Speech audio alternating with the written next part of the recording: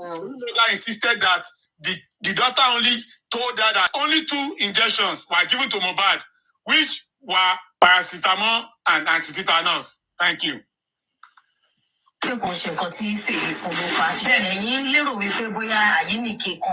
Hanky-panky kan ti fẹ́ ṣẹlẹ̀ lórí ọ̀rọ̀ iṣẹ́ èròǹgbà tí yín nìyẹn. Bẹ́ẹ̀ ni o, èròǹgbà tèmi nìyẹn. Èmi gan fúnra mi ti jáde lọ sí many hospitals. Tọ́ni tatanus injection, paracetamol àti antibiotic pé first aid nìyẹn. Pé tó bá dé pé jẹ́ lọ́sọ̀rọ̀ náà gbẹ̀rẹ̀ pàkó tó bá kọ́kọ́ fún nìyẹn. Pé kò lè pa. Kò lè pa. Èyí ò kì í ṣe ọmọdé ṣé kò dẹ̀ fún ní overdose. Nǹkan tó lọ́nà tí tó yẹ kó fún, ó ṣàlàyé nǹkan tó yẹ kó fún ló fún. Ẹgbàá mi kẹ́ ìṣàánú mi. Kò lè pa. Torí ṣe mọ̀ wípé gbogbo àwọn àjọ tí wọ́n ṣe kò kárí àwọn nọ́ọ̀sì náà àtàwọn dókítà bẹ́ẹ̀ ni gbogbo wọn ni wọ́n fi style yọwọ́ pé àṣẹ ẹ̀fẹ̀ yóò wà qualified tó. Torí pé ó jẹ́ ọ̀sílẹ̀ ó lọ kọ́ṣẹ́ wọ́n kọ́ṣẹ́ lọ́yàn pé kò ṣe tẹ ọ̀sítà ìjọba ló ti kọ́ṣẹ́ òun ló fà gbogbo àwa kò sí àyè kan gbogbo ayé ló ń lọ sí láyé nọ́ọ̀sì nílé. Nígbà tí ọ̀rọ̀ yẹn wá rí bẹ́ẹ̀ yẹn ṣé ẹ gbìyànjú láti. Okay, so the mother insisted that those drugs could not kill MOHBAD, that she went to hospitals go and confirm what those drugs for. She was told in various hospitals she has visited that those drugs given by Feyi could never kill MOHBAD. That it is aside that her daughter was an auxiliary nurse. And she said, even in some hospitals, auxiliary nurse do give injection. So there was no way. And then Feyi was not a debutant when it comes to giving people injection. That was not the first time she'll be giving injection. So those drugs administered by her daughter are just like first aid. What they could have given MOHBAD if he was taken to the hospital, that was what her daughter gave MOHBAD. That Feyi could never be responsible for MOHBAD's death. Thank you. Lọ́ọ̀yà yín kí làwọn ìjọba ń bá lọ́ọ̀yà yín pàtó sọ pé bóyá. Rìsọ́ọ̀tì náà ni rìsọ́ọ̀tì ní gbogbo wọn sọ kọ́ọ̀lù bàtí rìsọ́ọ̀tì bá jáde àdè rí rìsọ́ọ̀tì ń sìn rìsọ́ọ̀tì náà sọ kọ́ọ̀lù bàtí rìsọ́ọ̀tì bá jáde ọmọ mi lẹ́tọ́ 23 days ní kọ́sọ́ọ̀dù ọlọ́pàá lẹ́nu 23 days lọ́kọ́ 23 days fúnra mi dẹ̀ ni mo mú lọ́bẹ̀ wọ́n wá wọ́n pé wọ́n invite ẹ̀ mi rò pé mo jẹ̀bi láti mọ́mọ́ mi lọ́bẹ̀. Torí nísìnyí wọ́n jẹ́ ká mọ̀ wípé òun ni prime suspect òun ni wọ́n dá gbogbo number 1. Wọ́n ní gbogbo àgbáyé àgbà mi ẹ̀yin ẹbí àwọn àgbáyé ṣàánú fún mi torí ọmọ yìí nìkan náà ni mò ń wojú ẹ̀ kẹ́ ẹ gbà mí mo fẹ́ kẹ́ ẹ ràn mí lọ́wọ́ mi ò lówó mi ò dẹ̀ léèyàn single mother ni mi yẹ sí ẹ̀sìn sí ẹ̀sìn yìí mo ti dábẹ̀ yìí tán ẹ̀jọ̀ kẹ́ ẹ gbà mí kẹ́ ẹ ṣàánú fún mi kẹ́ ẹ rà mí padà ràn mí lọ́wọ́ ìrànlọ́wọ́ yìí mo fẹ́ antibiotic paracetamol injection lè pààyàn o paracetamol ò pààyàn o ẹ̀jọ̀ kẹ́ ẹ ṣàánú fún mi o nǹkan tó fún ni ẹ kò pààyàn o. Gẹ́gẹ́ bí single mother dáàdì Fèyí wa ń kọ́ ṣé wọ́n ṣì wà àbí kí wọ́n fi ń dá sí at least ìgbà tọ́rọ̀ ti ṣẹlẹ̀. Èmi àti bàbá ò ríra ríra sójú báyìí. Láti ìgbà tẹ́ ti ìjọ pínyà àwọn náà dẹ́ gbọ́ wọn ò pè. Kò pè mí kì í pé ó ń pè mí a kì í pera wa. Fèyí ṣayọ̀ wà nígbà tó. Right, that's the end. So the mother was just emphasizing the fact that she is a single mother. And the interviewer also asked her about the status of Feyi's father. And the mother maintained that they've not been in contact for a long time. And she has not contacted her concerning this present and precarious situation of their daughter, who is Feyi. That the whole world should save her, that the whole world should come to her aid. That's what the mother was saying. Thank you. Your daddy, it's finished. Thank you very much, everyone.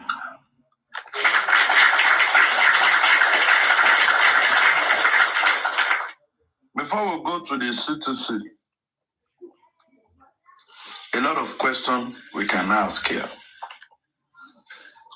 The woman said, in the last 13 years, I've been the one taking care of FAYSARA. The woman declared that she is a single mother. Now, how come? Who was the person that acted FAYSARA's father that someone called on Paparano's platform that night? If you guys should remember. Is it that? Oh God. Oh God. Oh God. Oh God. Oh God. This justice from MOHBAD deep. It's very deep. And she went ahead and said that I was the one that took my child, my daughter, to Panti. How come Nigerian police? How come somebody is a prime suspect and you didn't look for the prime suspect? Now the prime suspect carry a leg, entered police station. Now, why will you declare spending wanted when you never even invited, Prime Boy wanted, when you never invited Prime to show up? So the wanted was only on Prime Boy, but the nurse that you said she's a principal or a prime suspect, nothing. Nigerian police, your level of conspiracy and being compromised is on the high side as regard this case. As regard this case, this woman has come out to say he has never spoken with FAYSARA's dad. But how come FAYSARA's dad surfaced on TikTok and they were able to call on a platform? God, this is deep. Anybody that wants to talk about what we just listened to, please, you can go ahead. Let's hear your opinion before we go on. Let me add to that, your daddy. Now let's ask ourselves a question. Since this woman came out and cried this type of cry, she said all what she said now. Like what she said now is just like her daughter is being framed. She cried to the world that they should help her.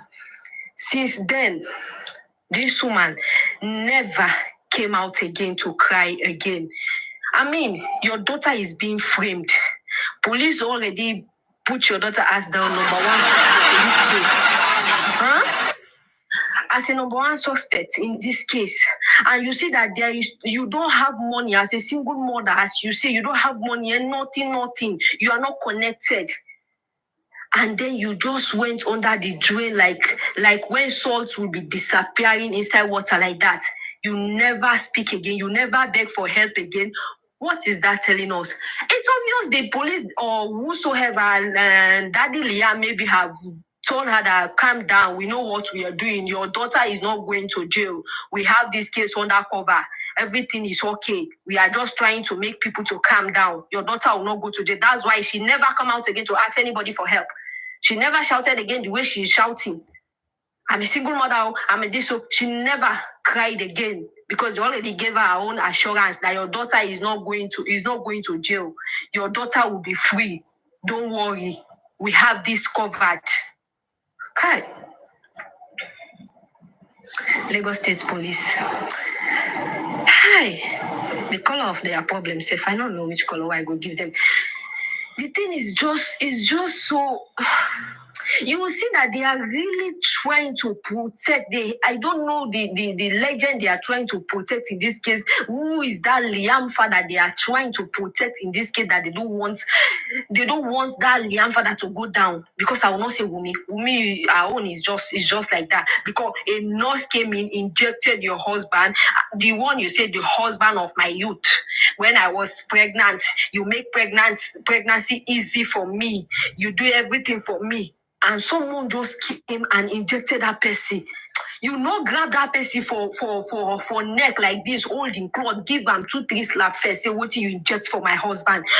What did you give my husband? How did it happen? You met my husband even though he was sick. But how come you now injected him? He now died immediately. Wumi, you know, jigijaka that nurse. You know, shout, make people come out.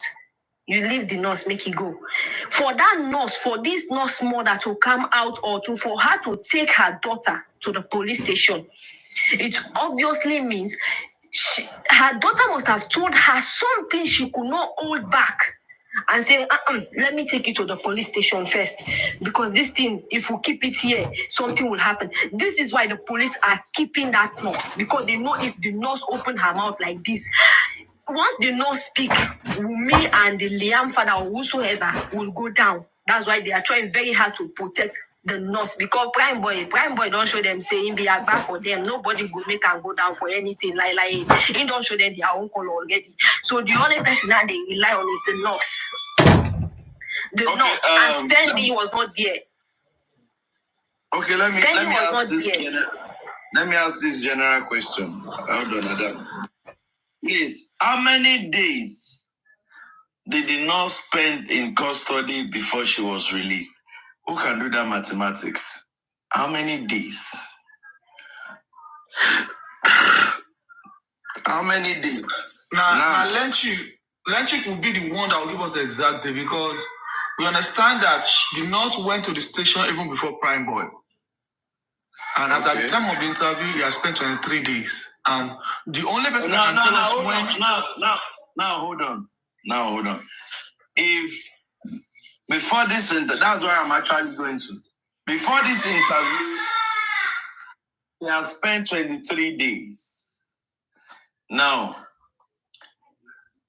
we can have a common ground as to when the time she was being picked.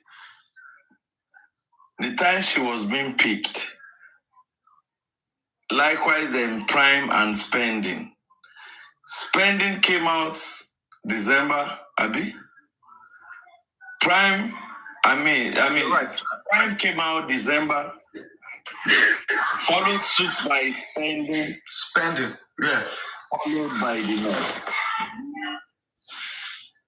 So if when the whole Muhaha was going on, that was when the nurse went to report herself.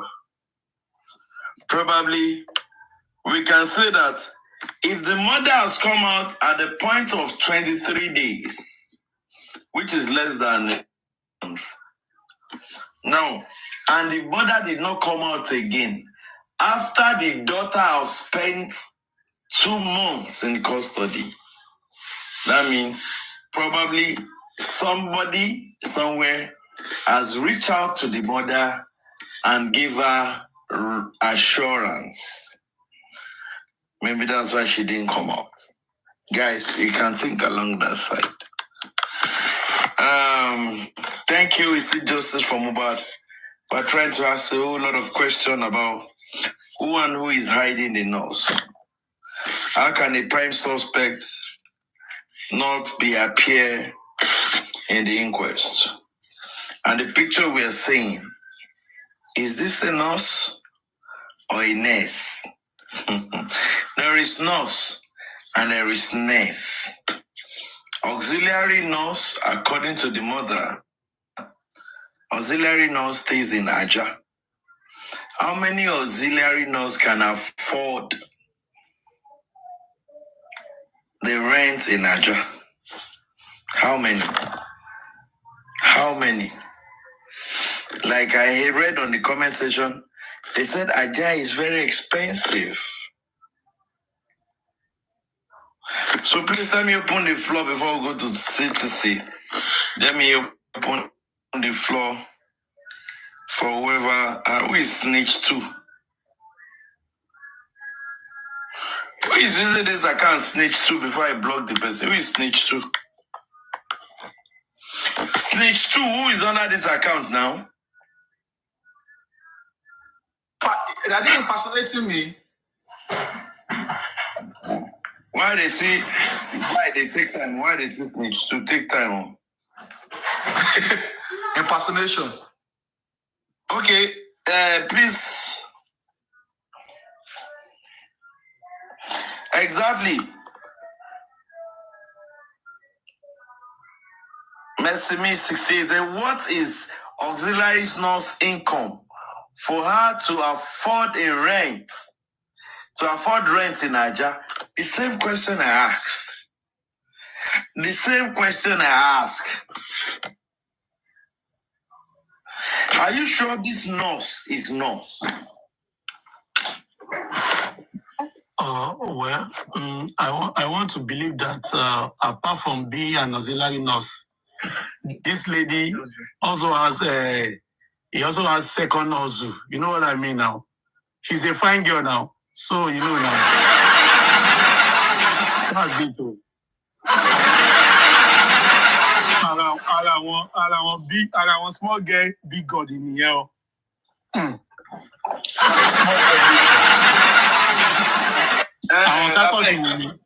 I beg, Mona, Olaide Bayo, Mona, give me the picture where write up no day. This write up cover this girl now. Maybe now waiting some people see me say when they quickly go debate the nurse because I don't understand.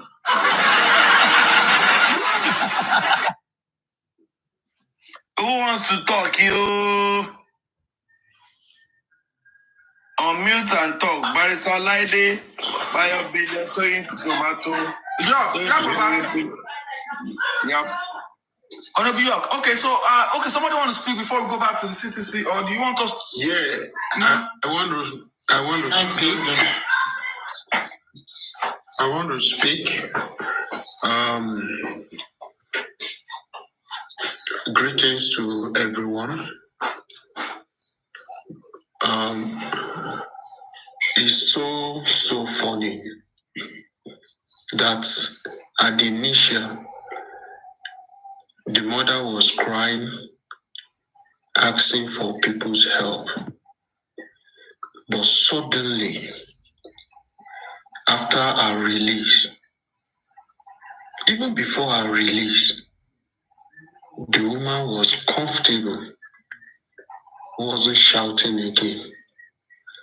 Maybe that was when an assurance has been given to her that don't worry, your daughter will not go to jail.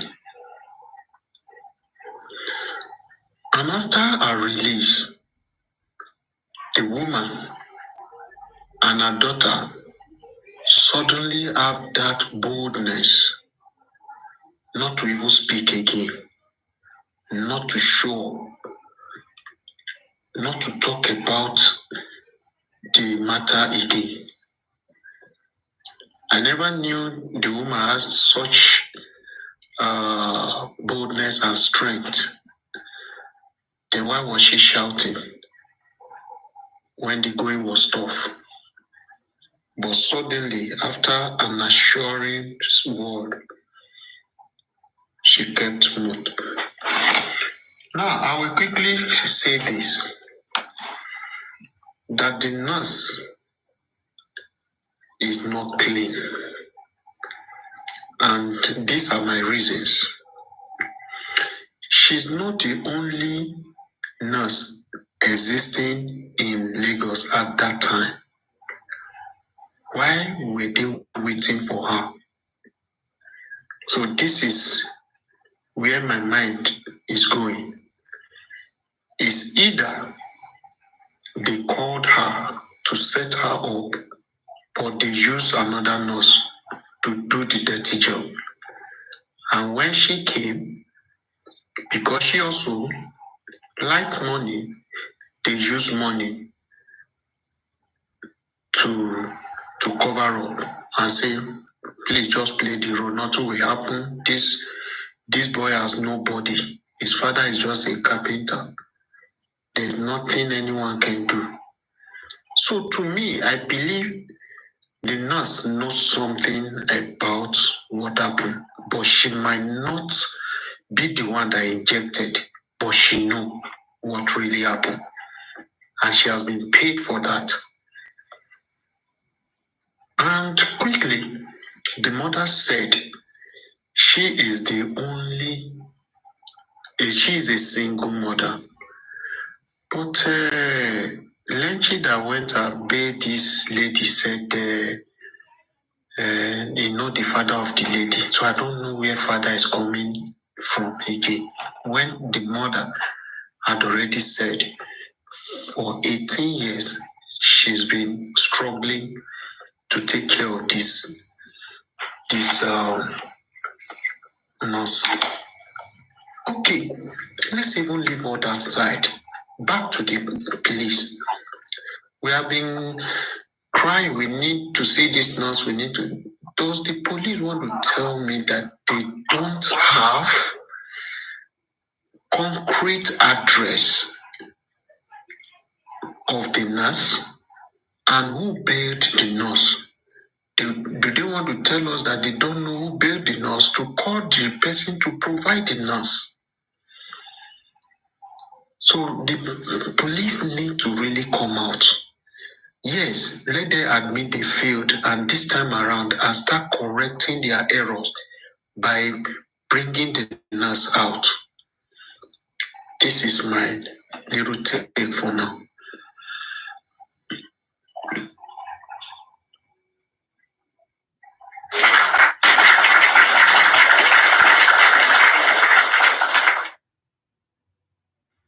Oh, this is okay.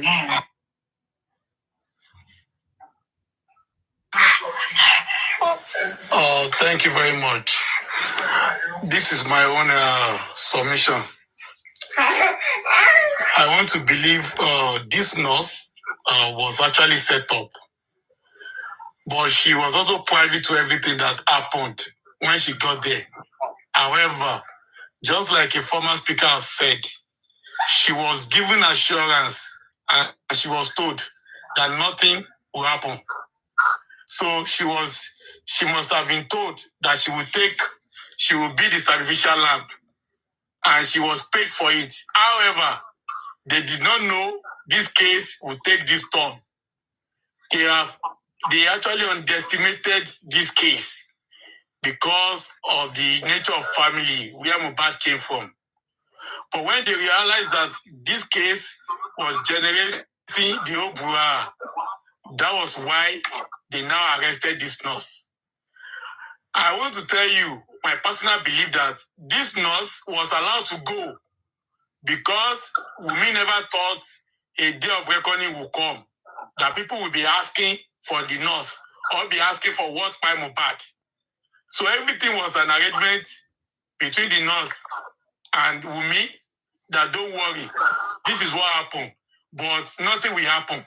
Until things started happening, that was when they were forced to declare, okay, they didn't even declare I wanted anyway, to start mentioning the nurse name.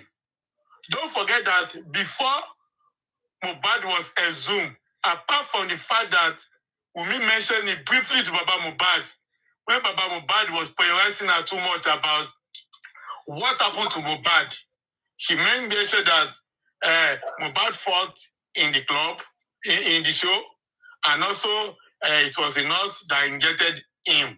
Apart from that statement made to Baba MOHBAD, throughout the preliminary investigation or whatever, Wumi did not actually say anything about the nurse. Or before they actually buried MOHBAD, Wumi did not say anything about the nurse. Even when you look at Twitter accounts that was updated regularly about 9 times by Wumi, when she was talking about, come and take your trophy. The nigger loved me very much. The nigger did this. I will miss the nigger. Whatever. Wumi never said somebody injected MOHBAD at all. Because their plan was to actually take this nurse out of that case and just allow the case to die naturally. But when it became unbearable for them, they had to draw the nurse into the heat. Do you understand? When the public outcry was too much.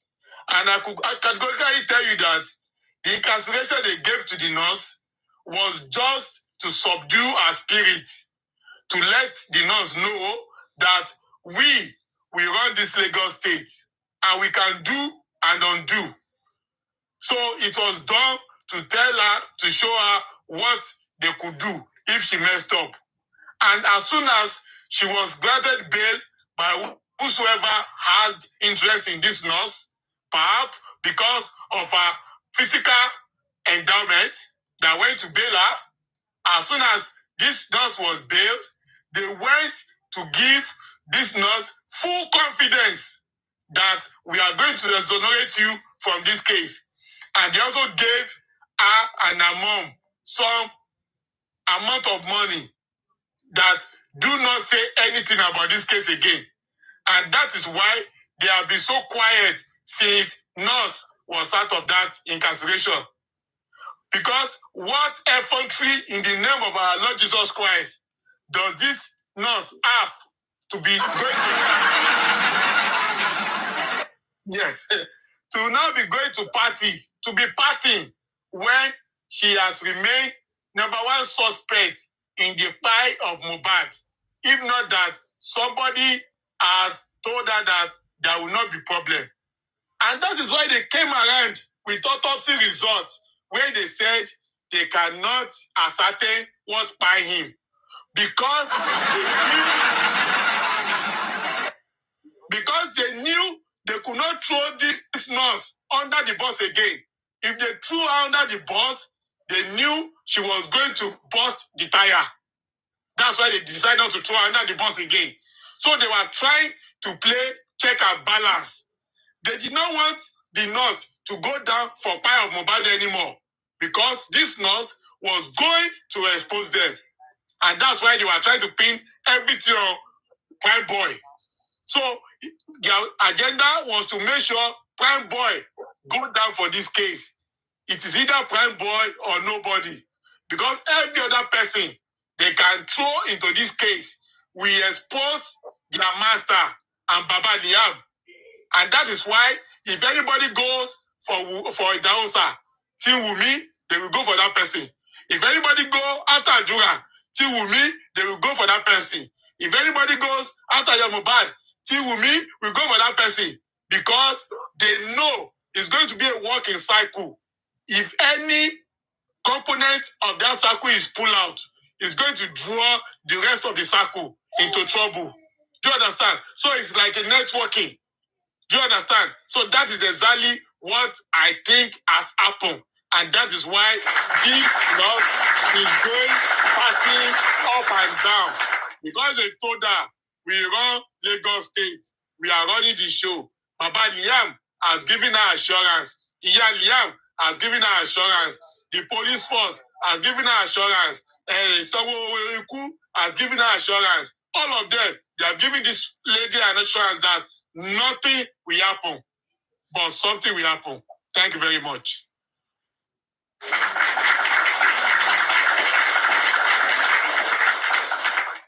Anybody that wants to speak on this current topic before we go to the 60C? Okay, since we don't have anybody,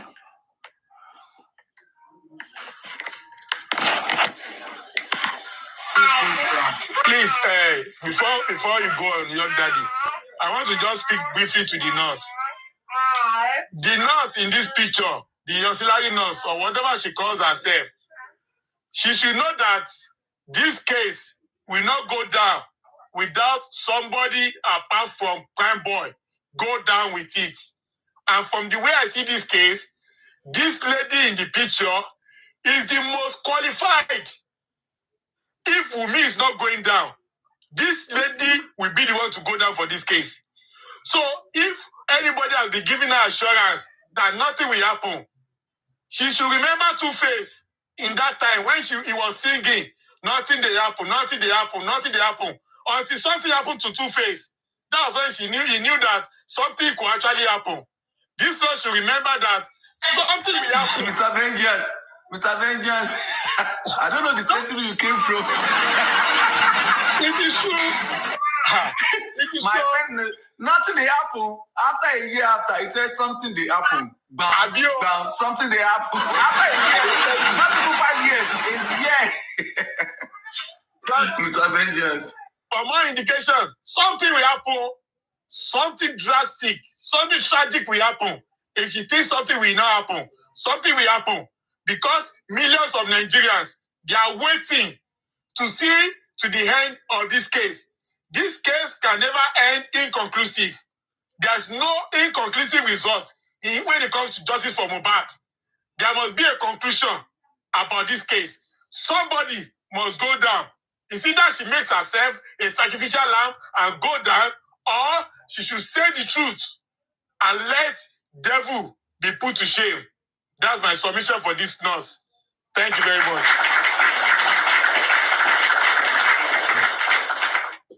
Yo, Danny, sorry, man. Can I say this? It may be possible or might be possible that even this nurse is no longer in Nigeria. Because no worry, that is not our own job. By the time they should bring her out, whether she's still. No, don't worry, Petke. Whenever anywhere she did, when the time come, when the Baba MOHBAD you are saying, the Mr. What the little thing that you are saying, does it look like nurse is not going to come and answer questions? Wait, Make it go Austria. I'm driving somewhere. It might be possible. Anything is possible. It's not in Nigeria. And reason why I may use this statement is this. The nurse is the main light to this case. And remember, during the inquest, everybody was saying, when will the nurse come? When will they said after the autopsy has come and gone. Still, nothing like nurse. The truth is the nurse is the main light to this case, and the nurse is going to expose so many things. So it's possible that that is why they are not bringing the nurse, because she's that is why I say it's possible. We need to channel our focus now to the nurse, big time. That is where I'm driving to. Thank you for saying it. That is where I'm driving to. That look, this nurse is the light to this case. The nurse will expose so many things. So we need to now drag the nurse so that even the mother, she will now come out second time and say, they drag my pikin too much, or she go come out. Petke, we need to drag the nurse alongside Lagos State Police, not just the nurse. They should go and they have the nurse's address, because the nurse comes there to sign according to them, right? So we drag the nurse. You keep making this mistake. Nurse is not the only key to this investigation. The police is the key. The police needs to bring her out. They need to bring her address. Bayo, let's go to the CCC. Let's go to the CCC. Let's go to the CCC. Now I'm going to start by page 10. I'm not going to be reading it much, but for people that have it, right? Let's see what and how many times the nurse name was mentioned in this CTC. This is a CTC that was done under the Corona law of 2007 Lagos State Corona law. And it was established and it started its existence September 29, 2023. And the legal representatives that were present that day included the name of the police, Lagos State Police Department, and the DPP. They were included in inception. The Lagos State pathologist and the autopsy director of Lagos State was included in part of this setup, the committee that was set up to investigate the death of MOHBAD and the inquest. The police, which is the DPP, were ably represented. Now, let me tell you, the Ministry of Justice, Department of Legal Team, was represented by Odunuga. Then AA George, Director of DPP, Department of Public Prosecution, was ably represented. Famakinwa and Jagun San, interested party. Those are the people that constituted and visited outside people that were supposed to be there. Baba MOHBAD was represented. Falana was represented. At September 29, Falana's lawyer, Wumi's lawyer, was present at the inquest. Baba MOHBAD was present at the inquest at September 29, and that was about 16 days after MOHBAD was buried. So you can know that the Lagos State government exactly know what they were doing. You understand? So on the page 10, when the magistrate TB says that they need the report of the investigation of the police, They have two ASP Yusuf Mohammed is an handicap by nature. Odenide Ajibola is not an handicap by nature. But when ASP Ajibola started to give the testimony, ASP Yusuf Mohammed caught him to say he will be the one to give the testimony. The 10 of the CTC. That is where the conspiracy started from. Now, let me start quickly point out the atrocities of ASP Mohammed. ASP Yusuf Mohammed was the IPO / investigative person that investigated the case. He was the one that submitted his report to the man that read it in October 5th. Right. So when they submitted the report, along the line, when people were granted bills and the case was going on, Prime Boy was illegally adopted when he was going to sign on a Tuesday. He was illegally adopted. When he was adopted, he was chained to the chair. And thanks goodness to a video evidence where the man was saying that we have an evidence of knife that you used to stab your friend. Thank God we have that evidence. Thank God Prime Boy have that evidence. The ASP Mohammed Yusuf. Now I'm giving you a background of ASP Mohammed Yusuf, the one that came to tell us that there is a profuse bleeding, the one that made a report that submitted that there was a fight, there was a violent fight. So now let me quickly go back to his own background, what he's been doing in this justice for MOHBAD. Aside that he adopted Prime Boy, he coerced Prime Boy to go and beg and submit himself to the Mama DNA is a must.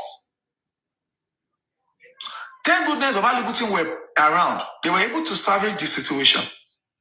Prime Boy, on his own accord, took an action.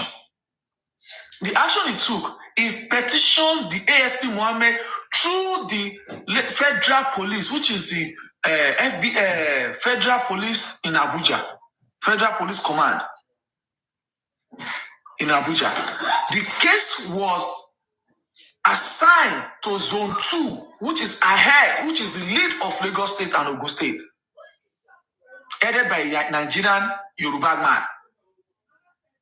When the case started, Prime Boy was asked to write a statement. He wrote a statement. The ASP Mohammed was asked to write a statement. He wrote a statement. And our madam, don't give him recognition, don't give him recognition, was also asked to come and write a statement based on the investigation Prime Boy has stated. She went. But the people supporting her, they didn't know that this girl, what is on her neck now, even if she do 100 makeup, you know, go 50. Even when she wear 100 bra, make you wear bra 300, he go still fall, he go fall. That is what they don't understand. She keep waking up to receive call of case. They called her to come and write a statement in regards to the petition she wrote against Prime Boy for threat to life. When our madam went to the station, she wrote a statement at Zone 2. Now, they said, ASP Mohammed, the petition Wumi submitted that made you arrest Prime Boy, please, we want you to submit the petition.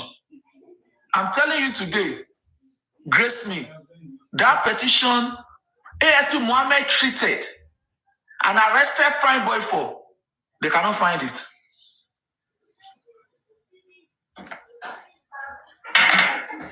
The petition that Wumi wrote to arrest Prime Boy, and Prime Boy was changed, and it was being coerced to say there was a knife, go and deal with Wumi, you have to go and meet Wumi so that things will be easy.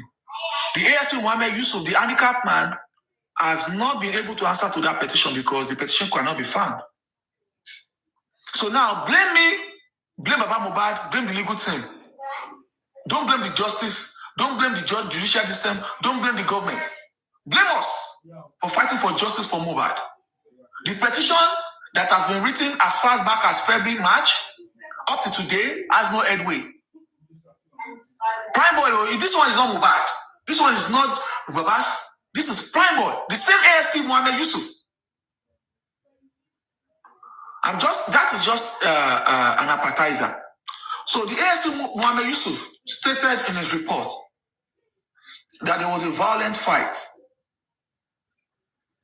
And as a result of the violent fight, there was profuse bleeding and they went home. And when they got home, the driver of the Prado that was broken slept in the house of the deceased. So the driver slept in the house, page 10 of the CCC. So the driver could possibly have witnessed. Where is the driver? And he says the next morning, the DNA's a most mother handed over money to the driver to go and repair the Prado, the broken glass. And also, in the submission, he was the first person under the law of the CTC. He was the first person to mention nurse. He was the first person to mention nurse. And I will tell you, in the page, CTC has 330 pages. And in the 330 pages, I've been able to jot down how many times the nurse name was mentioned. The nurse name has been mentioned more than 88 times in the CTC. Aside being the prime suspect, when somebody's name was being mentioned 88 times, even Prime Boy, that they are calling the prime suspect name, was not mentioned 88 times in the CTC. The nurse name was mentioned more than 88 times in the CTC. And the police, in no way or regard, ever think that that nurse has to tell us why her name keep popping up.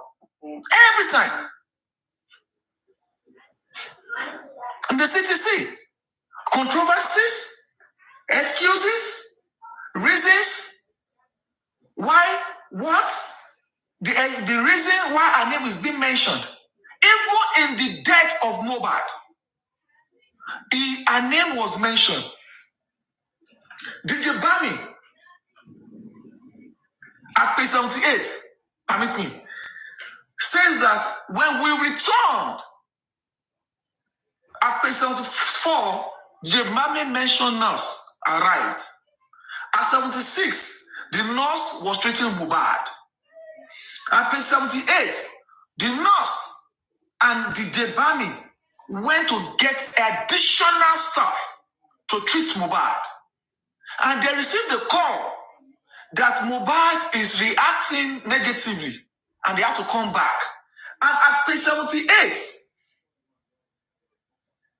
to 83, when they returned, they met MOHBAD's lifeless body at the gate. And they asked him to describe what you mean by lifeless. And he was able to describe what he meant by lifeless.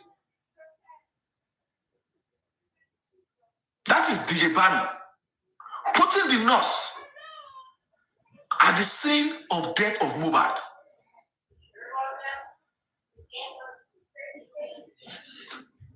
Going forward, page 92, last paragraph. Go and read it. The nurse was mentioned.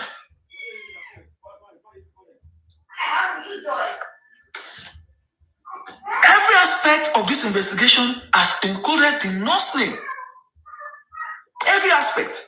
And I wonder why the Lagos State government, the police, does not think that this nurse, because this, like I mentioned, this investigation, the coroner investigation was not done by me, was not done by you, was not done by MOHBAD, was done under the coroner law of Lagos State, 2007. And by the requirements, the Department of Public Prosecution were present. Department of Public Ministry of Justice legal team was also present. The police legal team were present. Baba legal team was present. Wumi, CY, mother of DNA is a must, was present to witness everything. And imagine this caliber of people being present, and they never at one point say that this nurse that you keep mentioning, everybody keep mentioning the nurse. How come this nurse is not present? Now, page 21 of the CTC, the legal team of Baba MOHBAD requested that everybody in police custody should be furnished a letter to appear at the inquest. Now, who are the people arrested under the thing?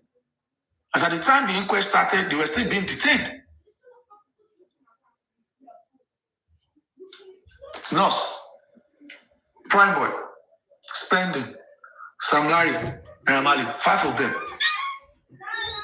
25 people, 21 stated that they should bring the people that were still being under arrest. Why did the police provided Spending and Prime Boy, Sam Larry, Naramali, Nurse, we no see them? What are they hiding? What is it that they don't want the nurse to say? What are they getting ready for?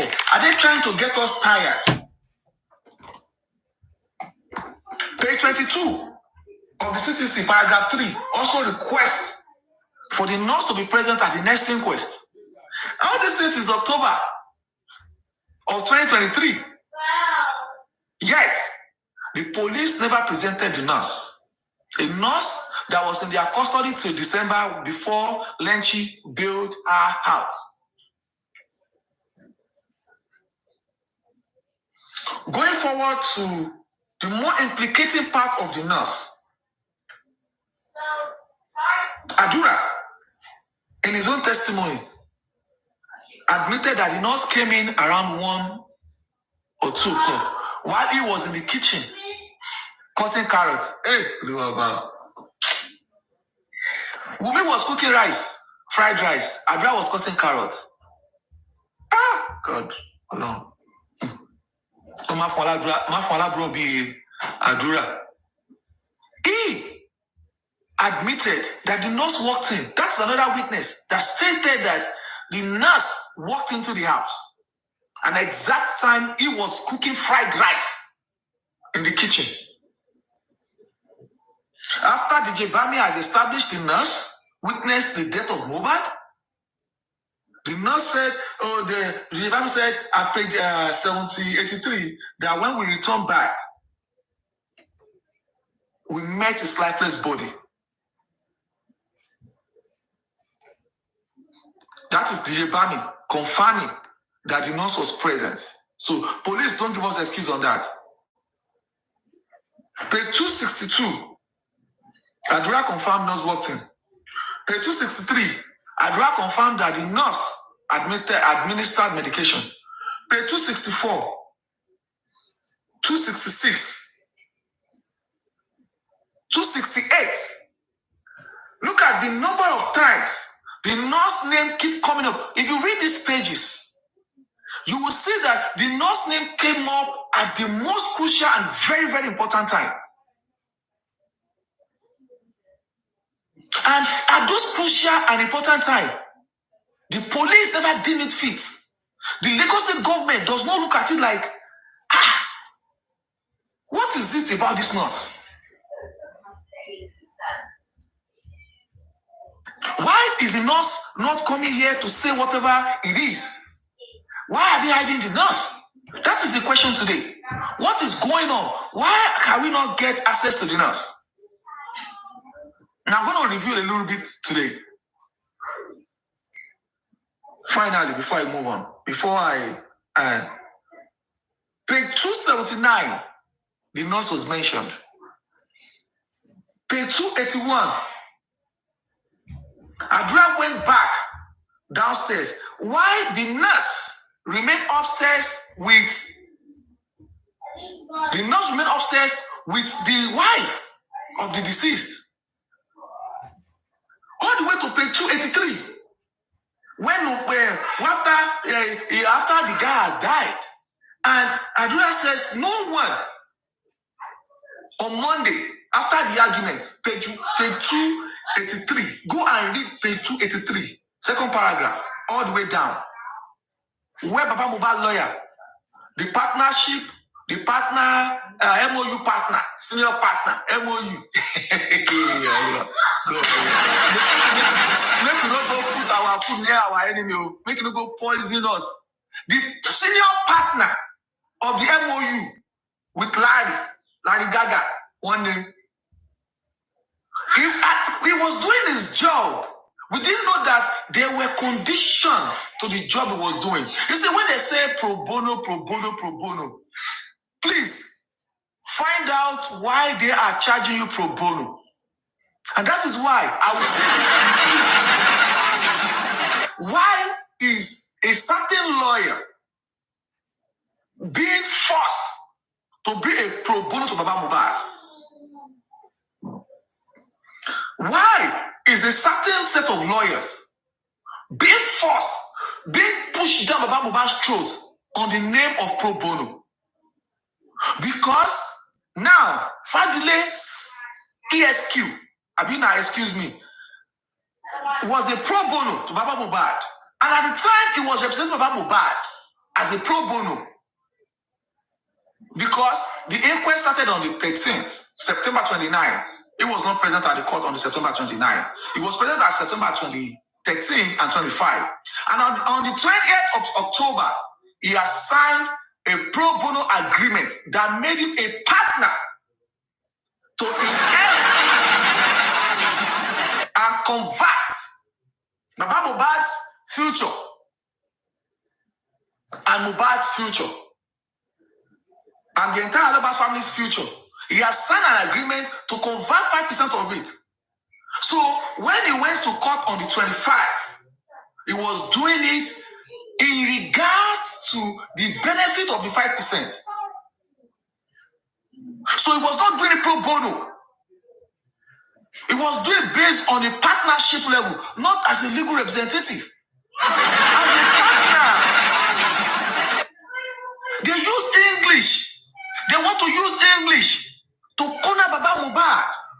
But thank God we have some people that are also greedy. Oh, you see, level of greed. Let me go back. No, let me go back. Let me go back to where I'm coming from. Today is not a day for the greedy people. Fadile did a good job. No doubt about that. Right. He asked a question. He says that at 12 p.m. on Monday, after the argument, can you say that the nurse, can you say that you can see your brother? Something like that. And he stated categorically that he did not see his brother until the next day of the 12th. And it was established in page 283 that it was immediately after the argument that Aduna Shedrack stopped hearing from his brother.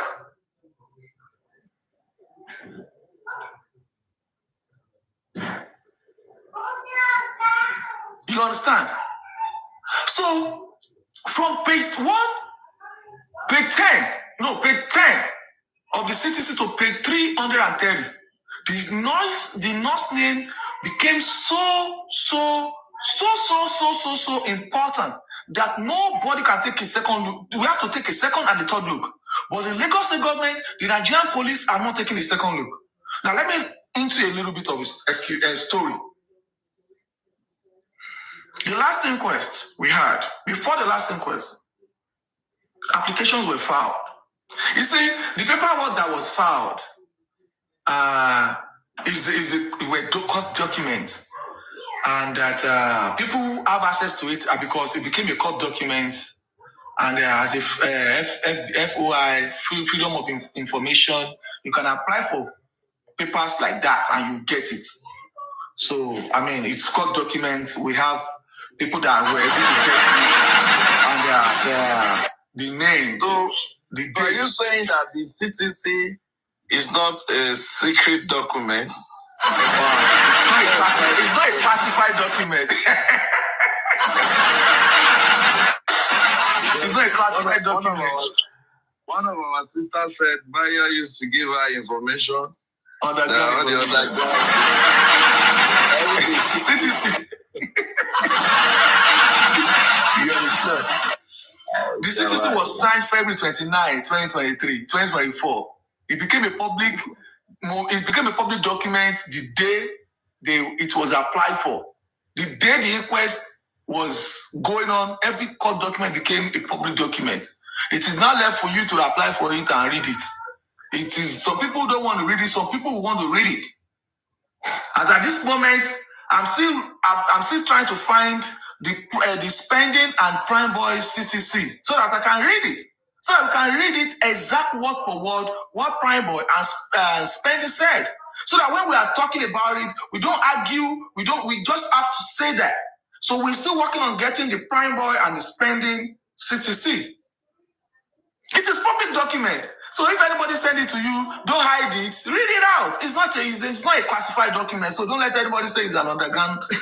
When people don't understand English, when people don't go to school now, so So this application is a 10-page application was filed, and in the application, the nurse was number one. That the nurse needs to be presented at the inquest, and also in lieu of new evidences. Wumi has to come back, and Adura has to come back in lieu of new evidences. Now, what are the evidences? That Prime Boy claimed, allegedly, but under oath is not alleged. It is a confirmed statement of fact that there were serious fights. Spending collaborated that statement by saying that the fight extended to the gate of Orchard Lane, and it extended into the abode of the deceased for 2 hours. In fact, it was putting a time frame. And in fact, they gave us content of the argument. Part of the content was the paternity of the boy, Little Maya. And another one was the issue of financial gain or fight, or I have a fire, your mother owe me money. Now the police, tell me, at what level of fight will make a loving brother, a loving father, a loving boy, a musician that has just sung, has made millions, start asking for 400,000? At what level of anger? York, you want to change your camera here?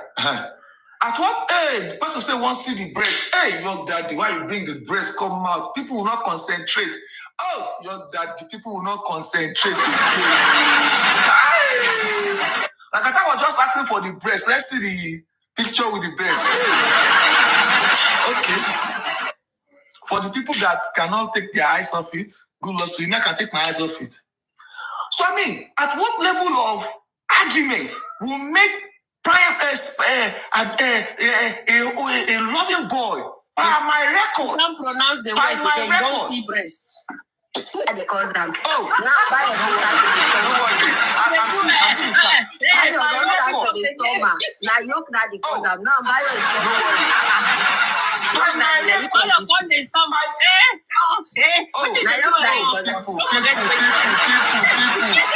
by my record, that boy is as rich, and he was able to purchase a very expensive jewelry of 15 million before he died.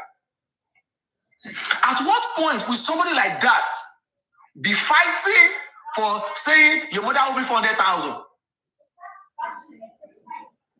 It it will be a very serious and very, very aggressive fight, purported fight, that will be making him to kick back to a lady to say, this one, paternity and money issue. So all these things, by the record, Spending did not deny that statement in police station.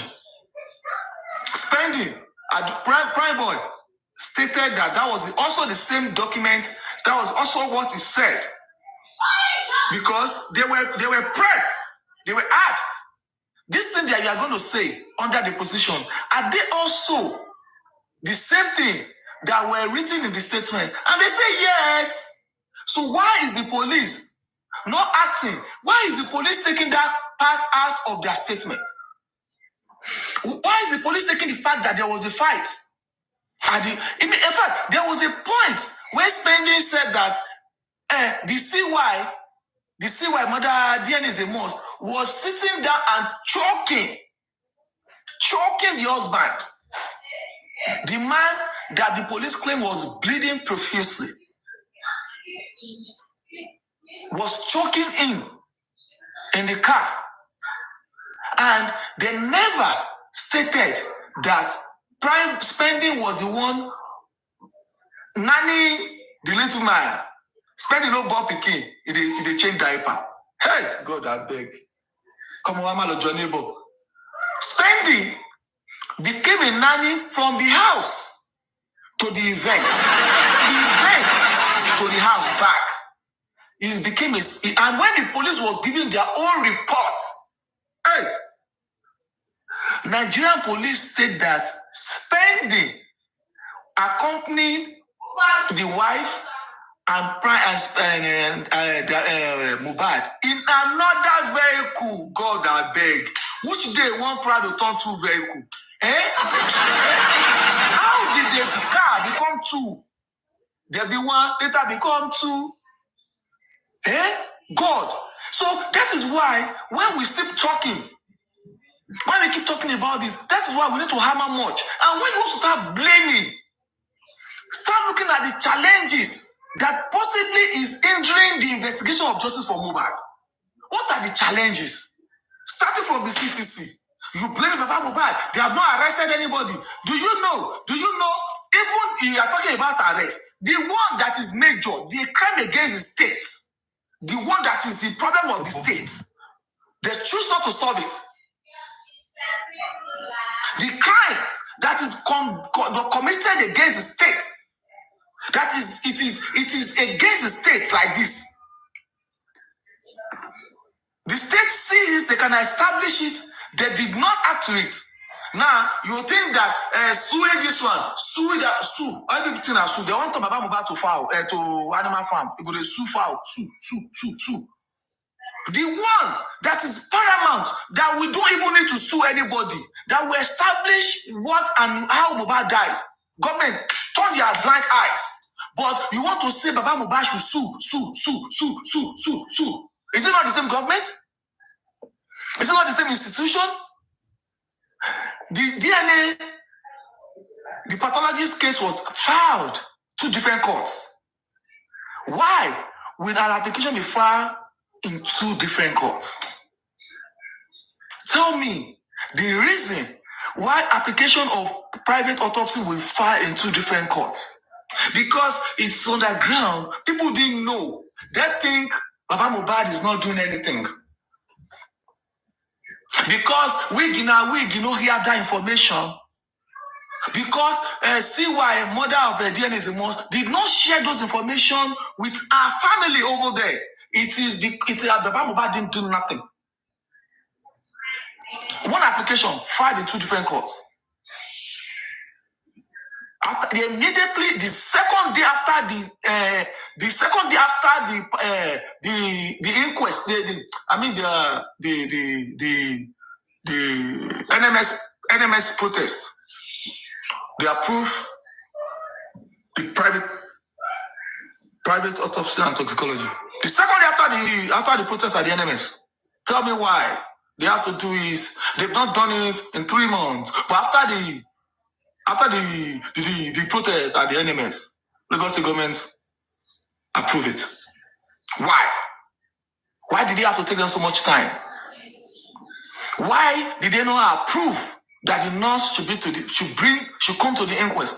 Why are they asking Baba Mohbad, legal team, to furnish the court address of the nurse? This nurse you are seeing her breast up here, this nurse that her breast is right here. We don't find this nurse tired. This is the secret I'm telling you today. Nobody. They have applied to the police, for Lagos State Police Command. Please, so furnish us with the address. Since you do not want to bring this girl to the inquest, furnish us with the address. Application on MOHBAD, they never approve them till today. The police have now released an address of a prime suspect to be brought back. To come to the inquest. This girl, where they say address, so she address, we can't, her address is in here. You blame Baba Mohbad. Baba Mohbad will start going to sleep in the street of Lagos with these pictures, girl breast, up and down. Give me the address, give me the address. Because you don't have access to that information, you think Baba Mohbad is not doing anything. You think the legal team are not doing anything. Another example of what Lagos State government is doing to jeopardize the investigation to justice for MOHBAD. This is where the issue of sue is becoming irritating to even Baba Mohbad and the legal team. A case against the state under the Corona Law of 2007 of empowerment was instituted by Baba Mohbad legal team. And was instituted. When the case it was filed to the Federal Police Command. When the case they assigned it to Zone 2. Now what you don't understand is the Zone 2, the Prime Boy filed his case against Wunmi 2 in the same place because he's the head of police in Lagos State. It's the same place. Now they transferred the case of empowerment to. Investigation was commenced. Baba Mohbad was asked to write a statement based on the protocol and the routine of petition. He wrote a statement to say that when I got to the house, my boy was embalmed. And there was an evidence that so was the one that embalmed my son. When they say, Baba, okay, don't worry, we're investigating, they have established that it is a crime against the state. The moment they open an investigation, it has been registered that it's a crime against the state. Now, the fact finding will determine how grievous the offenses were. So, in any way, since the petition was treated, it was assigned, and investigation was open, that means a crime has been committed. Now, if the crime is serious or not serious, determine on the result of the investigation. They call our Chief Embalmer. Chief Embalmer came to write statement. He indicted Adura, the second Chief Embalmer. When Chief Embalmer wanted to write, indicted the Supreme Chief Embalmer. And in all this case, the AIG of Zone 2 was mediating with Baba Mohbad and the family. It was mediating, and IPO was assigned to that case. But every time Baba Mohbad there was Baba, I want to see you. Do you think we should go on with this case? Do you think this case needs to proceed? Do you think your son, this is your son? You are reminding the man that born Peking that this is his son. You are reminding the man that went to Orioke to go and pray, as that when Adura was 1 year old, and the mother, Alamala, was like your boy, Mr. Tunde 2729. the breast that Adura was supposed to be sucking, today was sucking it. You are reminding him that Adura is his son. But the mother that dropped this boy at 1 year old, hey, Oluwa, God, everybody pray that make we no just go jam this kind about the Lamala. As a mother-in-law, as a mother figure, please just pray. This woman let Adura that she is backing today at 1 year old, 4 or 5 months old. And at the time he left, she was already breastfeeding Mr. Tunde. Instead of breastfeeding Adura, he was carrying that breast milk. Hey, Uluwa. He was carrying that breast milk to feed Mr. Tunde when Baba was on the mountain praying for the future of this family. And when he got to the station, she wore white that day. She was rolling on the floor. Hey, she was knocking the breast that Mr. Tunde has sucked. Hey, do you know that Babalawo has sucked that breast? You also can testify that Babalawo sucked that breast. And we don't know how many more people have sucked that breast. But it's the same breast that Mr. Tunde was sucking as Adura was sucking the breast. Mr. Tunde was also sucking the breast. And after that, Babalawo sucked the breast. It is the same breast Abbas Alamala was using to cause Baba MOHBAD that this one. And the police took that to cognizance. And they did not act on the crime against the state until Baba MOHBAD kept pressuring until the DPP was informed. The legal, your daddy, please clap for the legal team, please.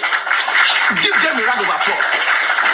We don't talk what we know. Let me say, this will not be breaking news. Say, I have information. This one now the confirm. The legal team went as far as chastising that the case should be transferred to the DPP so that the DPP will recommend criminal charges. That's small, but after Baba MOHBAD have said that, even if it's comfort, Iya Aloba, to be Baba Joseph Aloba is the one that Baba MOHBAD take us to court. Baba went to chastise the Lagos State Police to the DPP. And the DPP said, okay, after a case was, after looking properly, first of all, they said there was documentation error. You can imagine all this ulabalu just to establish crime. Now, this is the people. You want Baba MOHBAD to keep fighting and keep going, saying sue. The one that he has done, what has been the result? I don't know if I'm talking too much. Oh, Daddy, please, if I should stop. God damn it. Should I go on, my honorable? Go and take some bottle of sip. Thank you.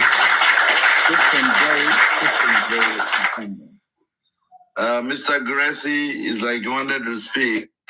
Can you? Are you there? Can you say something before Bio Billion continues, please?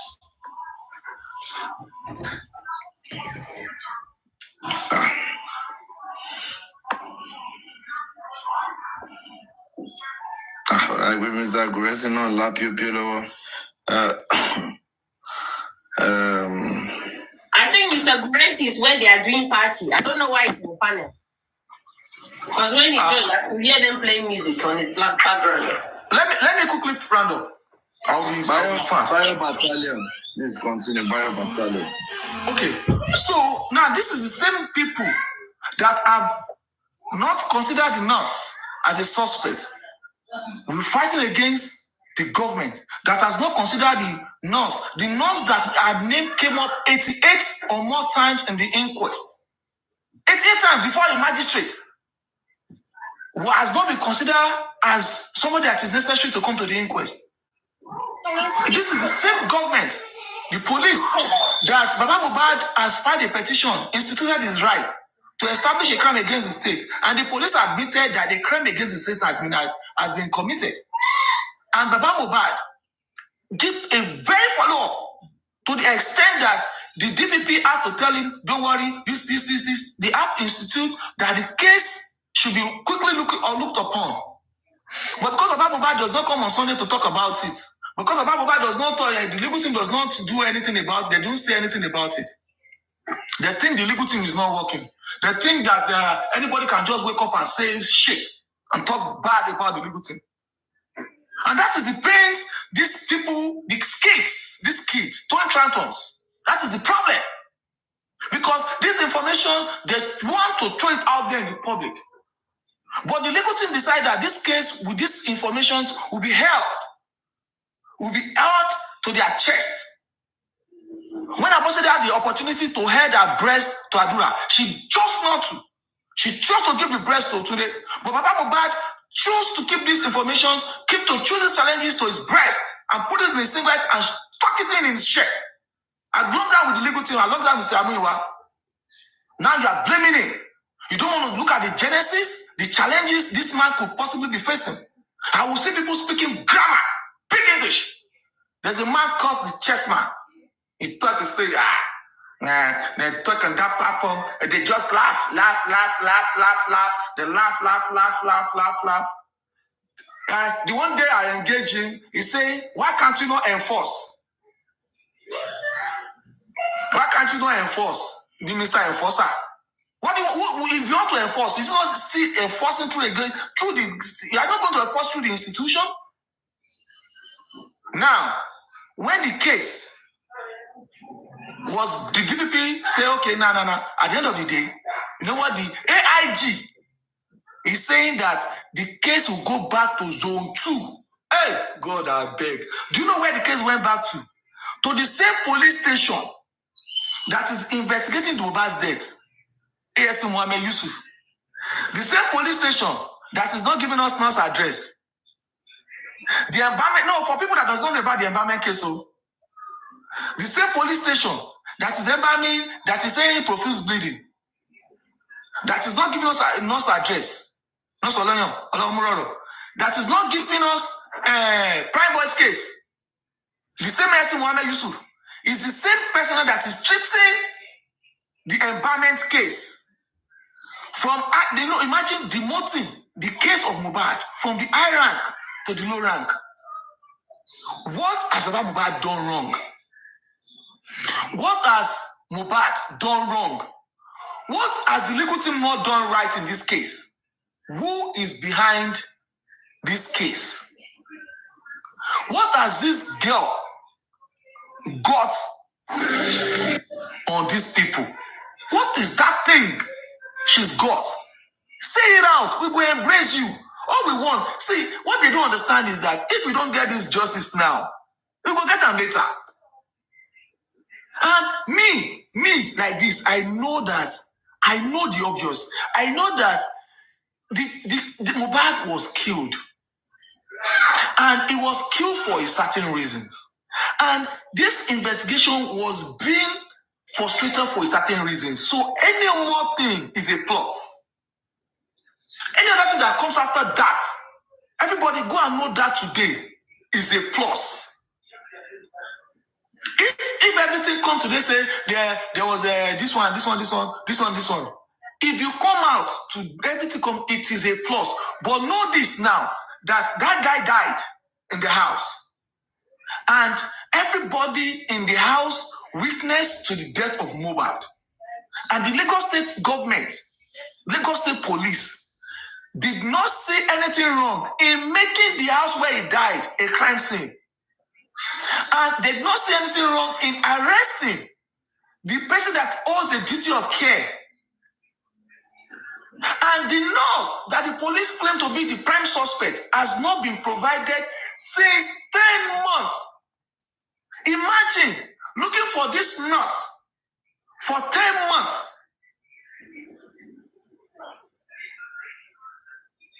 In 10 days' time, 9 days, it will be 11 months. We've been looking for this nurse. The only person that knows this nurse is Lenchi, the Bella, and the mother of the girl, and possibly Lagos State police. So we have this girl between 3 people. Plenty? The builder? Because if you are bailing somebody, you are going to put your information down as the bailer, as standing guarantor or guarantee for bail. If you are posting a bail, your information has to be set. So who is this person that set up his life down for this Olomuroro? So if Lenchi is claiming and has accepted that he bailed the nurse, so why can we not find the nurse? Why is Lenchi not assisting us calling out the police? If this nurse was bailed from the police custody, why would they go and tell the magistrate that the nurse is still in custody? That's two people now we are asking. Then number three, why is the nurse herself? Why is the nurse herself nowhere to be found? The only time we saw her was smoking shisha in the nightclub Olomuroro. Number four, why is the judiciary system, the coroner inquest, that has a law, the highest law of the magistrate of coroner is that he has the utmost law he can activate all the laws within our power to make sure that to establish the cause of death of MOHBAD. That is a constitutional right under the coroner law. She can activate her power, which is that declare this girl wanted, place her under arrest, do another inquest, do another autopsy, do the crime scene, go to the hospital, bring the driver. But this woman has not activated any of that law, any of that right. The only one she only did is to bring Samlari Naramali. And he's asking Baba Mohbad to submit the address of the nurse. No, she's not asking the police. She's asking us, Baba Mohbad little team, and me and you, to go and bring the address of the nurse. Boy Scouts, Oya Vigilante, Oya enter street. So we don't see picture. Oya Vigilante, everybody go street now. We could find this girl. That is what the magistrate is asking us to do. So I will meet my mic now. I'll let someone else speak. Thank you for this opportunity, my host. Thank you so much, everybody on the panel. I'm sorry I've taken your time. Thank you for this opportunity. I appreciate it. Who is going to speak? Who is ready to speak? Well done, Bayo. You killed it tonight. Thank you so much, Mama. Now, 4 bottle they work. Don't worry. 4 bottles I'll send to you. Who's going to speak? Who's ready to speak? Thank you for the gifts. Thank you, gifters. God bless you. God bless you. God bless you. Shola Yusuf. God bless you. Is this only Shola Yusuf on the Facebook? Thank you. God bless you, the gifters. Thank you, everybody. Thank you for gifting me. Thank you so much. You're always supporting me. I don't know why. If you like me, I like you too. If you love me, I love you too. Where is host? Scope fully your mouth. If you like it, I don't No, now young daddy. Only that fish away. Oshiwa Lorun wa now. Timatila Mama, thank you so much. You like me, I like you too. You love me, I love you too, man. Yo, thank you so much. God bless you. Thank you for gifting us. Thank you for being here with us. We appreciate you. Thank you. We appreciate it. Thank you so much. God bless you. Honorable host, it's your floor, sir. Wow.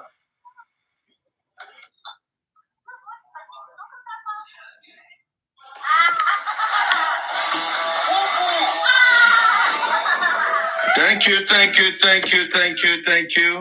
You are far too kind. What we are doing tonight is calling out who is hiding the nose. Okay. But anyways, for the sake of the tension, let's calm down a bit.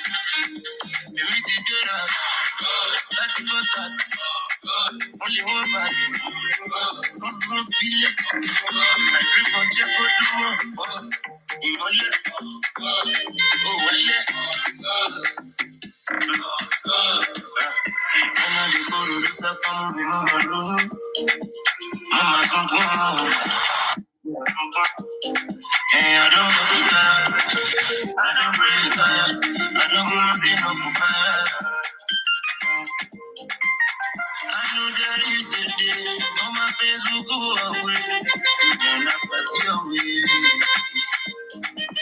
I know there is a day, all my pains will go away. See, then I smoke it away. I feel good, parara, parara. I'm a yummy mother, I'm a parara, parara. I feel good, parara. Baby, I'm a better. Baby, I'm a better. I said, I need a better. My grace in the auto,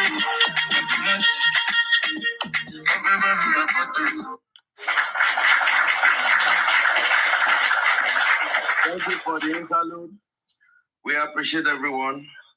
And we've been able to establish the fact tonight that we have been able to prove beyond reasonable doubt that the nurse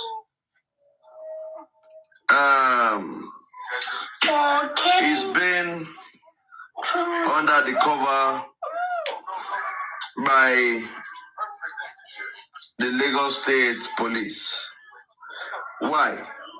Number one, the nurse was proclaimed the number one prime suspect, principal suspect. How come principal suspect is yet to appear in the inquest? Number two, this same person goes to Panti to sign every week. Why is the magistrate disturbing the Alobas family for address of the nurse, whereby they can send representatives to the police in Panti and get out the address of whosoever they want? Number three, when Wumi was making a submission, the three-way call, she said, "She many nurse to fun MOHBAD labereni." And she, at that point in time, she was agreeing with Nigerian police that it was the nurse. So we are using this medium and we're using this time to call out the Lagos State Police that you've done a shadow work. You've done a very, very low profile work.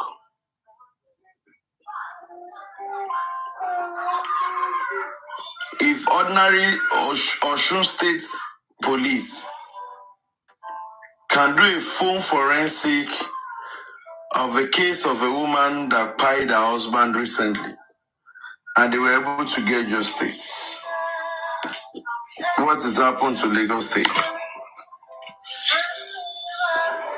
At this point in time,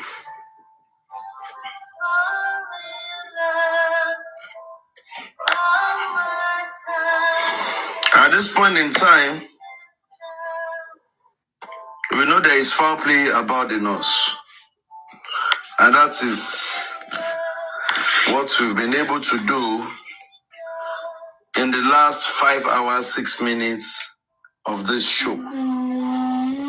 We're able to establish the fact that it is shame, shame, shame on Lagos State Police for this hula baloo, for these primary school reports they did concerning this case, where we can see a lot of discrepancies in the reports they gave. And we're using this moment to call out the judiciary to do the needful. Do not disturb Alaba or his legal team for anybody that is coming to inquest address.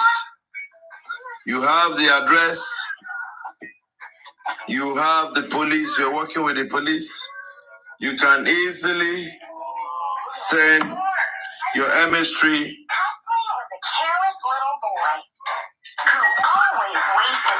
You can easily send your MS3 to the station and get the, what's it called?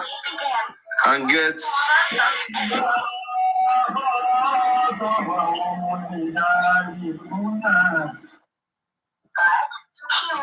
the address of the nurse. So before we go forward,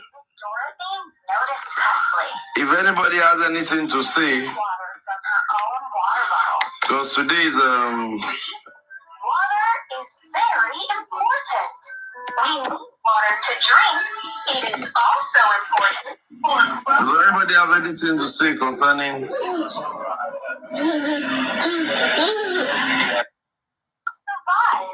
See, please, moderator, don't bring that person up again. Before I go and demoderator you.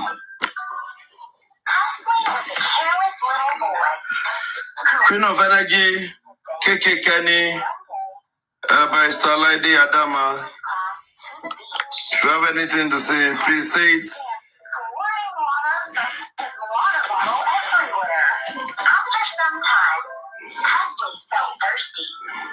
If you have anything to say. There was a knock at the window. This guy looked at me and kind of pointed at me. Who has something to say now? The best. People talk now.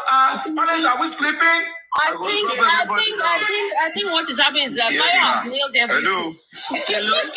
Yes. Hello. Gracie, now. Matila, now. Hello. Gracie, go. We can hear you, Gracie. Yeah, you see, thank you for the patience, thank you for the consistency and the doggedness. This is the hard nut that we need and we must crack. The nose. FAYSARA, I know if you're not hearing me, someone that will tell you about this life is listening. And for the good of your future and for you to have peace of mind, there's need for you to come out bold and say exactly what you met, what you did, and what happened. It's been a very tough task trying to use the normal avenue, getting across to FAYSARA. But if we need to go extra mile, we won't hesitate to do so. All because FAYSARA is vital in the pie or in the narrative of anyone concerning the crime of MOHBAD. You see, I'm sorry to say this. I'm not supposed, but I will say it. I know the extra and as in the very strong effort that I put in to get across to this person. But all efforts are to no avail. Instead of the police to work with the judiciary, instead of the police to work with the DPP that set up the inquest, coroner inquest, the police are abstaining themselves from the ongoing Corona inquest. I did everything I could. As I speak to you, I am grounded. But that doesn't mean it will happen. Definitely it will happen. The time and when is what I can't say. I can't say. FAYSARA, no matter the promises, no matter the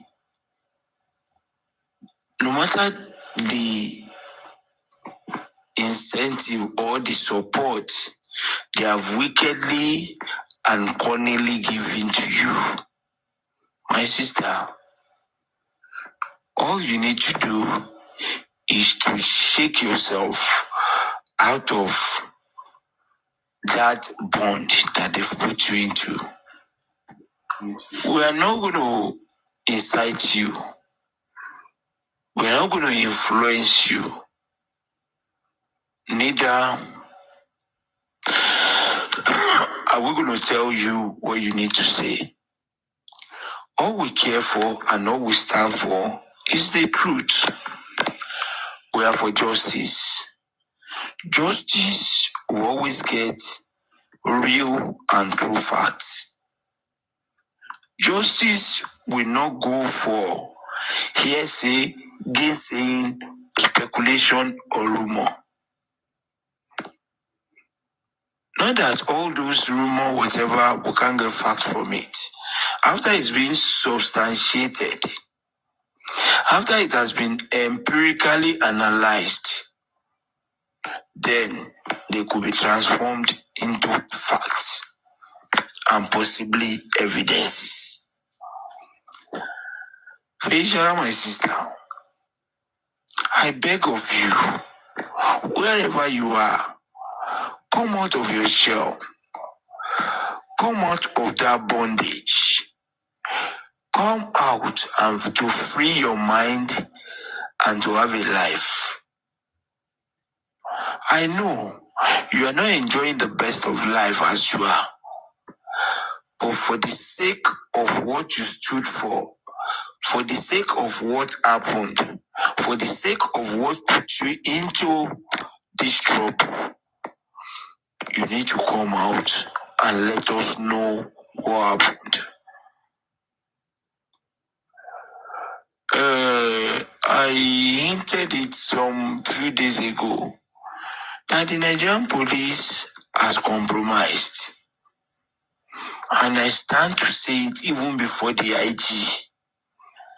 Based on the facts I have on the table, which I might share one or two of it.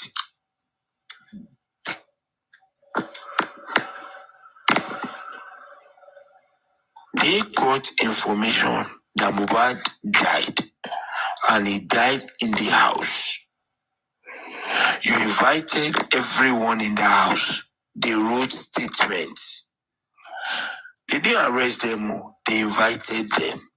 So they gave them the room to perfect whatever lies or whatever stories they want to tell the police. They were invited. So they had the comfort to say this is what we want. Nobody is a leader and nobody is represented whoever. Nigerians are out to speak out their mind. Now go back to FAYSARA. FAYSARA, I will beg of you again and again, please show yourself up. If we don't get you, you're man talking in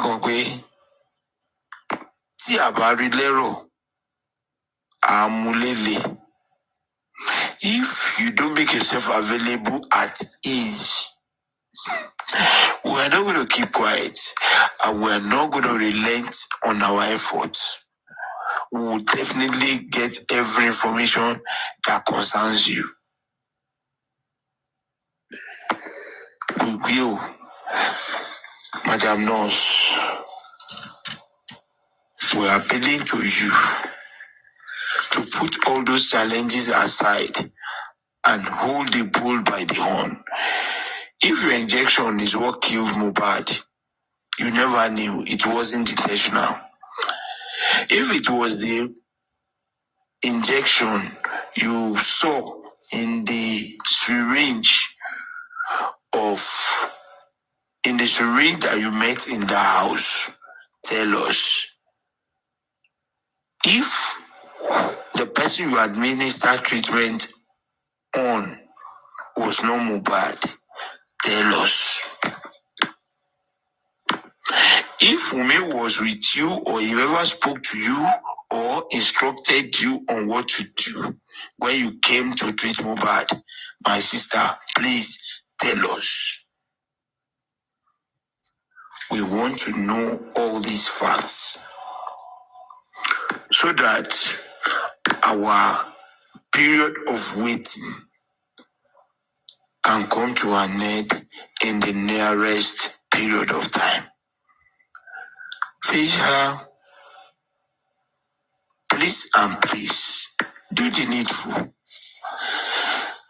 I know Okwe Obale, I know you are not at peace. I know you are not enjoying the best as you could. But one thing is this, all those Greek gifts that they have used to deceive and to brainwash you, return it back to them and stand on justice. Many of them will not be able to walk, as in walk, she said, after this justice for Mohbad. Many of them will not be able to walk on the street after this justice for Mohbad. Not because they will be attacked, just because they will be at shame to stand on that protocol before their families and friends. Before their families and friends. On the other platform, I've heard a lot. Kurexi is not intelligent, Kurexi is not smart, Kurexi is an illiterate, Kurexi is this. I can't challenge anybody, but I challenge your father to engage me in a debate, to engage me in an intellectual discussion. If your father can survive me for 15 minutes, give him an award.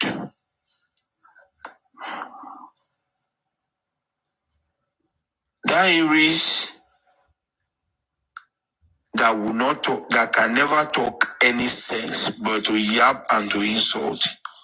She thinks she's intelligent. Well, on this platform, the least intelligent person is far more intelligent than you.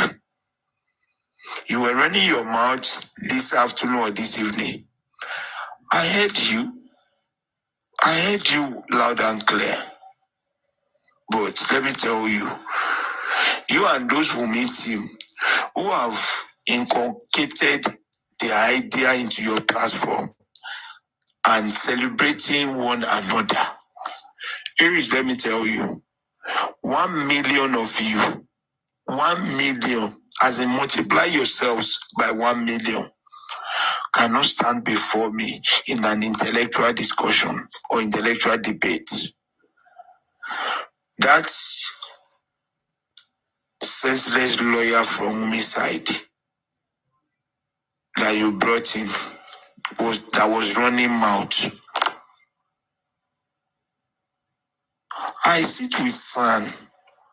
I sit with senior learned people. Senior one. So that baby lawyer, that cooperative Baba Jebu, commonly lawyer was there saying all sorts of rubbish.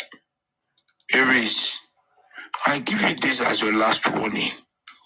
if you ever malign me or insult me again, I'll come for you, come for your father, come for... Anyway, you don't have a child, you don't have an husband. You are just deceiving people. You are a lifeless individual. Your depression and frustration is what is working out in this justice for MOHBAD.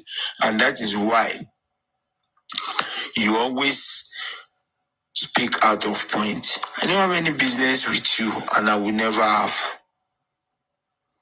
FAYSARA, back to you. You look pretty, you look too good. Please, come to the inquest. We are unofficially inviting you.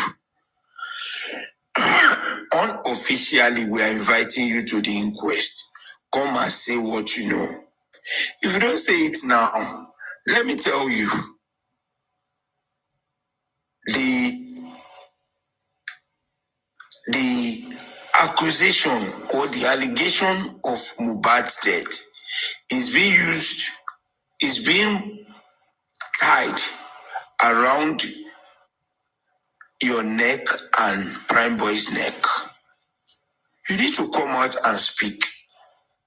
Forget all those. If they try to parley you, they only parley you to kill and to destroy you.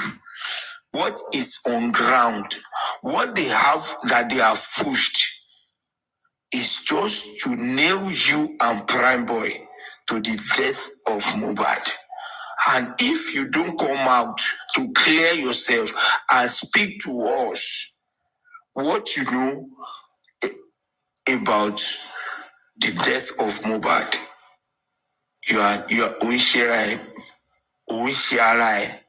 Biashayuba, Unshirai. Come out, say what you know. Let us know what you know. Then you can have peace. You can have peace. And whatever courageous assistance that you need, we will render it. Even if it's a penalty of unprofessionalism that they want to give you. But that would obstruct justice. Justice must prevail. We are going to encourage you to stand by it and not for you to carry the burden of another person. FAYSARA, they want you to spend the rest of your life in prison. But some of us, we know you never knew anything. Come out, say your mind, and be free. The court, the coroner, wants you to come and speak before his royal magistrate. Come and speak your mind. We all love you. We all love you. You did your best, and you attended to a call to duty. So, but tell us what you know so that we can be on the same page and fight a common enemy. Thank you very much, Mr. York, and every panelist, the commenters, and those at the FYP. I appreciate you and I doff my cap. It's a lovely Saturday. Tomorrow is Sunday. We will come back any available time to discuss and to rub minds. But on this the nurse just need to tell us what she knows. Thank you very much. I rest my case.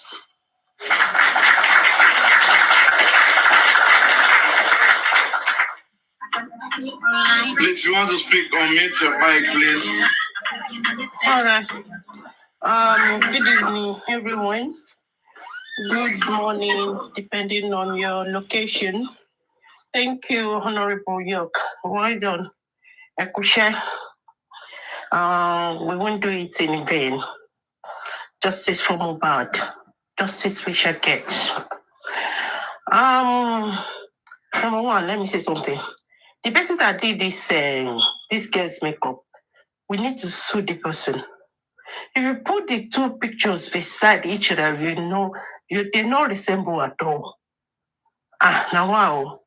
Makeup and filter together. So if you want to sue, you need to sue the makeup artist and the filter. Let's do that then. Anyways, FAYSARA, I know definitely. I mean, don't let me say definitely, but I believe maybe the more staff say something to you, maybe for you to keep quiet, and also to assure you, and even your mom. And I believe it's because of that they are trying to shade you.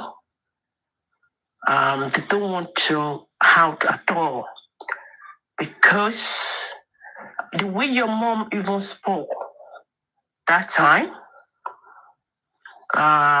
your mom is so vocal, and they believe if anything happens to you, if you go down, they will go down. I believe that is the reason why they are trying to shade you. And there's no how, like now that they're doing whatever with you, they're just deceiving you, honestly, because definitely someone must go down. Someone, maybe 1, 2, 3, 4 people, I don't know. But if you are really playing the game with them, they will put everything on top of you. You will be their scapegoat. They will use you as sacrificial lamb if care is not taken. And if you believe, like what Grace said, I know some people, like at least we are 400 or something. I know definitely there will be some people that will pass the message to you. It's better for you to come out open and let public protect you. It's the public that can protect you. Those people cannot protect you. They will just use you. Oh my God. So they will just use you. So the best thing for you... sorry, hold on a second.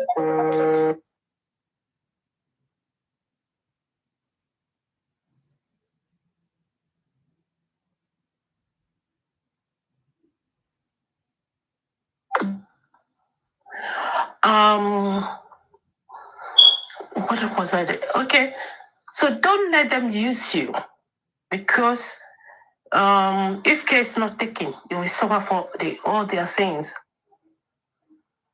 So I would advise you, as a mother, for you to come out and say whatever you know about this thing. We know you didn't kill this guy, but they're trying to put the whole thing on your head. So that is that for you. And please, it's so obvious now, it's crystal clear that we are fighting I don't want to use that we're fighting them. They are fighting us, the government, Lagos State government, and because I believe if the government is not really involved, the police would have done their job. The police, they are working for some people. And it's just a shame. It's a big shame on Lagos State Police Force. everything they read today about where they went to MOHBAD's house, saw the syringe, saw the gloves after 9 days. Apparently, they were the one that even wrote the script for Wumi. The way I saw it, because what Wumi said is totally different from what they said. So we take it as they wrote that thing for Wumi, and they believe they're clever. They believe they already block all the holes and everything, but they don't know they're really daft, because what they read, there are a lot of questions to ask them. They went there after 9 days, they found the syringes, they found the stuff. That means they didn't clean the room for 9 days. And according to Wumi, they did, at least the police did not involve initially. So how come they left that one there and they said they found that one? And what they said is everything they said about Spendy, about Prime Boy, and bleeding profusely, and all sorts of things. It's so it's questionable, because if someone is bleeding profusely, that means the blood was gushing out. That means the blood was like pumping out. So, and how would someone survive that, even for 2-3 hours? So they were trying to defend Wumi. And this is such a shame. Nigeria, I don't want to say Nigeria police force, Lagos State police force. At least you can do better. And I believe they think this thing will just happen. And like as usual, they always do it in Nigeria. Within 2-3 months, they sweep it under the carpet, and then everything continues. Life goes on as if nothing really happened. So they didn't expect this. At least we're going like 11 months now, isn't it? Yeah, 11 months. So they didn't expect people will still like questioning them, and they still like hot like this. But what I would say is, we know the governments are shading them. But the only thing is, we have to just stand firm. We won't relent, because everything they are doing, they want to frustrate us. And the people that are always questioning Baba and telling Baba, sue this, sue that. I believe the brain is there, except if the brain is not common. It's so easy to put this thing together. That government is not easy when they are involved in this, something like this, in this case. It's not easy for anyone. If someone was asking, or maybe Baba should go to another station and tell them to pick up some people, it's not possible. Baba cannot do such thing. It's police, it's government, it's police force. Anywhere is network.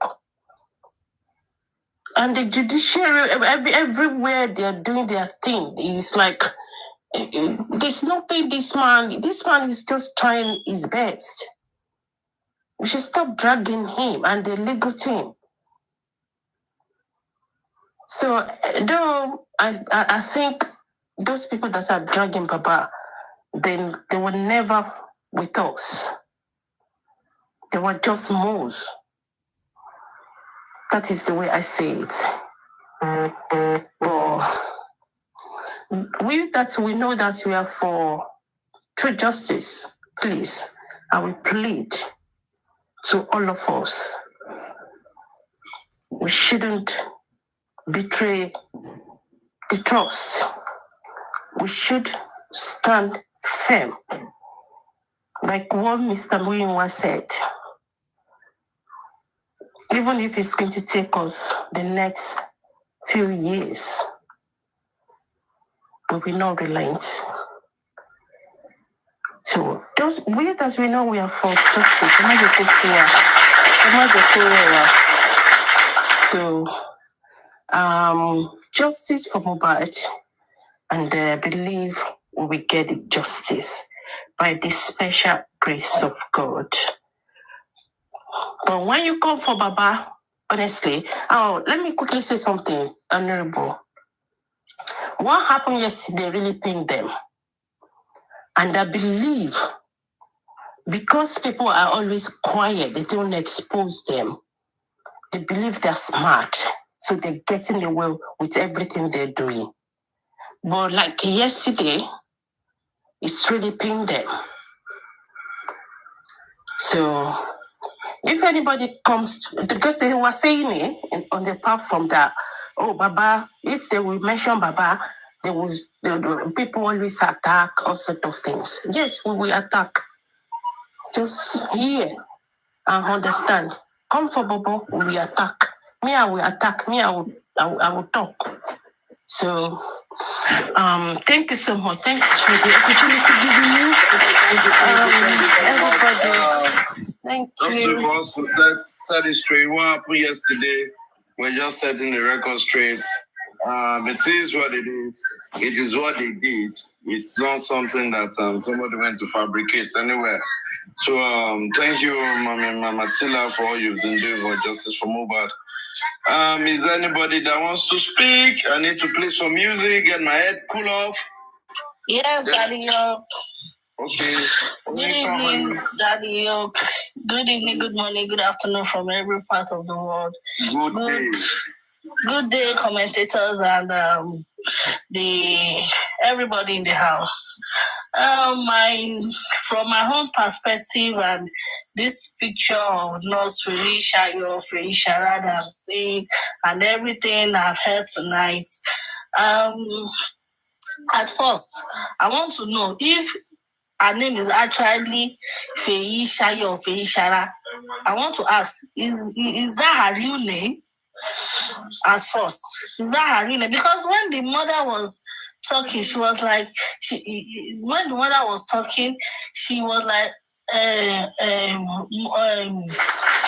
the name.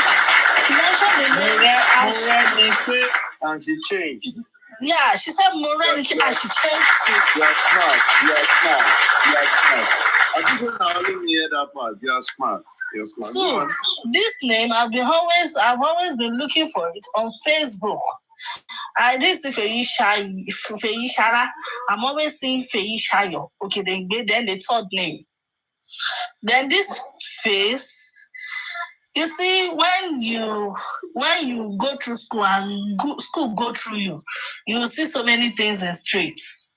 You understand what I mean? You see this kind of nurse, a kind of auxiliary nurse, they do some kind of runs, like abortion, like with this picture I'm seeing, I'm not saying a particular self, with this kind of picture I'm saying as nurse to just in nurse streets. So, if she didn't know who MOHBAD was, and she finally saw MOHBAD coincidentally, and later she was asked to compromise, or maybe she was compromised. This kind of phase I'm saying, we actually agree to be compromised. That's one. Then two, After she's been compromised, even on the scene, she will agree to be compromised, then change all her name and everything that I'm saying. Now, I heard you said this picture was 2 months ago in a club. I don't want to talk to no. But one thing I'll say straight is that, Nurse, if you are listening to me tonight, you see everything as they put her on top Prime Boy. To just your Prime Boy. Because on a normal day, they first said on Insta blog, they said it was ear infection. The second day, when ear infection, they now said it was okay. The wife now posted she said she said you have taken your trophy. This is this. Then they nailed it on Naira Marley and Sam Larry. Now there was not a speculation that it was his best friend that used ringy to fi gba lọ́wọ́. Then they were now circling one hand. They were circling oríṣiríṣi hand. Don't dìmú ní stage. Don't carry it. We were now looking for, everybody was now looking for best friend here. Tani best friend here. Childhood friend. Tani childhood friend here. Kidiko. Then later we saw Prime Boy. They now brought out a picture of Prime Boy, a picture and a video, a picture of MOHBAD and Prime Boy. Then a video of Prime Boy drinking alcohol. They were not like he ran to Dubai and stuff like that. You know, if it wasn't God's intervention on Prime Boy, we will actually agree that it was Sam Larry Abi Naira Marley that sent Prime Boy like the closest person to kill MOHBAD. Now, Nurse, to Bagmo, tètè rọra jáde fún inquest pé ẹ ṣàánú mi o. Nǹkan báyìí ló ṣẹlẹ̀. There's a situation like that happened in my own family, that this uncle was my grandfather's sister's son. He was staying with us and everything. Then later everybody found their way. Then he got married, he gave birth. A family whereby, okay, this child, Robbie, you have to take this child to the hospital. He now took the child, he now took the wife, he took the wife to the auxiliary nurse house. Like a rescue, something that the wife wants to give birth. The wife gave birth. She gave birth. Injection or whatever. It was later clear. The wife gave birth and it was successful. The wife hung lantern because NEPA took off the light. The nurse now hung lantern, to heat up the room and everything there for them to see stuff and everything. It was that lantern fume that killed the child. We all forgave her and everything. She's living fine now, and there's no problem. If it were to be another family, they'll take it up and charge her and everything. But so if you love yourself, just come out straight. This and this and that. And I heard in this platform when she actually gave her own testimony, which Yehudi said that she said when she got there, she was like, MOHBAD was so weak that from what she saw in that scene, it was a setup. So Nurse, please, what did you see? Let us know. What did you see? What you meant by setup? Has the nurse been there before? Or you say something like maybe he has been treated before. One thing or the other that you might think that set up no one for affirmation BB by you. Anything you see, just let us know. Don't let us beat around the bush, because as me have seen it, this LA is what basically to buy jealous go kó sọ tòótọ́ tí ó bá dẹ̀ ṣe nọ́ọ̀sì wọ́n rọ́pò èèyàn because her name is not on Facebook, nowhere to be found. And maybe if spending that knows her, that has been treating her, if Sandy can identify her that nothing go accepted. And if maybe somebody that is close to her can agree that nothing go fine. But nothing, this one can actually be compromised because she's a street girl. With what I'm saying, no matter Johnny. Somebody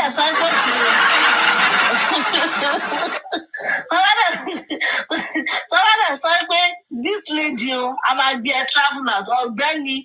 If this is your real name, you are going nowhere. And if this is your own name, woman, I just pack a clinic, bro. Talk about all my share, talk about all my share anything for. So it's better. You have your life to live. But with this, they are really imprisoning your lifetime. Or to in prison for lifetime, don't buy jail. So it's better for you to just say the truth. If you are not in prison physically, you'll be in prison mentally. You'll be in prison mentally. So it's in fact consciously you'll be in prison. So it's even better for you to just come to the inquest or make a video or do anything before the inquest. Just come out, say your truth. Let people know that this is me.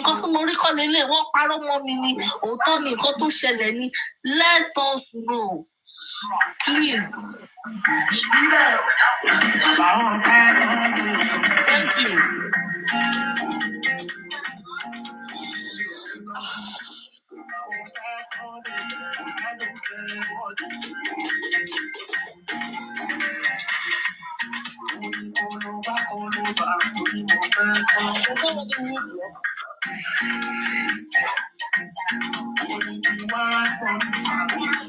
Have you finished talking? She has finished talking. I appreciate her for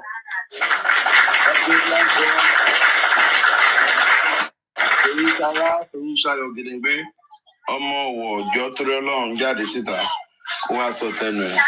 I want to appreciate everyone once more. You thank all of you now. We don't come out for this tonight show. Where una come help us for this show, make it not boring. God bless you now. All the gifters, God bless you now. Now, as we say, make we near the item 7, they go to serve everything around. I beg, if popcorn reach your side, try make you collect them. Anybody where they find ECU, ECU today, you will call them and then serve ECU. There are 4 bottle day. Anybody want to take 4 bottle, when I find a minute take. Origin day, and I see day, wait day.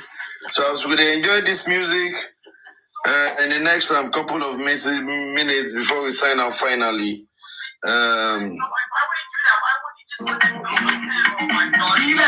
Would they enjoy them small? We should go upstairs.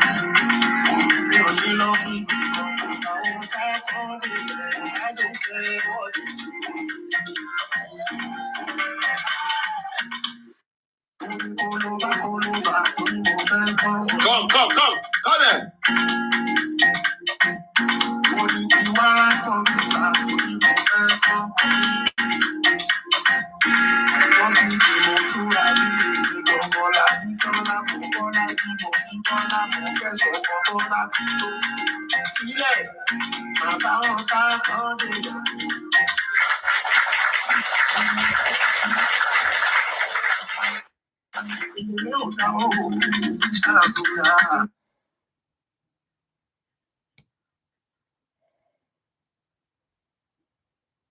Hi Team, also wenn das Leben ein Game ist, dann ist die Steuererklärung sowas wie ein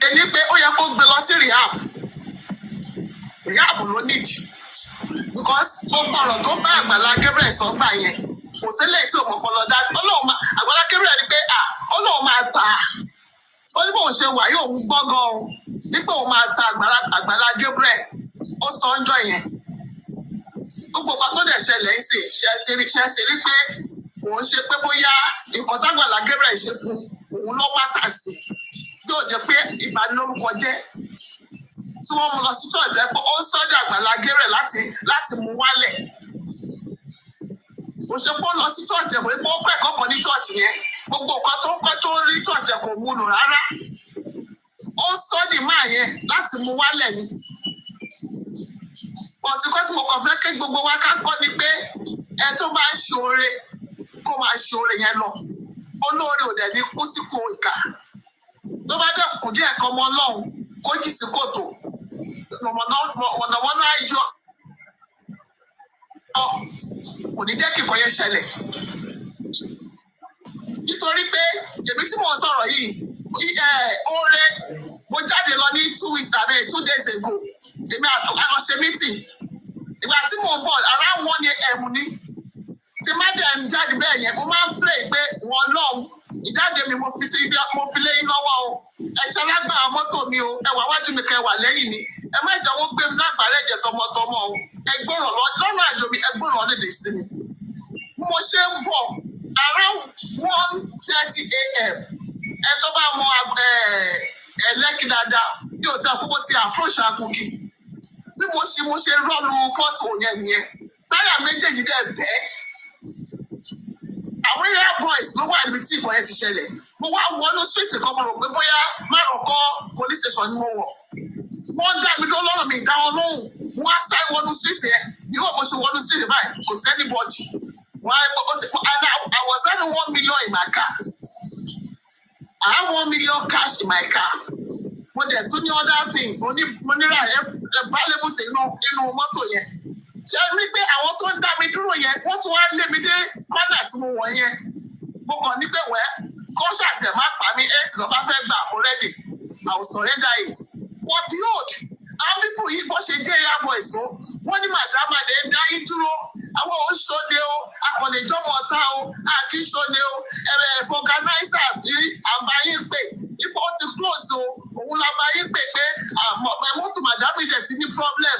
Àwọn ti táyà ẹ̀dẹ̀ ti bẹ́ ìníkọ̀ kìnìkan. Pé fọ̀gánáísà ó ti fẹ́ close òun là ń pè pé ó wá bá yín ṣe mọ́tò yín o. In fact, I don't know what to say. Wọ́n dẹ̀ dúró tì mí tó fi ṣe mọ́tò. Àwọn ló bá mi ṣe mọ́tò yẹn tó ṣe gìtáà tó ṣe everything. So at the end of the motor, me tell me it's off more because the got more voice. It's more than 10,000 naira. Mo kàn wọ́n kọ́ ọ̀tọ́ wọn nígbà mo kàn fún wọn ni. Mo dẹ̀ advice wọn pé ọmọ ọ̀tá tẹ̀ ń ṣe yìí o, Ọlọ́run máa kó sí yín nú, Ọlọ́run máa tún Nàìjíríà ṣe. Ó ṣáà pray fún wọn. So bá tí mo sọ ní pé oore ire tó wà bẹ́ẹ̀ ó pọ̀ gan-an fún àwa àtàwọn ọmọ wa. So ká máa stop láti máa ṣoore. Eléyìí tí Muyideen gan tó dẹ̀ ṣe gbogbo àwọn tó support Muyideen yẹn ní nǹkan tó fẹ́ jẹ ni àwọn blogger tó fẹ́ mú òkè wọn látara ẹ̀ ni.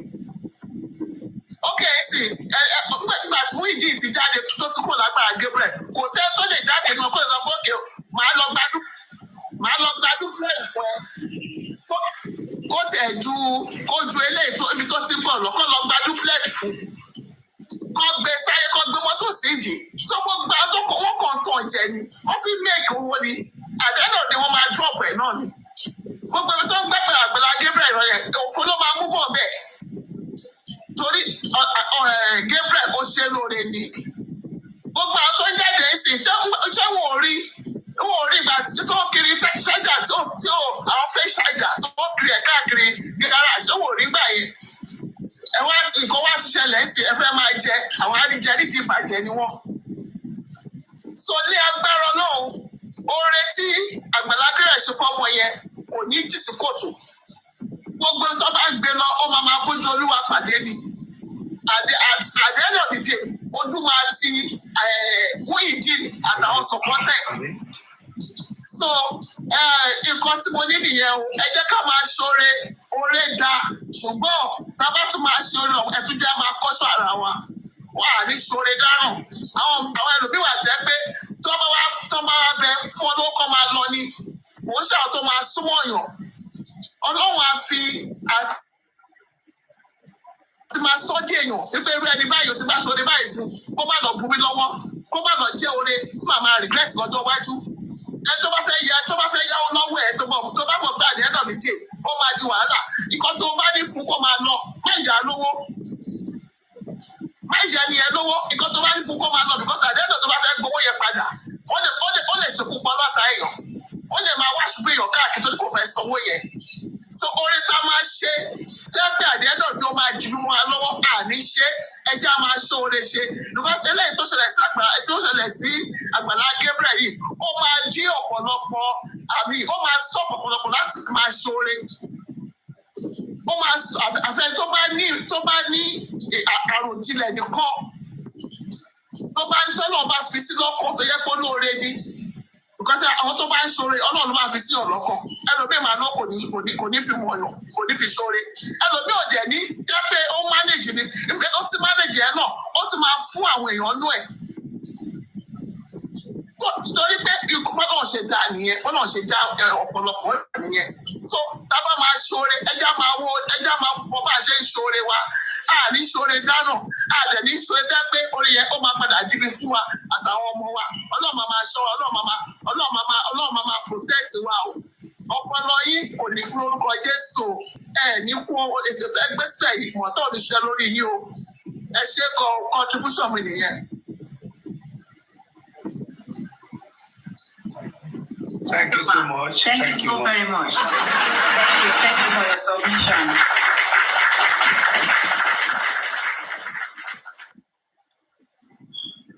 Thank you.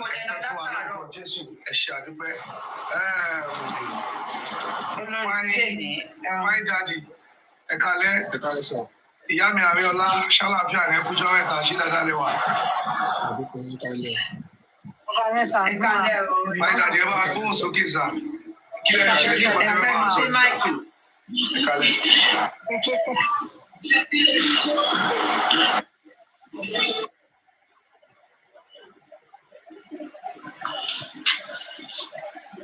Mo ṣe wà bẹ́ẹ̀ sà.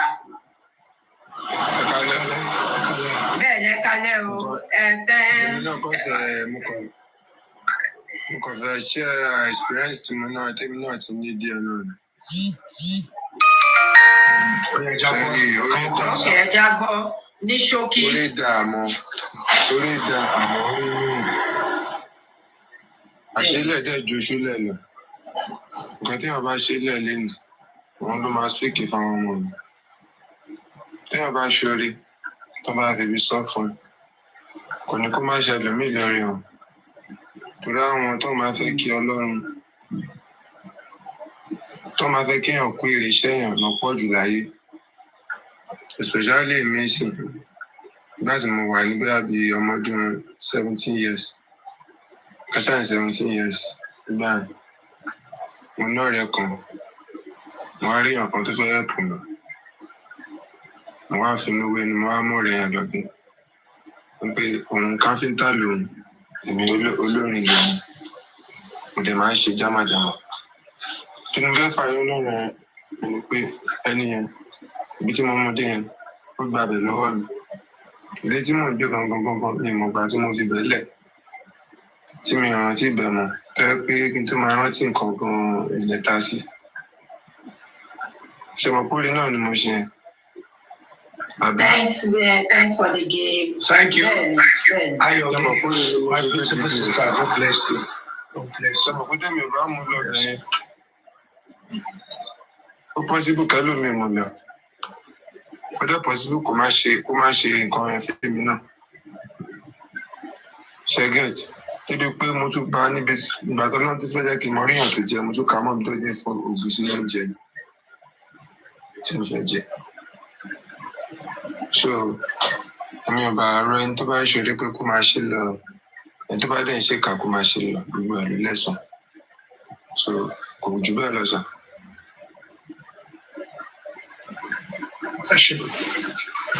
Thank you so much, my brother. God bless you. Ọwọ́ ayé òde káyé ogun tó ti ṣẹ́ láyé kò lè gbérí mọ́ ẹ ṣe mo dúpẹ́. Thank you, sir. Thank you for your submission, sir. God bless you. Ìyá Àríọlá tó jọ mẹ́ta ìyá ìṣẹ́ àbí àlẹ́wọ̀. Ẹ kálẹ́ máa o. Ẹ kálẹ́ o, ẹ káàbọ̀ ìyá mi, happy weekend. Happy weekend ma. Ọ̀túnba mo wà pa o. Nàìjíríà yìí náà ni jàre. Bísí up and down ní jẹ́ ní máa jẹ́ yìí láìfọ̀ yẹn. ètò tẹ́mú wà yìí ṣe rí bí express tèmi ti ní lọ́mọ kékeré ọgbọ́n orí mi mà ilé ayé yìí oore ìwọ̀ntúnwọ̀nsì ni àwọn èèyàn náà ló máa ń mú oore súyàn ṣe o bí mo ṣe wà yìí o mi yó ebi ò dẹ̀ pa mí but ìwọ̀ntúnwọ̀nsì téèyàn ń ṣe kéékèèké fáwọn èèyàn yẹn ẹlòmíì tó pé gbogbo olówó kọ́ ló ń ṣàánú ẹni tó kàn ní ọkàn ṣoore ló máa ń ṣoore kì í ṣe gbogbo èèyàn tó wà láyé yìí ló kàn ń ṣàánú náà nítorí pé ẹlòmíì náà ti rí oríṣiríṣi nípa àwọn èèyàn ẹlòmíì ti máa tún ṣoore yẹn níwọ̀ntúnwọ̀nsì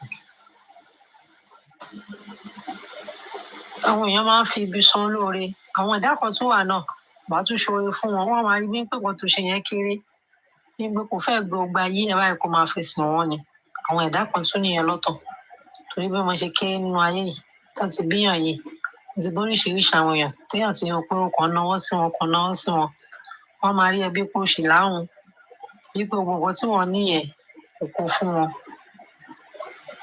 ọmọ ilẹ̀ kan wà lọ́dún kan mo ṣe àwọn kankan fún tó yẹ pé ọdún yẹn nǹkan tó fi san nǹkan yẹn fún mi tó fi san orí yẹn fún mi ẹ wò dádì mọ́mì ọdún yẹn mo wá pinnu lọ́kàn mi pé mi rò pé mi ì tẹ̀ ní gbàyàn sọ kéèyàn close mọ́ mi wọ́n níbi tí máa tẹ̀ ní pé máa fún ẹ ní nǹkan àbí mò ń náwó sí ẹ lọ́rọ̀ bí mo sì fẹ́ stop mo fẹ́ distance ara mi pẹ̀lú everybody lọ́dún yẹn olùṣọ́ mi wá pè mí pé ní ṣọ́ọ̀ṣì pé máa ń rò táwọn èèyàn jáde máa ṣe nǹkan tí wọ́n ń ṣe lọ lóòótọ́ kìíní ẹ̀ tún wálẹ̀ lára mi pé ṣé báwọn èèyàn ṣe rí délé kìíní ẹ̀ wálẹ̀ lára mi. bóyá network ni o nobody drop you sorry ma continue. ok ma gbogbo kìíní tí mo ti gbé sórí pé mi ì fẹ́ close mọ́yàn yẹn mo kìíní ẹ̀ wá wálẹ̀ lára mi so iṣẹ́ àfẹ́ni ẹ̀ lè má níwẹ̀ ìfẹ́ náà lọ́wọ́ wípé kò sí problem àwọn tún máa continue nípa àtún máa continue kí ni mo ń fà wá ní pé ìgbà tó lọ́wọ́ máa dé fún mi tún bá bẹ lọ́wọ́ ní pé kọ́lọ́run kó jọ kó bá mi dáríjì wọ́n wà bí ọ̀gá mi ní pé kí ọlọ́run kó tún dáríjì ṣé gbogbo ọ̀rọ̀ yẹn. ṣẹ́ẹ̀ṣì wa bẹ́ẹ̀. agbe sókè padà ẹ má bínú ẹ má bínú ẹ kọ́ntínú ẹ̀rọ yín ẹ má wòrí ẹ̀yin ẹ ṣáà máa tà ń gbọ́ yín. òkè ẹ pé kí n lè fi yín lẹ̀kẹ́ lè sọ́ọ̀tì bọ́tà. ẹ má ṣe sílẹ̀ ìṣe má wọ̀ kọ́ńtà láti gbá àwọn tó wà sálẹ̀ wọlé mi. sọdé bí pé wà tí ọlọ́run tó dé sí báyìí kò sí ẹni tó máa fi ibi ṣó lóore tí ò ní rí o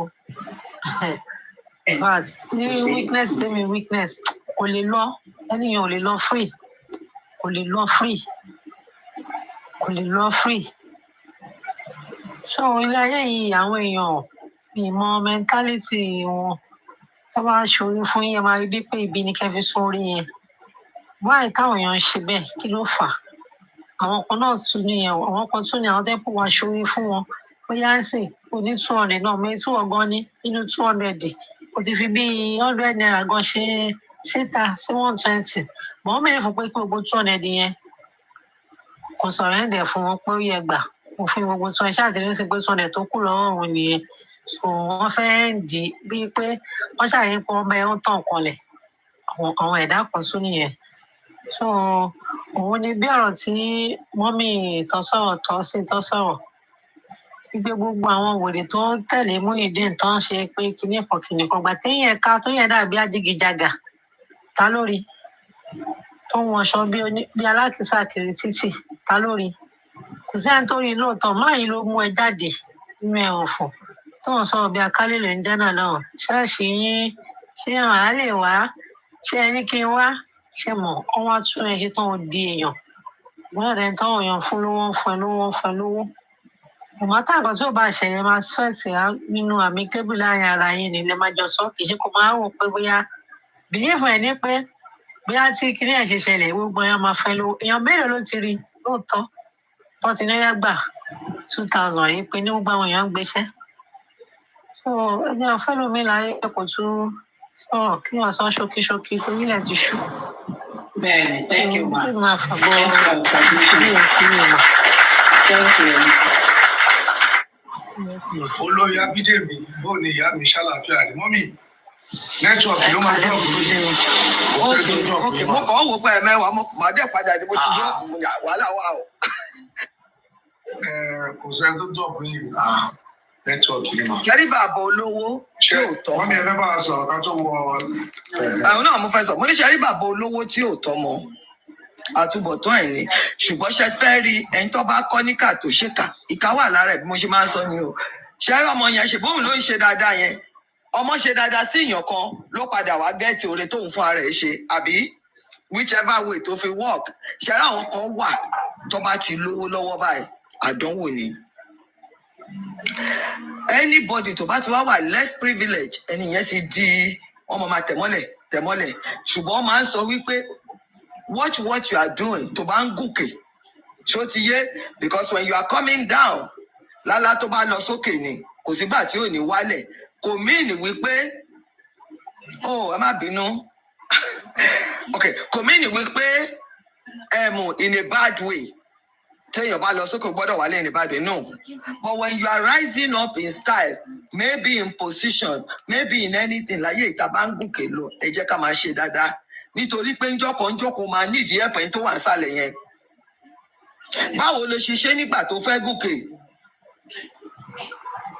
báwo ló ṣe ṣe nígbà tó fẹ́ gòkè torí pọ̀ láti mọ̀ bó ṣe ṣe ẹni yẹn ṣé ó tẹ̀ ṣùbàṣùbà ní àbó rọra tẹ̀ ẹ́ àwọn nǹkan téèyàn láti máa rò nìyẹn ṣe é rí oore ṣíṣe oore níwọ̀n èmi tí mo wà ń bí o èmi ò ní èmi ò ṣoore o bí mo ṣe wà èèyàn ò lè gbélé mi period. tọ́wọ́ tí èèyàn máa ń sọ pé nǹkan kan ń ṣẹlẹ̀ òun ò bá yẹn sílé ẹ bèrè pé kí lójú ẹni tó ń sọ̀rọ̀ ti rí òun ló ń ṣe fàgbàlá Gabriel lójú gbogbo wa yìí o òun ló ń ṣe fún yìí o Ọlọ́run sọ pé òun ò ní jẹ́ kí àdánwò tó máa ju ẹ̀mí wa lọ kó wá síwájú wa gẹ́gẹ́ bí onígbàgbọ́ or anything but I'm saying wípé kí Ọlọ́run ọba láàánú kó má jẹ́ ká rí irú Muyideen tẹ́ ẹ bá gbàyàn sílé l'Amẹ́ríkà bíi ẹni tẹ́ gbà sílé yẹn gangan tẹ́ bá gbèyàn 10 tẹ́ bá rí èèyàn kan tó bá dúró tì yín àbí 2 Ọlọ́run mú ẹni yẹn nínú tó dáa ni àwọn tẹ́ gbà sílé gangan ló máa kọ́kọ́ jọ̀tá yín tẹ́ bá déta àwọn ló máa kọ́kọ́ máa sọ̀rọ̀ yín láìdáa ẹ wá máa wọ́ndà pé ṣé èmi ni mo ṣàìdá ni àbẹ́mi ni mi ò dá ni àbẹ́mi ni ẹ understand nǹkan tí mo sọ at a point you will now start thinking pé ṣé mi lè help èèyàn ṣá iye ò stop láti má ṣoore o oore tó máa ní boundary ni máa ṣe fún ẹni tó bá ní ẹja dáwó máa dáwó ṣùgbọ́n má wá sínú ilé mi bẹ́ẹ̀ni tó bá ní kí n ṣe báyìí máa ṣe but I don't want them close because at the end of the day the sheriff òun ni mo ṣe máa ń sọ pé tí wọ́n bá purọ́ mọ̀yàn tí wọ́n bá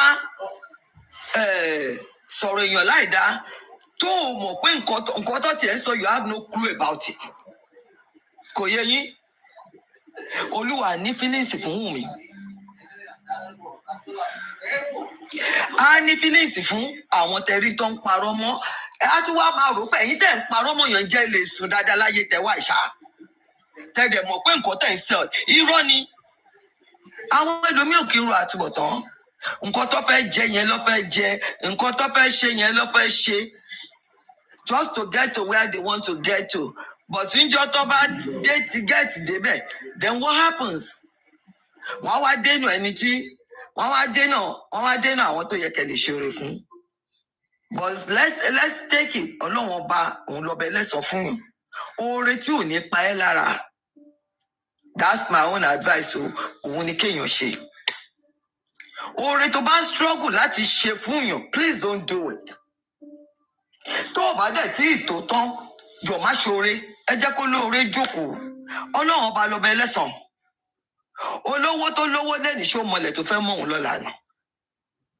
kò mọ̀ ọba tó mọ ìṣẹ́tú tó mọ wákàtí tó mọ kí ló ṣe ń pè òun nìkan ni òun ló mọ gbogbo ẹ̀ ká máa sọ̀wọ́ tó mọ̀ pé tó bá sùn báwo ló ṣe mọ̀ kó máa jí gbogbo ẹ já ṣe dáadáa èmi ò ní kéèyàn má ṣoore o oore òkèrè báyìí òun ní kọ́nà ẹlẹ́dà lèmi lè advice èèyàn kò ṣe Àgbàlá Gabriel Ọlọ́run máa yọ àdánwò lélẹ́yìí onírádọ tán ẹbọn ṣe fún Genesis náà Genesis lélẹ́yìn náà ẹni tó ṣe fún kẹ̀sì ń ṣe orí burúkú lórí fracas àbí kí lọ́nà ń ṣe ń bẹ̀ sòṣàrí ilé ayé báyìí ibi tí Genesis máa tẹ̀ búkìdé tí ò lè jẹbẹ̀ mọ́ láíláí òun là ń rí ilé ayé àwa ni àwa máa filẹ̀ ni tàbá rántí pé a máa fi ilé ayé lẹ̀ dáadáa ló yẹ ká máa ṣe tàbá rántí pé láàrin ìṣẹ́jú méjì mẹ́ta gbogbo nǹkan lè yí padà fún yàn àtúbọ̀tán olówó ó le gan kò dá rárá ṣẹ́rí ti tíálíkà owó ló dájú kò níbi tó ń lọ ẹni tó wà ń sàlẹ̀ níbo ẹni tó ní kó lọ mọ́jú lẹ́lẹ̀ lọ ṣùgbọ́n níwà lókè tó bá máa jábọ́ aláò kọ́lọ̀ ń ṣàánú ni o Ọlọ́run má jẹ́ kó lúwẹ̀ jábọ́ já sí kànga tèmi ni pé ẹ ṣáàjà ṣe oore o oore tó bá máa ní ẹ lára jọ má ṣe o oore tó máa kó bẹ́ẹ̀ jọ má ṣe o ṣùgbọ́n eléyìí tí Muyideen ń ṣe á jèrè ẹ̀ tó bá yá ṣe rí i pé nígbà tó bẹ̀rẹ̀ kínní ní ìsìn kò sẹ́ni tó gbogbo wọn sọpọ́tì ẹ̀ ó nà mo níṣẹ́ ẹ kọwọ́ sí Àgbàlá Gabriel rẹ̀ nígbà tó sọ pé òun ti ẹ̀nà ọjọ́ kan níbi tó bí òun nù dé gbogbo wa ní kò yẹ kó nù yes kò ṣe mọ̀ pé ńgbà míì máa ń sọ mo ní àwọn addict tó bá wà lẹ́gbẹ̀ẹ́ yẹn fẹ́ pa wọn jọ kan at the end of the day mo sọ bíbá yìí náà mo níṣẹ́ rí àtúbọ̀tán ẹ̀ ẹ̀yẹ máa wò ó ṣé ó ti pọ̀ ọdún kan náà la ṣì wà ọdún yìí náà la ṣì wà ṣé ó ti pọ̀ oṣù mẹ́fà kò ìpòṣù mẹ́fà o òun lè rí yẹn Ọlọ́run àtijọ́ òun ló máa ń pẹ́ kó tó mú yàn ṣẹ́rítì ṣì ẹ gbàgbé ẹ̀yin tèmi a máa gbà ní ṣe ti gbọ́ ẹ já kọ̀ǹtínú sáwọn tèmi o mo rò pé mo tẹ́kì sport èèyàn kan ni wọ́n tún bá lè gbé mílẹ̀ kẹgbẹ́ nìyẹn wọlé ó dà ń pín wọ́n ní èèyàn kan ló kàn. Bèbí tèmi ni wọ́n wà nílé. Olórí Abídèmí. Ẹ kálẹ̀ gbogbo lè pẹpẹ sinẹ́ ló sọ pé ó fẹ́ gòkè. Pẹpẹ sinẹ́ wà sá. Ó dàárọ̀ olórí Abídèmí. Ìyá mi Àríọlá. Yes ma'am. Thank you so much. Yes ma'am. No, kò ṣe Abídèmí ló lọ. Abídèmí kọ́ ló lọ. Àríọlá ló lọ. Pẹpẹ náà fẹ́ lọ sí. Abídèmí ṣẹ̀ṣẹ̀ dé. Èmi ṣẹ̀lẹ̀ ní pẹ́pẹ́ ló fẹ́ gòkè. Ẹ má bínú. Mo lọ shopping pẹ̀lú àwọn ọmọ yìí ní alẹ́ dẹ̀ ni mo fi jáde. Ẹ má bínú. Ṣẹ́tírí lórí ọ̀rọ̀ oore mà. Oore lọ fà o, but gẹ́gẹ́ bí ìyá mi abiyamọ ṣe sọ, màá mú nínú ọ̀rọ̀ yìí díẹ̀ mo dẹ̀ tún ní mú díẹ̀ bẹ́ẹ̀ náà because bí grandma tèmi ṣe tó èmi wọ́n jẹ́ kí n rí pé oore lọ súà báwa rè kò ṣe máa ń sọ mo dẹ̀ rí púpọ̀ nínú géènì nínú oore láti ara grandma mi àti bàbá mi because àwọn méjì tí mo lè sọ pé mo kọ́ àkọ́ṣe oore lára wọn nìyẹn because wọn ní o but ní àìní yẹn wọ́n tún máa lọ yá fẹ́yàn pé èèyàn yẹn need nǹkan àwọn ò ní nǹkan yẹn o wọ́n máa lọ yá pé kí wọ́n bá yín pé màmí abiyamọ ẹ̀ẹ́dẹ̀ yá mi ní $2,000 kẹ máa ní kí ló fẹ́ fi ṣe Abídèmí máa ní èmi kọ́ mo fẹ́ báyọ̀ yá ni.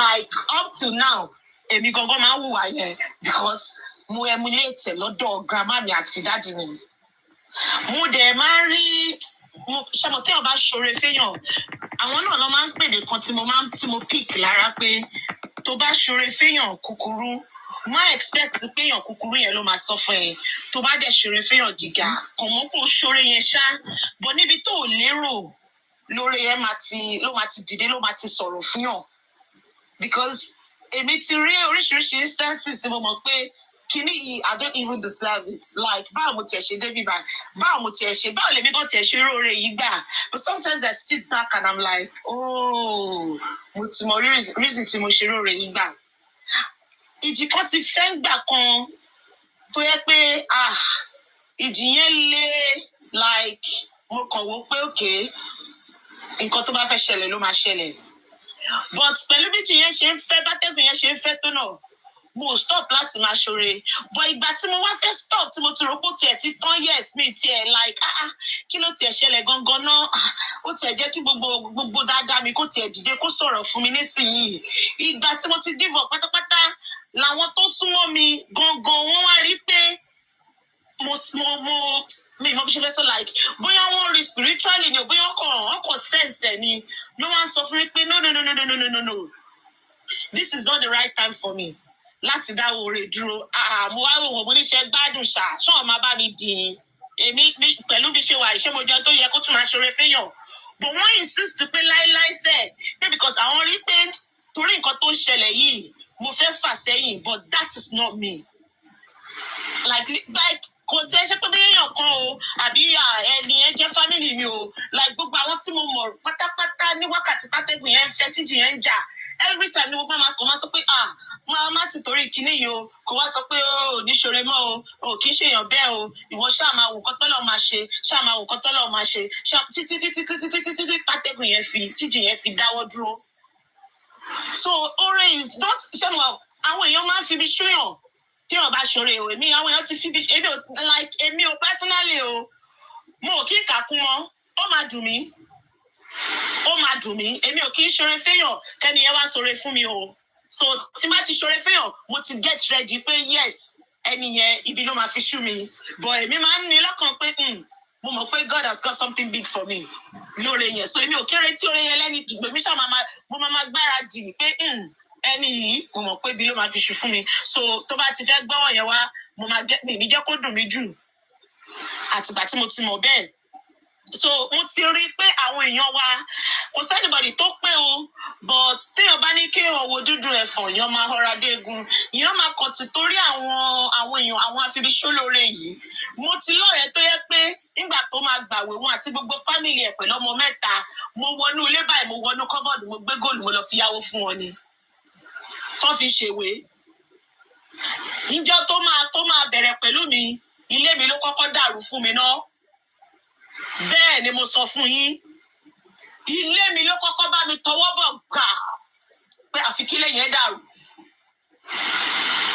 ẹ jọ̀ọ́ nítorí Ọlọ́run kí ni mo ṣe fún èèyàn bẹ́ẹ̀ ṣé mo máa ti torí ẹ̀ máa ní mi ní ṣoore mọ́ ni mélòó rí èèyàn bẹ́ẹ̀ but ṣé èèyàn máa sọ pé torí pé mo ṣoore fún lágbájá mi ní Àgbàlá Gabriel kò lè dáwọ́ oore dúró torí olóògùn kú Muyideen kò lè dáwọ́ oore dúró láíláíláíláí ìgbà tó rẹ̀ ṣẹlẹ̀ like mo fẹ́ lè sọ pé lẹ́yìn ọ̀rọ̀ MOHBAD tó mú mi ké ọ̀rọ̀ Àgbàlá Gabriel yìí ó tún mú mi ké because I felt that pain of that guy I felt it like kí ló dé táwọn èèyàn wá wicked báyìí náà kí ló dé táwọn èèyàn wá wicked báyìí náà oníkálukú dẹ̀ yọ síbí wọ́n yọ spoonu onífọ́ọ̀kì yọ aládàá yọ oníkálukú ṣàyọ títí ẹ̀ wọ́n dẹ̀ ń báṣì bọ̀bọ̀ yẹn back to back tẹ́ bá ti bá ẹ tó ń ṣágbáná tẹ́ bá ti bá díò rí ẹ mọ̀ pé Muyideen kò yàtọ̀ sẹ́ni tó ń ṣá tó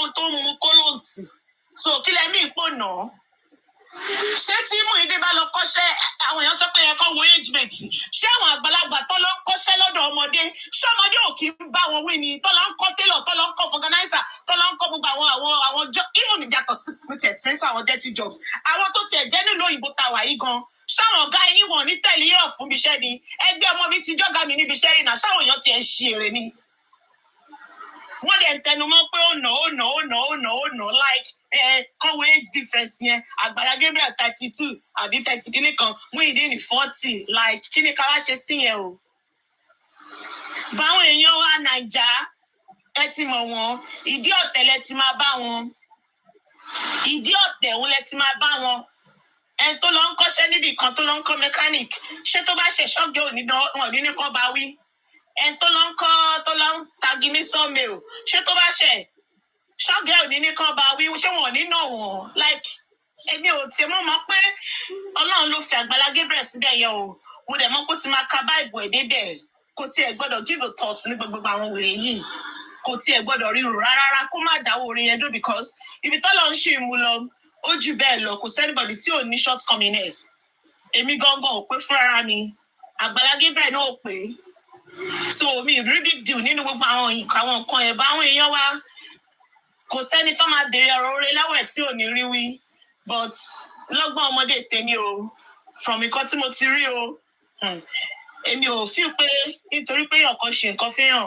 kéèyàn wá ti torí ẹ̀ kéèyàn lè fẹ́ dáwọ́ rẹ̀ dúró o téèyàn bá ní kéèyàn ṣe kéèyàn má dàbí èmi o torí èmi tún máa lọ mi èèyàn máa yáwó lọ èèyàn máa ní yá mi lówó mi lówó yẹ ò kàkí ní mi ní o mo tún máa lọ forí mi lọ forí ara mi lọ fágbọ́n bò mi tún máa lọ bẹ́ẹ̀ kéèyàn má jọ ibi tèmi o téèyàn yẹn bá ní o lè yá onítàn kéèyàn má go out of their way but pé kéèyàn wá sọ pé torí pé lágbájá wọn ṣe báyìí mi ní ṣoore mọ́ ṣe mọ̀ pé torí àwọn ọmọ ìgbà míì tí bá ṣe nǹkan míì náà fẹ́lòmíì tí bá go out of my way mi kì í ṣe nítorí pé mo fẹ́ gboríyìn àbí mo fẹ́ kẹ́ni yẹn sọ ẹ̀rù máa ń bà mí pé níjọ́ tí mi bá síbẹ̀ mọ́ mo fẹ́ kí àánú kó sọ̀rọ̀ fún àwọn ọmọ tèmi náà kó re tèmi náà ti ṣe kó dìde kó sọ̀rọ̀ fún wọn ìgbà míì nǹkan ti ṣe máa ń ṣe oore nìyẹn mo máa ń sọ fún àwọn ọmọ mi gan tábà tí máa ṣe nǹkan tó máa ní mom why do you have to do this why do you have máa ṣàṣọ òyìnbó tèmi tó máa ṣàgbọ́n ṣàpè nítorí pé kinní náà ni pé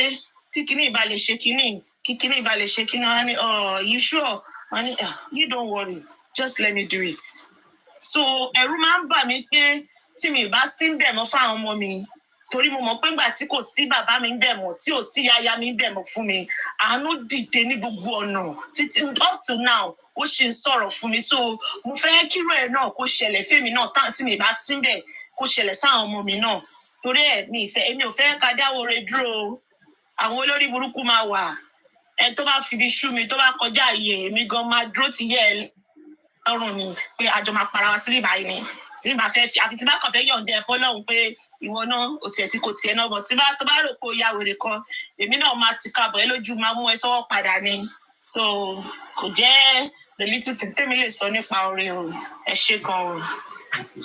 Thank you, Jare. Thank you, sis. Thank you for your submission. Olórí Bídèmí Ajákun, mo ní ìdí $1,000 ẹ wá jáde. Ọtúnba ni màá lọ jẹ lọ́wọ́ ìyàwó abiyamọ. Màá wá ní kò fún yín.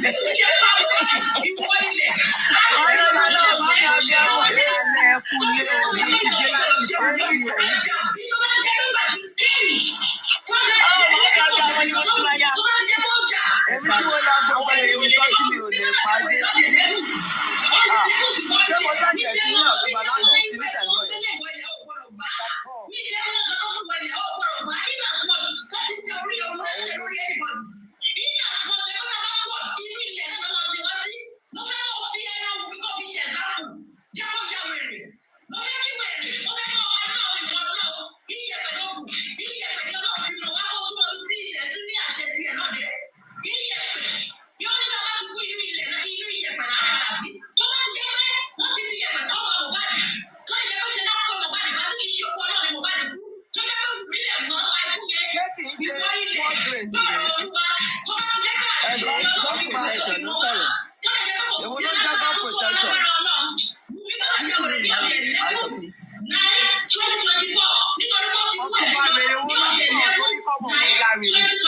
Ẹjọ́ ẹgbẹ́ wèrè ikú ọmọ tó sọ kọ́ ọmọ òun nígbà yìí. Ó mẹ́tẹ̀ẹ́ náà kọ́ ni ẹjọ́ àfarabalẹ̀ ká.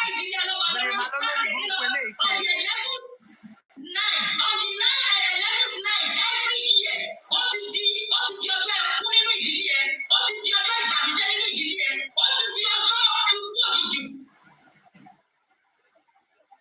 Ọ̀túnba jẹ́ ká fún wèrè yìí lé pé ṣé ó ṣì èrè ní gbogbo àwọn ọmọ ẹ̀ ló mọ̀ ọ́. Ẹ̀rí sùúrù. Ẹ jẹ́ kí Ọ̀túnba ṣe nǹkan tó ń ṣe yẹn. Ọ̀túnba tẹ bá ṣe tán ẹ wá bá mi gbé fọ́ọ̀mù ẹ̀ sókè. Kẹ́mu ìrìn tó ń sọ̀rọ̀ yìí.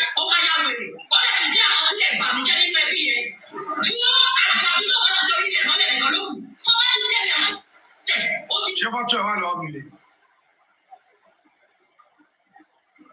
Mọ́mí Àjọkì. Àmì ṣebí God protection ló sọ̀rọ̀ látọ̀dọ̀ láti. This is God protection. Bẹ́ẹ̀ ni. Ṣé fọ́tò ẹ̀ wà lọ́wọ́ mi? Mo sẹ̀dẹ̀ sí yín ẹ̀ wò. Okay. Ìjẹ́ ojú ilẹ̀ ló kí lọ́dọ̀ kí ẹ̀ gbé ẹ̀yìn. Ó wà ní fún ọ. Wùmí ló ń bá wí. Bẹ́ẹ̀ ni ìyá mi. God protection ló sọ̀rọ̀ yẹn lọ́dọ̀ láti nì. Tẹ bá rí ọmọ òṣì yìí, tẹ bá rí ọmọ ìyá ọmọ pé ní ṣé òṣì. Èmi tiẹ̀ fẹ́ mẹ́ni tó jẹ́ bẹ̀. Gbogbo wọn ṣe wá dàbí olórí burúkú báyìí. Mo kúkú nígbàgbọ́ ní Ọlọ́run. Pé kò sí ọlọ́run tó lè ṣe. Ọlọ́run máa bẹ̀rẹ̀ wèrè yẹn wá rí bẹ́ẹ̀. Bẹ́ẹ̀ ni sà. Ẹ wo kejì tó lórúkọ ẹ̀. Orúkọ ní nọ́mbà 4 ní screenshot yẹn.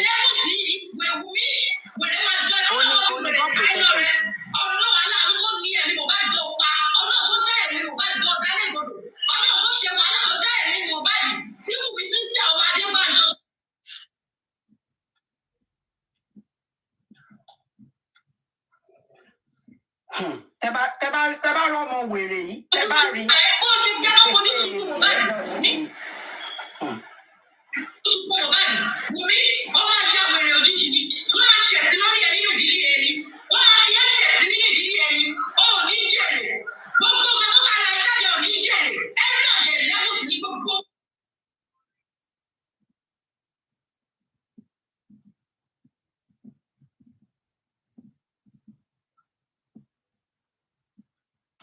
Sínú ayé wọn, ó ti di ọdún wọn. Ẹ̀yà tó tó lórí burúkú yìí pẹ̀lú orúkọ ẹ̀. Báàtò sẹ́ńgà lórúkọ ẹ̀ ó lè ṣí yìí. Lágbára Ọlọ́run.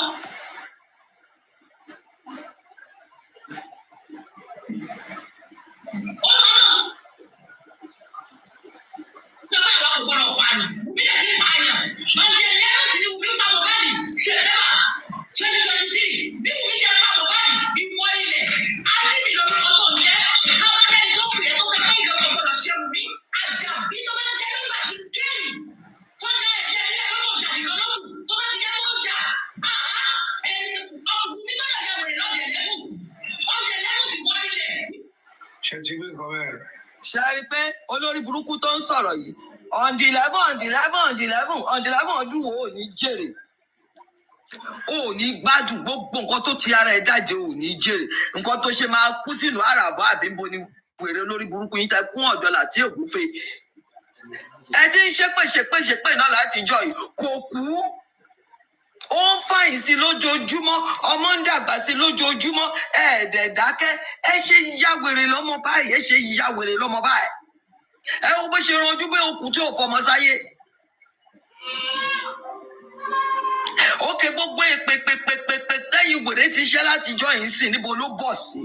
Ẹ kẹ̀kí yé ṣépè náà, wọ́n ní Bukky Jesse sí kìbẹ̀ ló máa kú sí. Ṣára ń ta yín ni.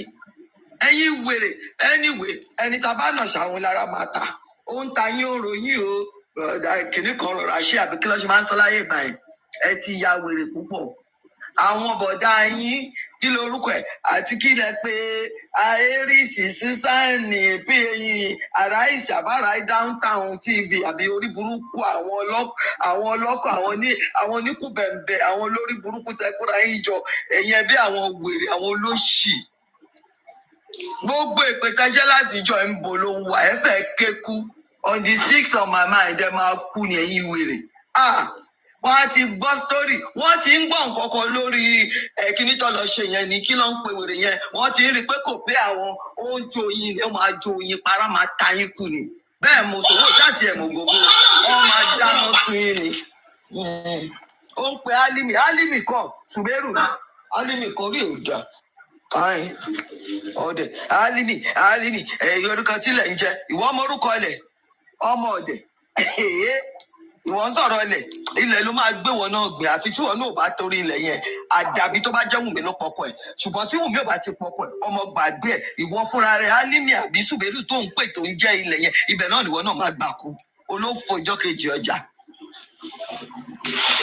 Ó ti jáde rìsọ́ọ̀tì ti jáde kò fẹ́fọ́ àwọn wèrè ni ó rí bó ṣe ń dáná sunra wọn tó ṣe ń jó wọn ó ń jó wọn bíi ti wèrè ní ara ń ta ẹ̀ rí bí kíní ṣe ń pariwo lánàá kí ló ṣe pé ìdí ọtí wèrè oníkùbẹ̀ǹbẹ̀ lẹ́yìn yíyọ tó níwọ̀n ẹ̀gbọ́n bàbá Mohbad wèrè ìwọ ṣe pọ́mọ tiẹ̀ náà ó ṣe máa bọ̀ láti Amẹ́ríkà kó wá sí Nàìjíríà kó wá ẹ̀pà lù ẹ̀ tó ń yá wọn ò ní kúre ẹ̀yin wèrè òṣì wọ́n ń gé yín lọ́wọ́ bẹ́ẹ̀ lẹ́ ń bọ̀ òkà máa kékun ni o ẹ fẹ́ kékun ni oníkọ́ wà tẹ́lẹ̀ máa ń kọ́ wọ́n fẹ́ kékun ni o mẹ́ tó kọ́ nìyẹn. bẹ́ẹ̀ni ẹ tó mọ̀ rí tó ṣe pè fún. ẹ máa kékun ni ẹ máa wọ̀rọ̀. ọ̀dọ́ làtí làwọn olórí burúkú yẹn wà ọ̀dọ́ làtí. ibẹ̀ náà lórí burúkú máa ń wà ẹ̀ríláàsì àtiwátẹ̀jì tó ti parí láàrin méjì ibẹ̀ náà lórí burúkú kú sí ibẹ̀ lọ ń wà. mo ti send another one best of our best nìyẹn o mo ti send ẹ̀ sí yín best of our best. ọlọ́wọ́ àjọkì wọ́n fúnra rẹ̀ investigative journalist. ìyá mi ọlọ́wọ́ ọ̀gá mi tó kọ́ mi iṣẹ́ yìí. ọtí wọn bá kà ní o sórí àjọkì tó pé tira ẹ Ọlọ́run ṣàánú mi.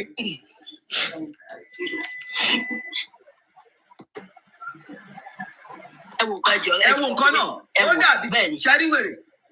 ẹ bó ṣe rí bí ara ẹ bó ṣe rí bí ìlú rẹ ẹ̀rì ṣe ti rí pé eléyìí a nídìí láti waste time ara wa lórí ẹ̀ láti tó jókòó tó kó gbogbo wọn síbẹ̀ yẹn òun ló yẹ ká fún ní message because this is too dirty she is too dirty for us she is eléyìí wọ́n ti ń ṣe eléyìí ó ti ń ṣe láti last year àti last year ló ti ń ṣe olórí burúkú ààrẹ ẹni tó mú lọ́kọ òun ló ń bọ̀ o ọkọ òrìṣẹ́ kò rí nǹkan kan owó wèrè máa jáde lọ á lọ ṣàṣẹ́wó tó ń pe wo God protection ò ní ṣàǹkan tó ń jàjẹ ọ̀gá mi ẹ máa ṣe nǹkan tẹ́ ń ṣe ní sójà rẹ̀. ẹ kú lé gbogbo lè ṣàlàáfíà lẹ́wà o ṣe rí àwọn pípù yìí díẹ̀díẹ̀ náà wọ́n máa gbà ṣé ti rí because irú ilé olórí burúkú HIV patient yìí ṣó lè nu bàtà Ọmọwùmí tí ò bá ṣe nǹkan tó jẹ tó ní ká wá rí òun ilé olórí burúkú alárùn Ẹ̀gbá ẹ wo bó ṣe rí náà kí làwa fẹ́ ní ṣe pẹ̀lú àwọn olórí burúkú yìí sórí ọjọ́ tó mú pé Wùmí máa ya wèrè yẹn orúkọ ọjọ́ la wà nílùú táwa wà ẹ̀ olóòrùn màá bá dá májẹ̀mú torí ọ̀rọ̀ ẹ̀ òru máa gbàbọ̀dè fún ẹ ọ̀sán á gbàbọ̀dè fún ẹ alẹ́ á gbàbọ̀dè fún ẹ gbogbo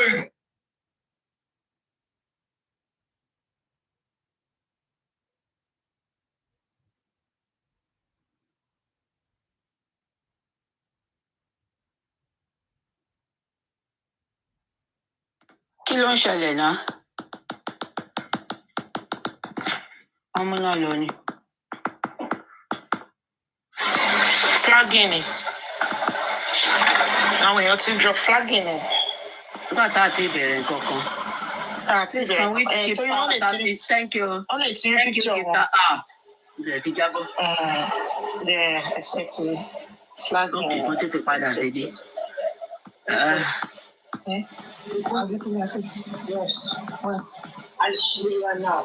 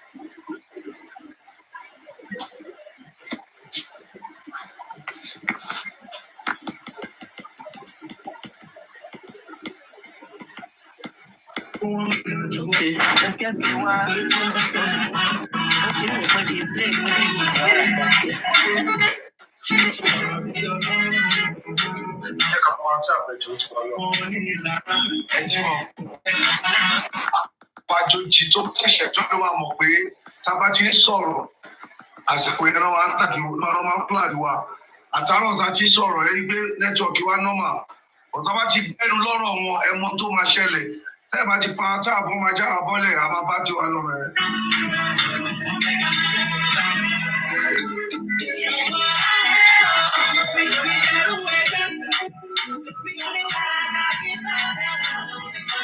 ó bá ọmọ yẹn sọ̀rọ̀ bíi pé wọ́n ló lọ́jọ́ lọ́wọ́ ìwọ ló ní kọ́kọ́rọ́ ìgbà lọ́wọ́ ó ṣépè níbi tó dẹ̀ ti ṣépè yẹn olórí burúkú Láti tó kó yín jọ síbẹ̀ yẹn aláìbàjẹ́ Láti Ògúnfe tó kó pépè yẹn tọrọ àwítà láìwí wọn fẹ́ competition mi láti ò jẹ́ gbó lórí burúkú ikú HIV patient eléyìí ti kú bó ṣe wà yìí àwọn òkú ayé pọ̀ nínú justice eléyìí tẹ́ ṣe rí yìí ó ti kú aláìtàlá ló ti kú kò ní ìdí ká máa bá òkú dráàgì kankan òkú ayé lélẹ̀ ó kó ní burúkú kó wájú mi ọ̀gá ẹ̀ ó lè mí àti ẹjọ́ fẹ́ ta tó kó gbogbo yín jọ ẹ̀yin olórí burúkú tẹ́ wà tẹ́ ọkọ̀ fi ń sọ̀kò káàkiri ẹ̀ ṣépè lọ́mọlọ́mọ káyé ìmájì ọmọ tó ò rírí kò lẹ́sẹ̀ rí ìwọ àti ẹ̀jọ́ ẹ̀ change words rí ó lè ṣépè lọ́mọlọ́mọ lórí wáyé tó ṣépè lọ́mọlọ́mọ lórí ó wá tún wá mú ọjọ́ tó máa kú ọjọ́ tó máa ya wèrè ṣòro ọjọ́ tó mú pé ó máa ya wèrè yẹn ọjọ́ yẹn ilẹ̀ tó pè yẹn á pò yìnbẹ́ lójú ilẹ̀ á kọjú ìjà sí ẹ ọlọ́jọ́ á kọjú ìjà sí ẹ olóru á kọjú ìjà sí ẹ ọlọ́sàn máa kọjú ìjà sí ẹ ọjọ́ yẹn gangan tó mú yẹn pé ọmọ wù mí sí tíà ọjọ́ tó ló máa ya wèrè yẹn ọjọ́ tó lọ́hùn ọba máa gbé ìbànújẹ́ tí ò ní tán tó máa bá lọ tó máa gbé kánú ayé ẹ ọjọ́ yẹn lọ́jọ́ yẹn ṣé olórí burúkú ni ni láti ògúnfẹ́ máa bọ̀ olórí burúkú olórí pípa máa bọ̀ ń bí máa bọ̀ tó bá kú ọmọ ẹ máa bá wa táàpù mi tó wà ẹ tó bá ti kú ọmọ ẹ ò ní jèrè ayé láti máa bọ̀ olórí burúkú olórí pípa olè ìwọ ló fẹ́ competition fún èmi ayé ò ní dáa sórí tó bá ti competition ẹ fún mi gbogbo ohun tó bá mí tó àtẹjọ́ mi láyé ẹ ọlọ́run àtọwọ́ bàjẹ́ bọ gbogbo ẹ ṣé lórí burúkú ni rí kí ni mo ṣe ẹ̀yin lẹ́lẹ́ṣẹ̀ tí kì í bá ṣe pé àwa ò fẹ́ máa bá olórí burúkú yẹn gbèjà ẹ̀ àwa ò fẹ́ gbèjà olórí burúkú yẹn tí kì í bá ṣe pé àwa ò fẹ́ gbèjà olórí burúkú yẹn ó yẹ ká bá wèrè yẹn ká fi rán wọ lọ sẹ́wọ̀n ni ó láti ṣáyé ẹ fẹ́ bàjẹ́ ni ṣé ò fẹ́ rọ́nà gbégbá ni ṣé olórí burúkú ni ẹ ni ṣé gbogbo òṣì tẹ́ ẹ ṣe ń bẹ̀ yẹn ṣé justice náà lè wá gbogbo orí burúkú tẹ́ ẹ ṣe ń bẹ̀ yẹn gbogbo ìwà burúkú ọwọ́ yín ló kú sí ìwọ láti ìwọ àbálàrú ẹ o fẹ́ ṣòfò ni àbí ó mọ̀ mi ṣó àti òun àìní mi ò ṣó lórí burúkú ni láti ni ọmọ ẹ̀mí àti láti ṣe ṣeré gan o láti ìwọ tó ẹ pé wọn bí ìyá ẹrẹ ìgbà táwọn struggle Yorùbá nation kó wojú mi àbáyé ẹ fẹ́ bàjẹ́ ìwọ tó máa ń bẹ̀rù mi ìwọ àtàwọn tẹ́ni ọmọ olófo ìwọ àtàwọn yẹ̀yẹ́ dára àga yín Sunday Igboho ẹ máa ń wò mí lókè ní nàbó lórí burúkú ni ìwọ láti ògúnfe so ìwọ náà atẹ́gùn ti fẹ́ sí ẹ lẹ́yìn olórí burúkú ẹran ẹ ti jẹun yóò tán ó ṣàyàgbàgbà síbọn ọlọ́dẹ ògún ló máa pa ẹ bó ṣe wà ẹ wá ẹ ti fi kú ọmọ ọlọ́mọ ẹ ti fi kú ọmọ ọlọ́mọ wówó ẹ ti jẹnẹrétì owó jọ uber tó ń wà àsìkò wo ló fi wá uber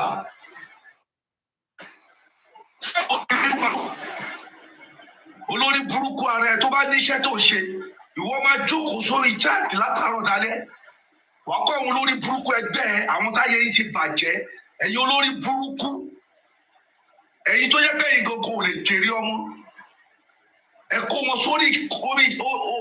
wọn sórí panel ẹ sórí burúkú mbẹ ibẹ̀ lẹ́nu yìí ti ń dín kàrà lórí pẹpẹ ẹ yá jáde pé kò ṣọ̀túnba tèmi lẹ sọ tẹ́ ẹ bá fẹ́ ṣòfò lẹ́yọ kọ̀ọ̀kan tí gbogbo yín tẹ́ wà nù panel àti jẹ́ gbé gbogbo yín síbẹ̀ kẹ́ orúkọ wọn lẹ́yọ kọ̀ọ̀kan tí gbogbo yín ò bá fẹ́ pàṣẹ ayé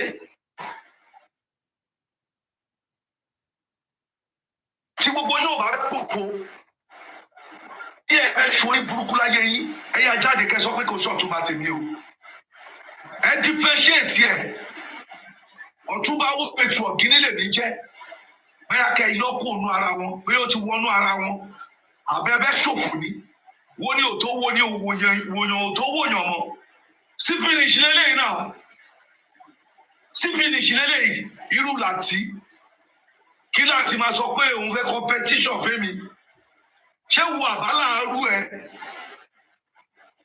gbogbo ọjọ́ tó bá ń rántí ọjọ́ tẹ́ bá ń rántí ọjọ́ ìbànújẹ́ ẹ̀fẹ́ competition fún mi ibi oníjẹ́ lè ráyè ìbànújẹ́ ìkáwọ́lé ìfẹsẹ̀jọlẹ̀ oníjẹ́ lè ráyè orí pánẹ̀ ẹ ló jókòó sí náà lórí àga alárùn tó jókòó sí ó tiẹ̀ wo condition ẹ ìwọ tó máa kúrò ní sọ́la alárùn ẹ̀gbà olórí burúkú ìwọ náà wo gbogbo ẹ̀yin tẹ́ wà ní ọ̀nà yín eléyìí tá a gbé kó yẹn God protection ṣé God protect eléyìí protection ọlọ́run dà lórí ẹ olórí burúkú ẹ wà lọ́wọ́ ẹ wá gbogbo yín ìwọ kan náà ló gbogbo tẹ́ kó sílẹ̀ aṣẹ́wó ìyá àbàdàn ti kábọ̀dì ó kónkó ọ̀dọ̀ yín ló wà olórí burúkú eléyìí oní HIV tó gbére God protection yìí ọ̀dọ̀ ẹ náà ló wà ìwọ ọ̀gá wọn abórajẹ kan náà tún wà lọ́dọ̀ abórajẹ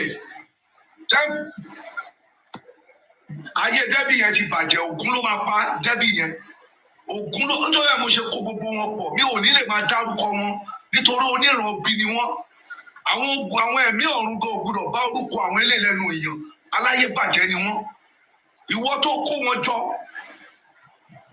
wọn jọ síbẹ̀ ó sọ fún wọn kó rí burúkú ni gbogbo yín jọ ń ṣe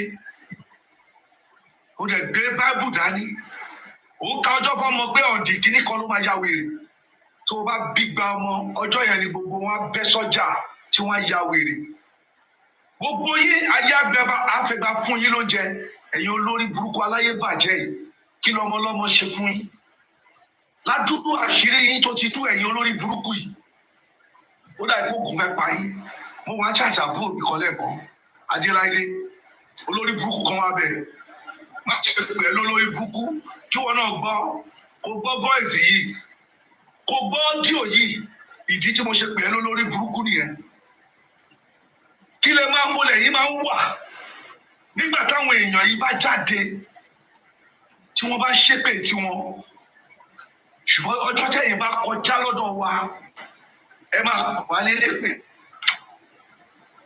ọjọ́ tẹ bá ẹ máa pè wá lélẹ́pè ṣùgbọ́n tó ṣe tí wọ́n ẹ̀yìn ò síbẹ̀ náà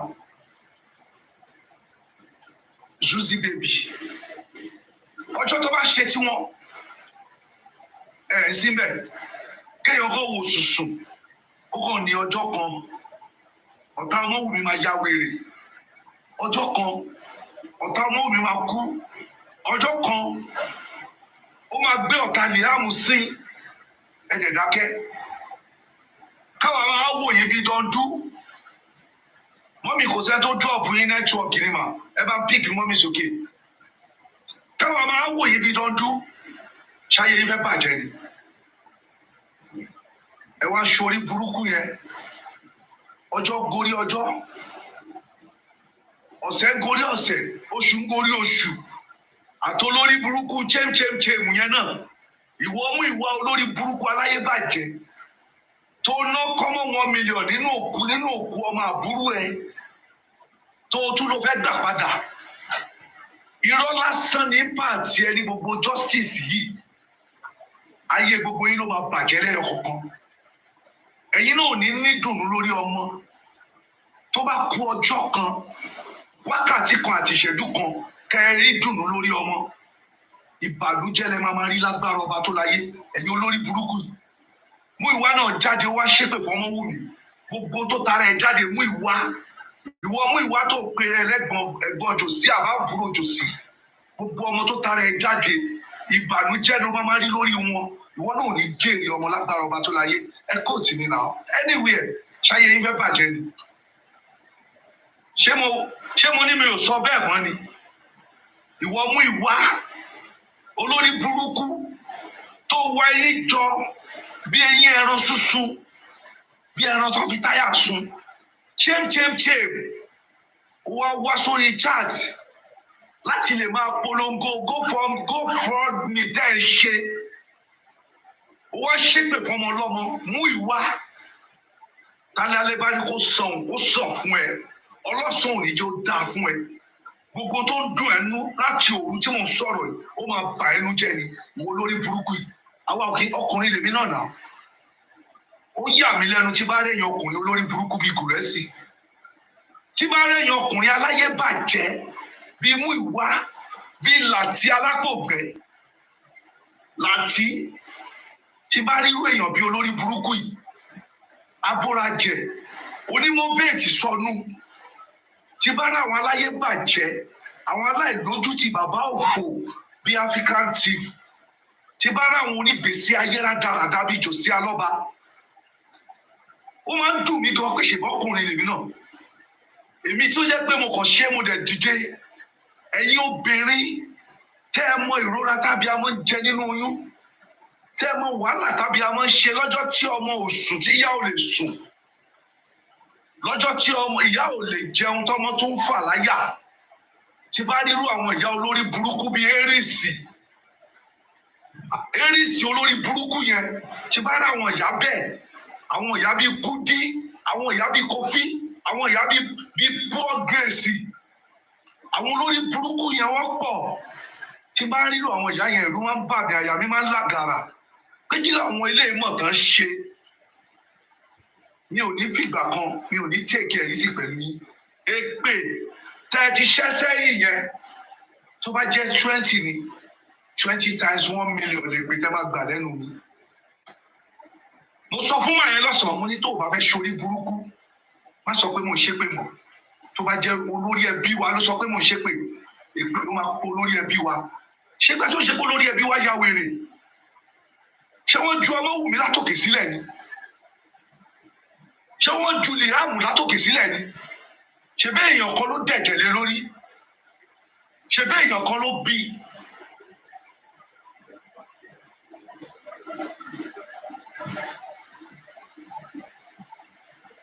Kò ní bàjẹ́ fún ìyá mi, mi ò tètè rí àrò ọmọ yẹn ni. Mi ò ráyè wèrè o. Ẹ jọ̀ọ́ ẹ tètè máa ṣẹ́ mi àwọn kọ́mẹ̀ntì yẹn. Ẹ jẹ́ kó máa lọ dàrẹ́ẹ̀tì ní ẹni tí tó bá fara balẹ̀ lásà tá a wà yìí, ó máa fara gbẹgbà. Ara kan mi gidi gan. À ń jẹ́ kúrúkó tán láwo àwọn olórí burúkú ìtúngbọ̀n wẹ̀ síbẹ̀. Àdánwò yìí tó máa tán lára yín. Ẹ wo ẹ̀sìn tẹ́ ẹnìkan ṣe lánàá lórí chaati, olórí burúkú African Magic yẹn, ó mú ọtí yóò bá ìkẹrì ni lórí ikú ọmọ ọlọ́mọ. Nínú gbogbo yín dùn ṣìkìn bí ìgbà tó fún ọmọ yín scholarship. Ṣé n tó ṣẹlẹ̀ sọ́mọ yẹn, ṣé gbàdúrà kó ṣẹlẹ̀ sílé yín ni? Kí n wo bẹ́ẹ̀ yín náà ṣe fẹ́ ṣe. Ọmọ 26 years ló kú o. Tẹ́ ń gbàjó, tẹ́ ń gbàlù, tẹ́ ẹ yan àwọn èèyàn sí ìpele ipò lórí ikú ọmọ 26 years. Ìyẹn ò mà tó wá o, ọmọ yẹn ti kú, kò lè padà wá sáyé mọ́. Tó bá jẹ́ pé ìfẹ́ ni, ìfẹ́ táwọn èèyàn ní sí, kì í ṣẹ̀yìn olórí burúkú yìí o, ẹ̀yin ò nífẹ̀ẹ́ sọ́mọ yẹn o. Bàbá tó bí gan ò nífẹ̀ẹ́ ọmọ ẹ̀, owó ló nífẹ̀ẹ́. Ṣèbáwọn tí wọ́n jọ ń ṣe pàdípàdí lánàá, ṣe báwọn ni wọ́n sọ fún wa pé Jòsí Alọ́ba is a scam. Jòsí Alọ́ba olè ní, African TV olè ní, Gòrẹ́sì olè ní, Láti Alákògbẹ́ olè ní, Papireno olè ní, Veron olè ní, wọ́n Arípa olè ní, gbogbo wọn. Kí ni oṣù mẹ́sàn-án, oṣù mẹ́wàá ló ń lọ yìí? Kí ni àbájáde justice tẹ̀ ń wá? Oríire ẹyọ kan tẹ́ ẹ ṣe, òun náà ni pé wọ́n ní kẹ́ ẹ lọ ṣe private autopsy tó dẹ̀ máa jí orí ibú fún yín tó bá di ọjọ́ Wednesday. Mo rẹ́rìn àgàn yìí o. Oríire kan ṣoṣo tẹ́ ẹ ṣe nìyẹn. Ó dẹ̀ máa padà dìbànújẹ́ fún yín nítorí gbogbo píṣọ̀ tẹ́ ẹ ń gbé jáde yẹn ó ti wà lọ́wọ́ tiwa ní gbogbo ìgbà tí wọ́n na ọmọ yẹn káàkiri. Ó ti wà lọ́wọ́ wa. Ṣẹ́yìn ilẹ̀ ṣẹ̀ṣẹ̀ fẹ́ sọ lónìí pé wọ́n gún Mohbad lẹ́yìn àbí wọ́n gún Mohbad lọ́rùn? Ohun tí lọ́ọ̀yà yín ti sọ tó wà lọ́wọ́ tiwa. Ohun tíjọba ti rí tí wọ́n ní kò rí bẹ́ẹ̀. Kírú olórí burúkú Múìwá yẹn kó máa sọ pé ìjọba Èkó, Nigerian police compromise lórí ikú Mohbad. Who is MOHBAD to Nigeria government, to Lagos State? Tano mo MOHBAD rí. Tí kì í bá ṣe MOHBAD, mi ò gbọ́ sọ́nà ìmọ̀ alọ́barí láyé mi. Tí kì í bá ṣe MOHBAD, báwo mo ṣe fẹ́ mú olórí burúkú jòsí ẹ̀? Báwo ni fẹ́ mú olórí burúkú jòsí? Káti ẹ̀ gbọ́ pé olórí burúkú láti mo ti mọ̀ sínú ìbànújẹ́ tipẹ́. Olórí burúkú ni kò sí níbi nǹkan tó dáa. Ẹ wá rẹ̀ èèyàn tẹ́ máa lẹ̀ wọ́n mọ́. Èmi, irú èmi bí.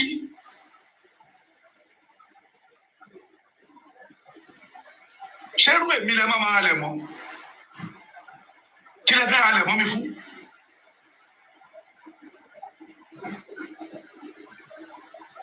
Kí lẹ fẹ́ halẹ̀ mọ́ mi fún? Èmi tó jẹ́ pé bí ogun ni mo wá fẹ́. Tógun bá tiẹ̀ ti sú yín gan ojú ogun ò sú èmi. Torí àjàwẹ̀ yìí. Ó làwọn èèyàn púpọ̀ ṣe wálé bàbá mi. Nítorí ẹ̀ náà ni mi ò ṣe léèyàn. Ní mo ṣe lérò, àwọn èèyàn ni mo ní àwọn náà rí. Ṣé olórí burúkú ni yín ni? Kí lọmọ ọlọ́mọ ṣe fún yín? Ẹ ti gbọ́ rìsọ́ọ̀tì. Mo dá kẹ́kẹ́. Dókítà tẹ́ ẹ mú wá, ó ti mú rìsọ́ọ̀tì wá fún yín o. Ara ń ta yín ni ẹni tó bá ràn lára ń ta. Ẹ má tara lórí ìkànnì. Ẹ wá ṣe wèrè kóòtù lọ́jọ́ Wednesday. Ṣé lólórí burúkú ni yín? Ẹ máa bọ́ bẹ́ẹ̀. Ẹ gbé ambulance dání. Torí ẹ̀yin tẹ́ ẹ máa collapse máa pọ̀. Kò sẹ́ni tó máa pa yín. Ìdá ń ló pa wọn. Ọwọ́ tó gẹ̀dẹ̀ bá gbé ara ẹ̀ ló fi ń nà. Tí gèrè bá mú mi ó máa pọ̀ ni. Fúnra yín lẹ máa mẹ́yìn lélẹ̀ lẹ́yọ kọ̀ọ̀kan. Nítorí bí tẹ́ ẹ fojú sí ọ̀nà òní bábẹ̀ lọ. Ọlọ́run ọba ń bọ̀. Àwọn nǹkan tíjọba plan lẹ̀ fún yín. Àsìkò ti tó ẹja sọ. Wọ́n plan àwọn nǹkan kan lẹ̀ fún yín. Ẹ̀yin ká rìsọ́ọ̀tì báibáì. Bàbá ńlá yín máa rí báibáì. Ẹ sọ pá, ẹ máa rí pápápá. Ẹ sọ kó, ẹ máa rí kókòkò. Ṣé olórí burúkú ni yín ni? Kí lẹ fẹ́?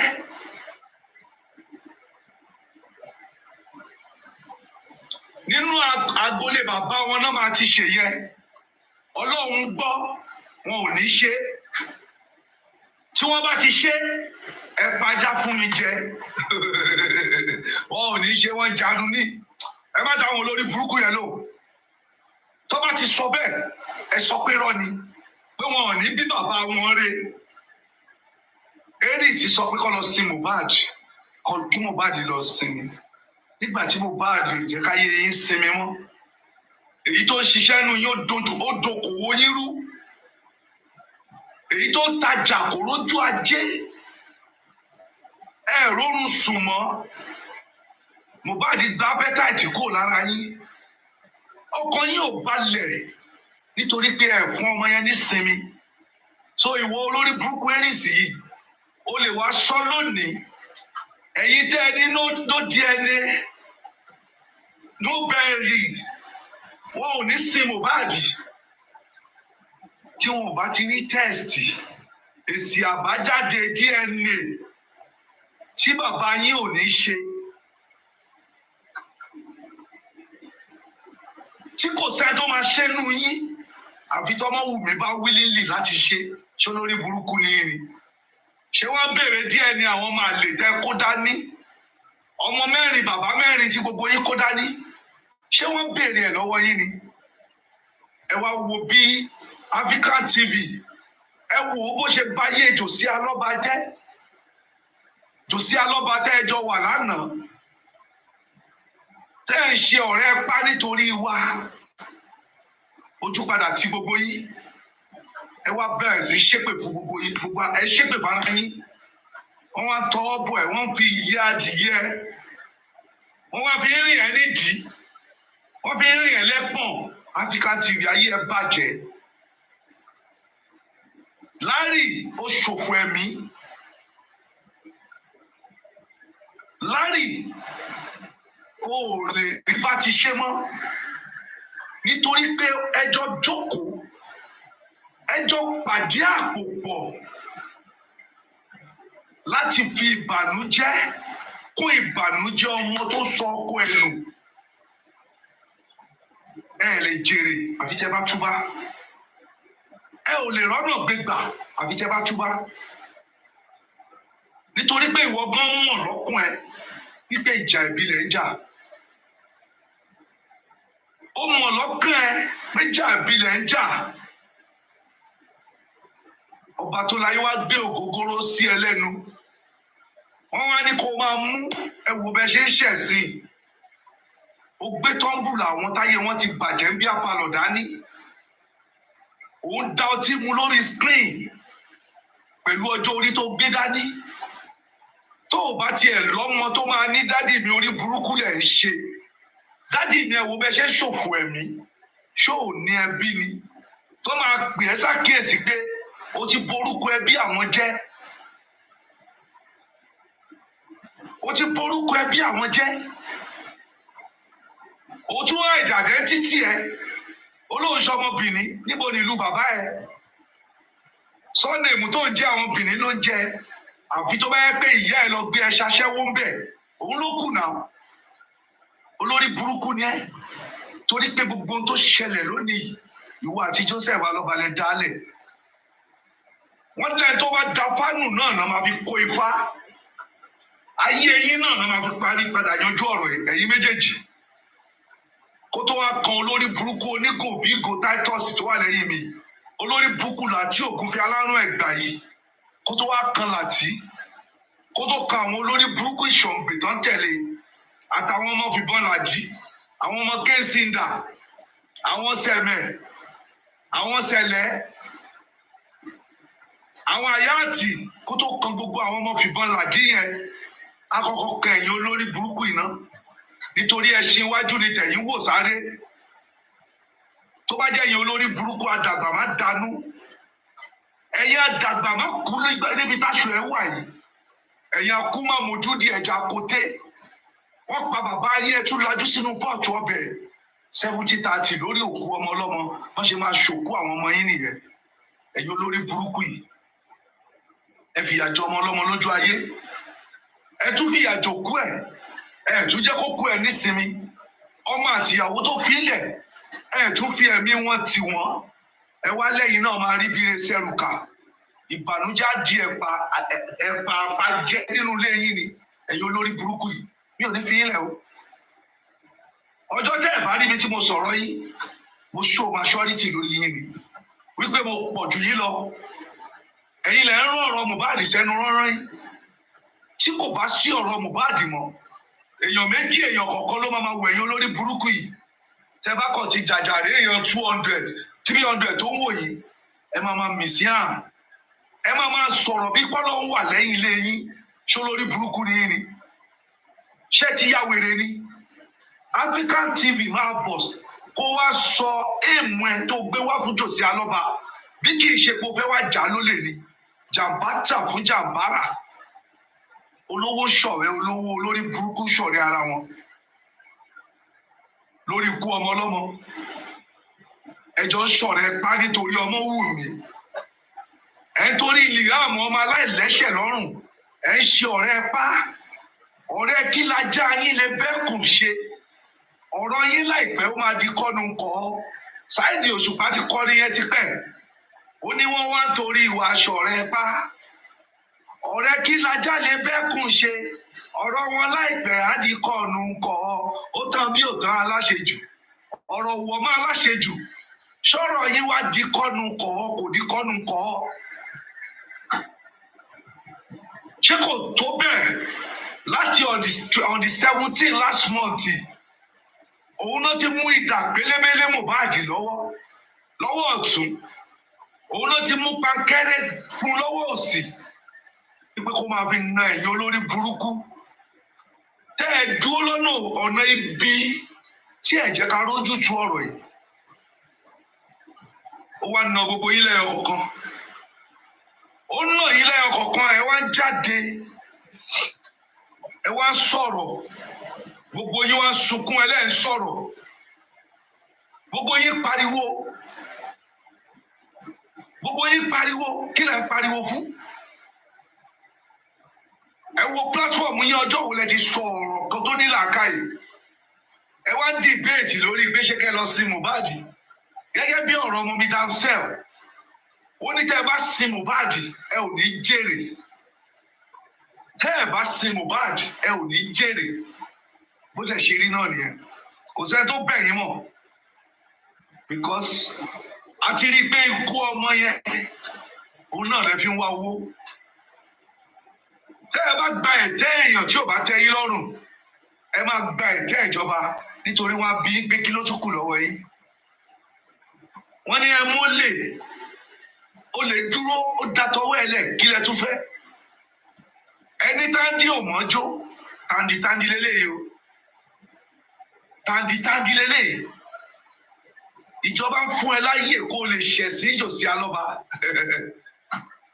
Ìjọba ń wù ẹ́ kó o lè ṣorí burúkú orí ẹ tó fẹ́ ṣe.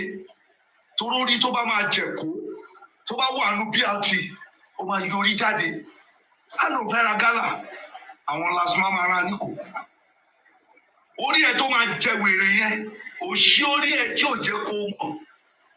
Ó lè ojú ẹ tí kò jẹ́ kó mọ̀ kó fẹ́ lọ kàgbá kò jọba. Òun ló jẹ́ kó máa ṣe bí olórí burúkú. Wọ́n ní tájà bá lẹ́ni lẹ́yìn òun máa pọ̀ bọ́. Jòsí Alọ́ba ò léèyàn lẹ́yìn, àwọn olórí burúkú ló wà lẹ́yìn ẹ o. Kò sí olóríire kan báyìí tó ń tẹ̀lé ẹ Jòsí Alọ́ba. Gbogbo àwọn tẹ́jọ́ ṣorí burúkú kiri. Olórí burúkú ni gbogbo yìí. Ṣé ìyá olórí burúkú ìyá kùkùté? Tó ìwọ wọṣọ àdúà, ẹ̀yin ayọ̀ ni. Kò mà ní di ìbànújẹ́ ni fún yín. Ẹ má jẹ́ kó lórí burúkú Jòsí Alọ́ba kó ba nǹkan tẹ́ gbé dání pọ̀. For donkey years jẹ́. Ẹ̀yin ayọ̀ ni màá ní Jòsí Alọ́ba ń lọ.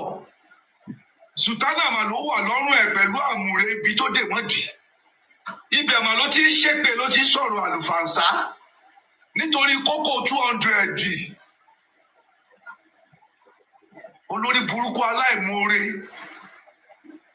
Ṣẹ́ni tó ń jà sí kókó 200 ló lóun ò jà sógun Mohbad ẹgbọ́n olórí burúkú. Ìwọ tó ń jà sí kókó 200 ló wá sọ pé kí ló fẹ́ fogun Mohbad ṣe. Wọ́n ló wọ aṣọ ẹ̀, olóra aṣọ fún ẹni. Ṣé wọ́n wà nù máníjà ẹni tó máa ra aṣọ tó bá rà fún ẹ? Ìwọ tó jẹ́ pé ìgbà tó máa ń kú gbogbo ìgbà tó kú àkàrà ṣoṣo, òun ló ń wọ̀ kiri. Ìgbà wo ló ní jíǹsì sọnù? Ṣé olórí burúkú ni ẹni Jòsí? Táwọn olórí burúkú tó ń bá ẹ rìn tó bá sòótọ́ fún ẹ, àwa máa sòótọ́ fún ẹ tó bá fẹ́ bínú kú kó lọ bínú kú. Tó bá fẹ́ bínú ya wèrè kó bínú ya wèrè. Ẹni tó bá wojú ìyàwó ló mọ̀ kó sunkún. Mi ò wojú yín. Mi ò mọ̀ bẹ́yẹ̀ ń dún. Èyí tó bá ti fẹ́ ṣorí burúkú nù yín. Èyí táyé ẹ̀ bá ti fẹ́ bàjẹ́. Ìwọ kan gbé píṣọ̀ mi bẹ́ẹ̀ mi ṣe ń gbé píṣọ̀ yìí. Kẹ́ wá pàṣẹ ayé kẹ́ ṣòfò. Ẹ̀yin olórí burúkú yìí. Jòsí Alọ́ba máa bọ̀ kó wá gbọ́rọ̀ orí ẹ̀. Ó mọ̀ pé òkè sinmi. Ìwòye ọ̀la ó tún máa ṣẹ̀sìn. Ẹ̀sìn ìparí ló máa ṣe lọ́la o. End of the year caution ló fẹ́ ṣe. End of the year ẹ̀sìn ló fẹ́ ṣe lọ́la. Olórí burúkú ó fẹ́ ṣẹ̀sìn ìparí. Ọ̀la náà Sunday ọ̀la yẹn náà ló máa ṣẹ̀sìn ìparí.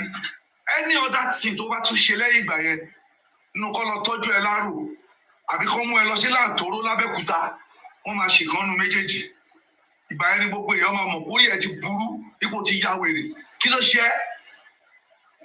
Ìwọ náà wo gbogbo yìí. Ẹ wá fọ́ọ̀mù lulẹ̀ nation. Ìgbà wo lẹ̀ ẹ̀ ń lulẹ̀ lórí screen. Ọba tó láyé á tún jẹ́ lulẹ̀ nínú ayé. Tẹ́ ẹ̀ bá wá túbá kẹ́ túbá lọ́wọ́ ọmọ ẹ̀jẹ̀ ọ̀run yẹn lọ́wọ́ ọmọ opó yẹn gbogbo àdáwọ́lé yín máa lulẹ̀ ni nínú ayé náà. Ẹ̀yin olórí burúkú yìí apààyàn ní yín náà. Apààyàn ní yín. Ẹ ti mọ̀ pé tẹ́ bá lọ yin Ọmọwùmí bọ́n àṣírí yín máa tú. Ẹ mọ̀ pé ẹ lè súnmọ́ kẹ́ fún lóògùn sínú oúnjẹ. Ẹ wá fẹ́ fi ẹnu pa lórí ìkànnì ayélujára. Ọba tó láyé wá dúró ó wò yìí. Ó lóun ò fẹ́ kó ẹlẹ́ṣẹ̀ bí kò ṣe kó ronúpìwàdà. Bẹ́ẹ̀ máa ronúpìwàdà, ẹ máa ronúpìwàdà. Ẹnu ẹ̀ lẹ́wà. Tí ọkọ náà fi símọ́ yín lọ́wọ́. Ẹ wá pè. Ẹ wá sọ̀rọ̀ olórí burúkú. ẹ̀dẹ̀rù bí ẹ máa rí bí tẹ́ ẹ máa sọ ẹrù yín kà kò sí o. Ìgbà tẹ́ bá fi rí kà lẹ́ máa fi gbà. Gbogbo yín lọ́ba tó láyé máa nà lẹ́gbàá. Ní tó tọ́ sórí kálukú yín ẹ máa gbà. Eris ni ṣé òun ṣe nǹkan tó dáa ṣá? Àwọn èèyàn ní you are doing well. Olórí burúkú ni gbogbo àwọn tó sọ bẹ́ẹ̀ fún ẹ. Àti wo àtàwọn tó ní you are doing well. Ẹ máa pasán ẹ máa ṣègbé ni. You are doing well kẹ̀.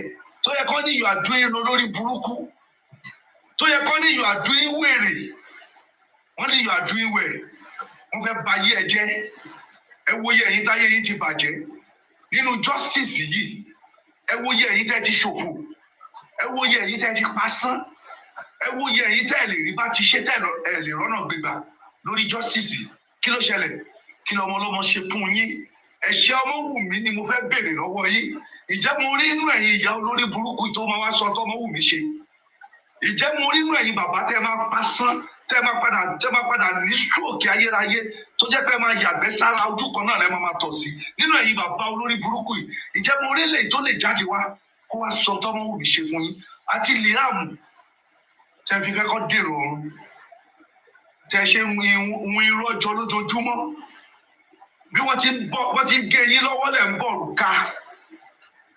Bí wọ́n ti ń yí yín báyìí ẹ̀yìn wa báyìí bá a ti ń kọ́ lẹ̀ ń parẹ́ ṣó lórí burúkú ni yín ni. Ṣẹ́yìn nìkan lẹ land right ni. Ṣáyé yín fẹ́ bàjẹ́ ni. Alọ́mọ òmọ̀wé ẹ ló ní writing. Kí ló fẹ́ fi writing ṣe? Aláyé yín ti bàjẹ́ ní díẹ̀ ni.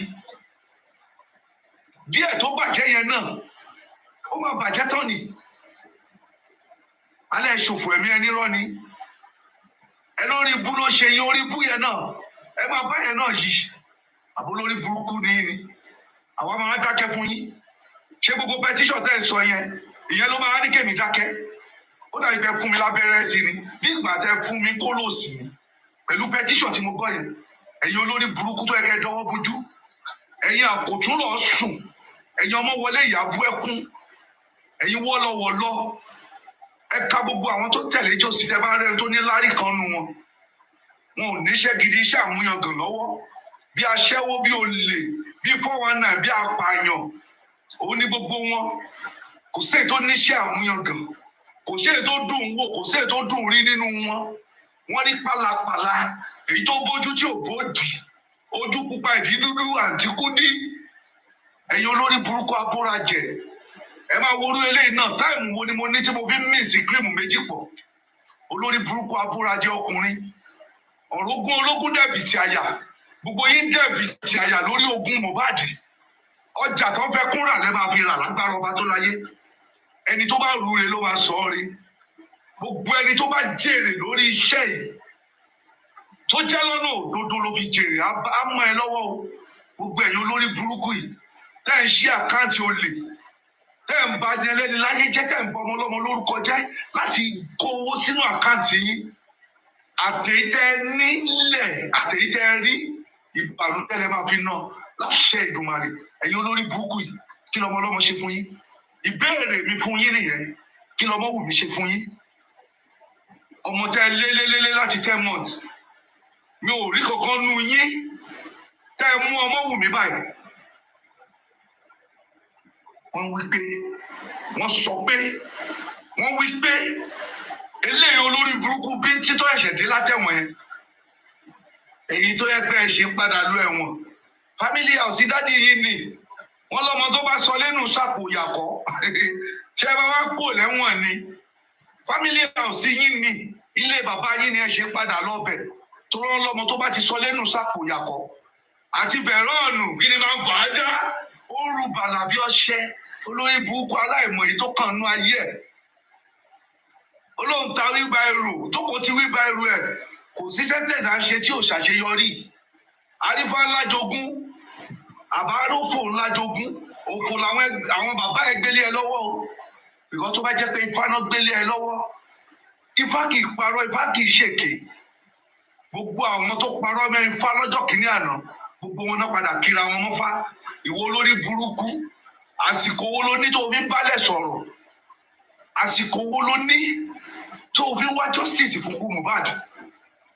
Ẹ tún gba bírèkì pé ká ẹ lọ mọ́dá ṣáìdì yín. ẹ̀dẹ̀ mọ̀ pé lélàbọ̀ sí ní oko lọ́lá olóoru lọ́lá ìkúnlẹ̀ abiyamọ gbogbo yín lẹ máa padà sínú ẹ̀wọ̀n yẹn nítorí tẹ́ ẹ̀ bá ṣẹ̀wọ̀n yẹn kò ní tẹ́ mi lọ́rùn. Àwọn olórí burúkú kan sì wà ń ta tí wọ́n ń rí yín bíi pé ǹjẹ́ ẹ ṣe dáa láti parọ́ mọ́ ọmọ ọlọ́mọ fún ọ̀pọ̀lọpọ̀ ọjọ́ ọ̀pọ̀lọpọ̀ ọ̀sẹ̀ àti ọ̀pọ̀lọpọ̀ oṣù. Ẹ gbọ́dọ̀ lọ́bẹ̀ yẹn. Ìṣẹ̀dá Mohbad orí ìkúnlẹ̀ abiyamọ kò ní jẹ́ bọ́ nínú ẹ̀ lórí wàhálà sí wàhálà ló máa dìde fún yín. Bí n tí olórí burúkú yẹn dé ó tún pe àwọn olórí burúkú ẹgbẹ́ ìjọ mo tún wá rí àwọn aláyé bàjẹ́ tó tún lọ jókòó ti bíntín orúkọ òru ẹ bíntín ìwọ bíntín tó yẹ kó wà nílùú òkè kó máa bá wọn pínwé ilé kiri tó yẹ kó wà nílùú òkè kó máa bá wọn kòkó olórí burúkú ààrẹ àyè gba olórí burúkú ààrẹ wá kọ́lé gunu sẹ́kọ̀ọ́ wọ́n fún gbìrẹ́ lọ́tí mo ní kó give you another tumbler ẹ wo bẹ́ẹ̀ ṣe ń ṣẹ̀sìn àṣowó tá à ń fún ní bára ni wọ́n fún yín tẹ́bí sórí burúkú àṣowó tá à ń fún àwọn bàbí àlànà fún yín tẹ́bí ń balẹ̀ ayé aláyé jẹ́ 5,000 alaba musa ayé yín ti bàjẹ́ bíntín ayé gbogbo yín ti bàjẹ́ àwọn tó wá jókòó tiẹ̀ àwa rí èèyàn kan tó ní làákàyè a ò rí èèyàn kan tẹ́ ẹ̀ níjọ sórí burúkú pọ̀ tó máa bí ẹgbẹ́ bíntín tiẹ̀ dúró náà.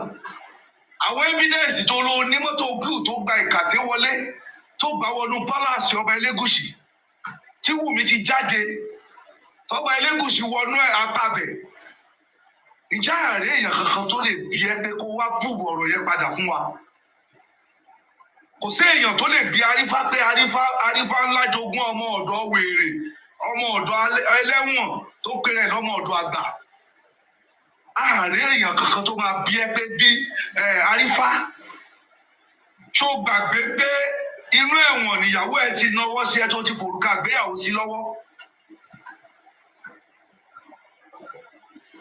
ó padà ṣẹ wọn kà mú ayé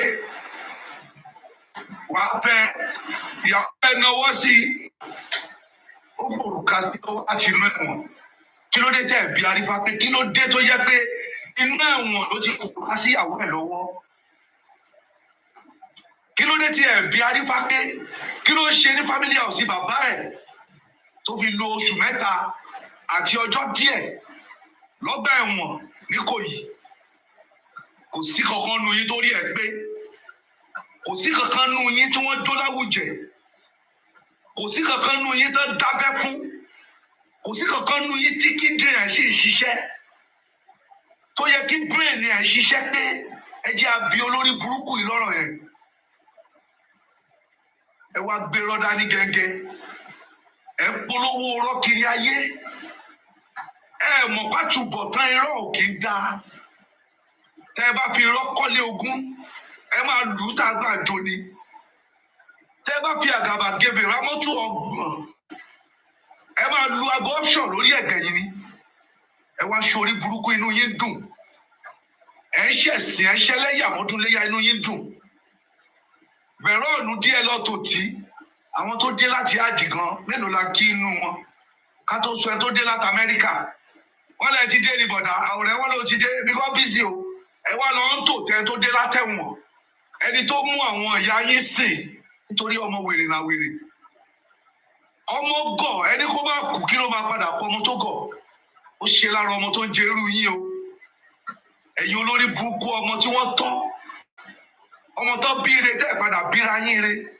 àtàwọn ìyá òfò wọ́n wá lọ tò tí veron wọ́n wẹ́kọ̀mù ẹlẹ́wọ̀n wọ́n wẹ́kọ̀mù ex-convict wọ́n wá kọ̀ sóòlù ẹ̀ bọ́básanjọ́ lu ẹ̀wọ̀n ṣérú ẹ̀wọ̀n tó básanjọ́ lọ ṣe rè wọ́n ní bàbá Fẹ́lá lu ẹ̀wọ̀n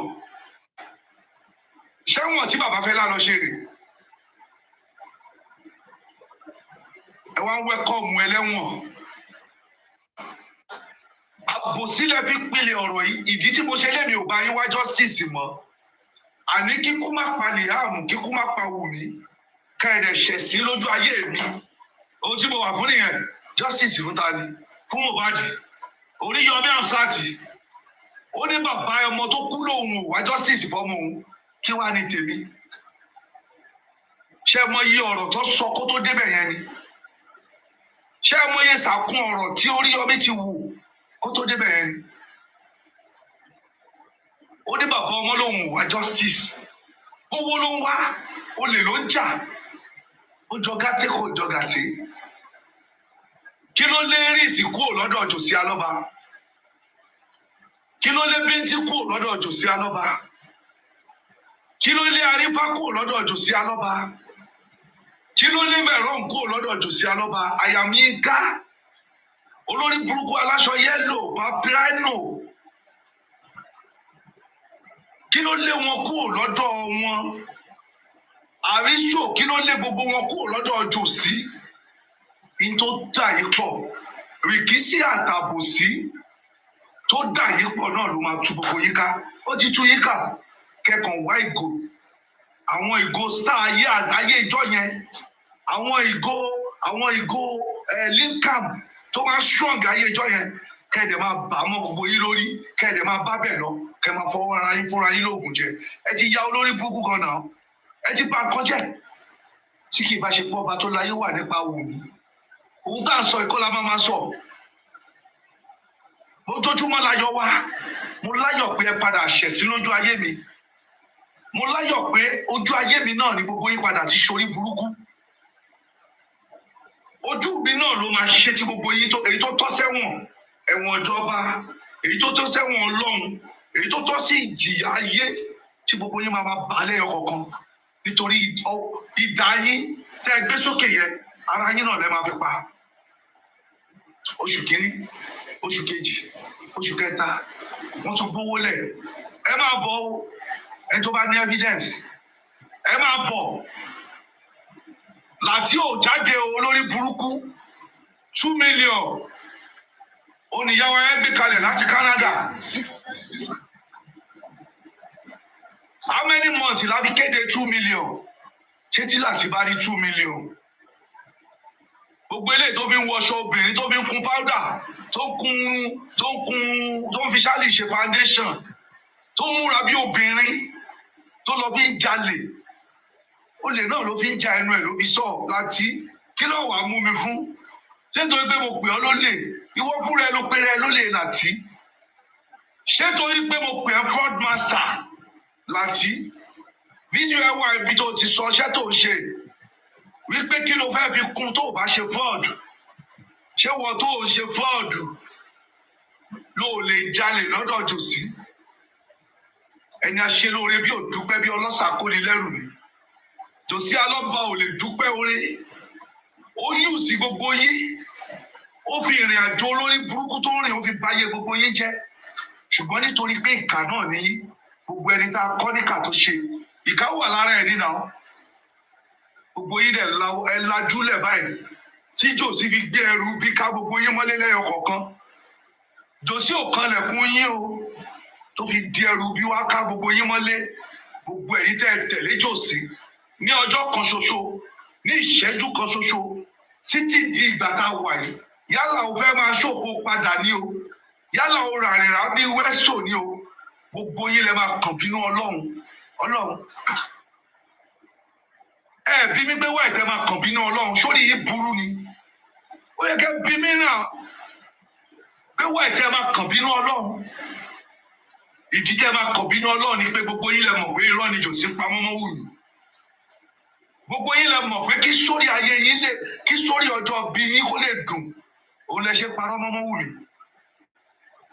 kẹ́ ẹ lè máa gba láyọ̀n kẹ́ ẹ lè máa gba ẹlífàǹtì kẹ́ ẹ lè máa pa owó tẹ́ ẹ máa fi ra kó sí òun ni gbogbo yín ṣe sọ́pọ́ọ̀tì Jòsí Alọ́ba lọ́nà ọbí tó tọ̀ kó lè bá a dùn fún yín kó lè bá a pẹ́ kò ní dùn fún yín kò dẹ̀ ní pẹ́ fún yín láṣẹ Ìdùmarè ẹ̀yin olórí burúkú yìí gbogbo yín lẹ mọ̀ pé Jòsí parọ́ Africa TV ṣó mọ̀dí tí ibi ẹ ṣe máa pọ̀ jù nínú àwọn tó máa gbé ibi lọ́lé lórí justice for Mohbad òun ni pé pẹ̀lú ọjọ́ orí ẹ pẹ̀lú èyìnbó olórí burúkú tó kó sẹ́nu yẹn tó fi ṣoríire bọ̀dá ìlú èyìnbó lásán 30-something years nínú èyìnbó la rí gẹ́rẹ́jẹ́ a rí family house yìí bóyá rí lànà tó ti ṣe fídíò kò jọ kíṣìn kò jẹnu ọ̀nà tọ́lẹ̀tì ni wọn náà jókòó sí kò sí èyí tó sọ̀kúnnú yín ayé yín ò da ìgbésí ayé yín ò dùn ẹ ò róore tọ́ka sí ṣé èèyàn máa ṣorí burúkú báyìí oríire àtọrú ẹni bẹ́ẹ̀ wá ni ṣé èèyàn máa ṣe orí burúkú tẹ̀ ń ṣe ìdùnnú abẹ́ni náà wà á bá kalẹ̀ kò pọ́síbù ojú ọlọ́run ò fọ́ ó ní a máa san fóníkálukú ẹ̀ gẹ́gẹ́ bí iṣẹ́ ọwọ́ ẹ̀ nítorí pé o mọ̀ pé irọ́ ni jòsí aná bá ń pa wọ́n ètò fi ṣọ̀rẹ́ olè for 10 months African TV ayé ẹ̀ máa bàjẹ́ ni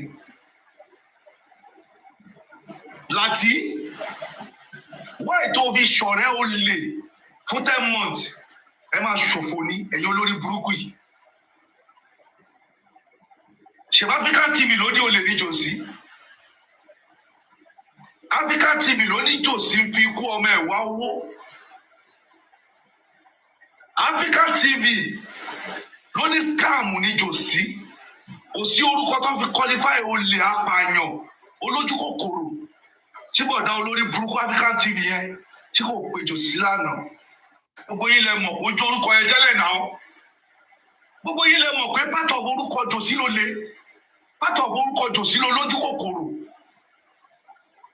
afẹ̀mí ọmọ ọlọ́mọ tàfàlà gbogbo yín lẹ mọ̀ orúkọ ẹ̀ nínà kí ló dé tẹ̀ orúkọ yẹn pé jòsí alọ́ba kí ló gbé tẹ̀ pé bàbá kí ló dé tẹ̀ pé léèyàn ọlọ́run olórí burúkú apọmọ jẹjá apọmọ ṣe tí ní sàn apọmọ fìgò tilẹ̀ ẹ wá sórí burúkú kiri ẹgbẹ́gbìmọ̀ alábẹ́sẹ́kẹ́lé ẹgbẹ́gbìmọ̀ ẹlẹ́nu mẹ́fà ẹgbẹ́ dìde lórí òkú ọmọ 26 years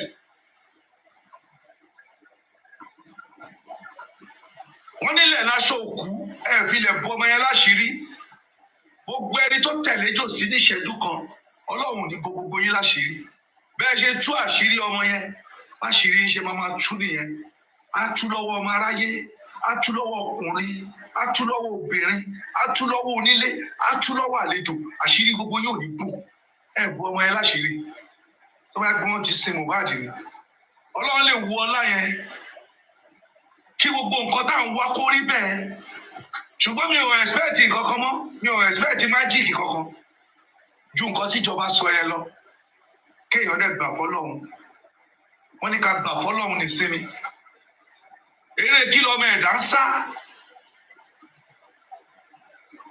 àmọ́ iye ẹni tó nífọ̀n tó lè kánná thank you àmọ́ iye ẹni tó nífọ̀n tó lè kánná tí wọ́n sọnù lórílẹ̀‐èdè yìí tí wọ́n rí justice fún wọn justice Mohbad àti ní justice Mohbad ó máa lágbára gan kò dẹ̀ sí justice kankan tẹ́ ń wájú pé ẹ lọ mú nọ́ọ̀sì ta ló rán nọ́ọ̀sì kó lọ gún Mohbad lábẹ́rẹ́ pa ṣé by intention ni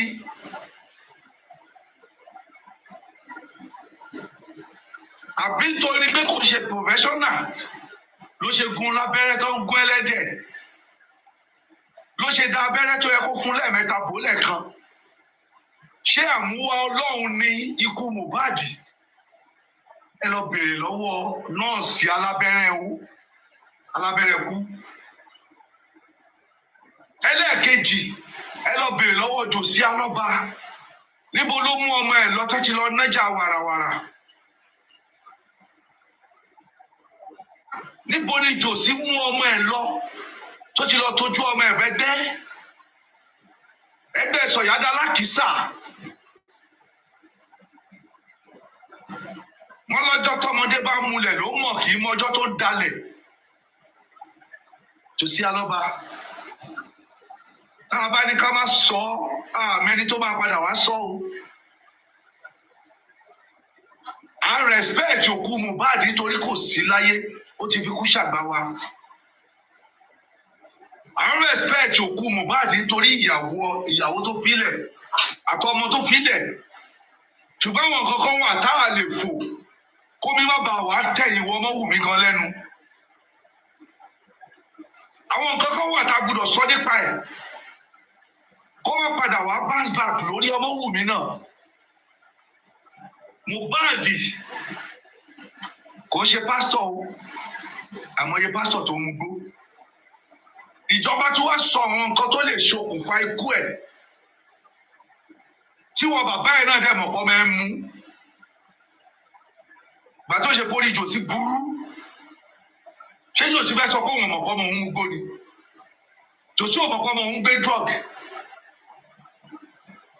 báwo ni ìjọba ṣe máa wá sọ fún ẹ pé àwọn nǹkan kan yìí náà lè ṣokùnfà ikú àtàwọn nǹkan tá rí lára ẹ̀ tí jòsí máa lóhun ò gbà àbó lórí burúkú ni jòsí ni ṣé kò lè pórí jòsí ti burú ṣá sọ́nà tó sọ fún ẹ strange létí ẹ ni wípé wọ́n bá dúọ̀gì lára ọmọ ẹ nínú ọmọ ẹ wípé dúọ̀gì àtẹnujẹ ògbégbòógì olóró tó ń gbé ó lè ṣekú pa ọmọ ẹ so strange létí ẹ ni wípé ọmọ ẹ ń ṣe nǹkan bẹ́ẹ̀ yẹn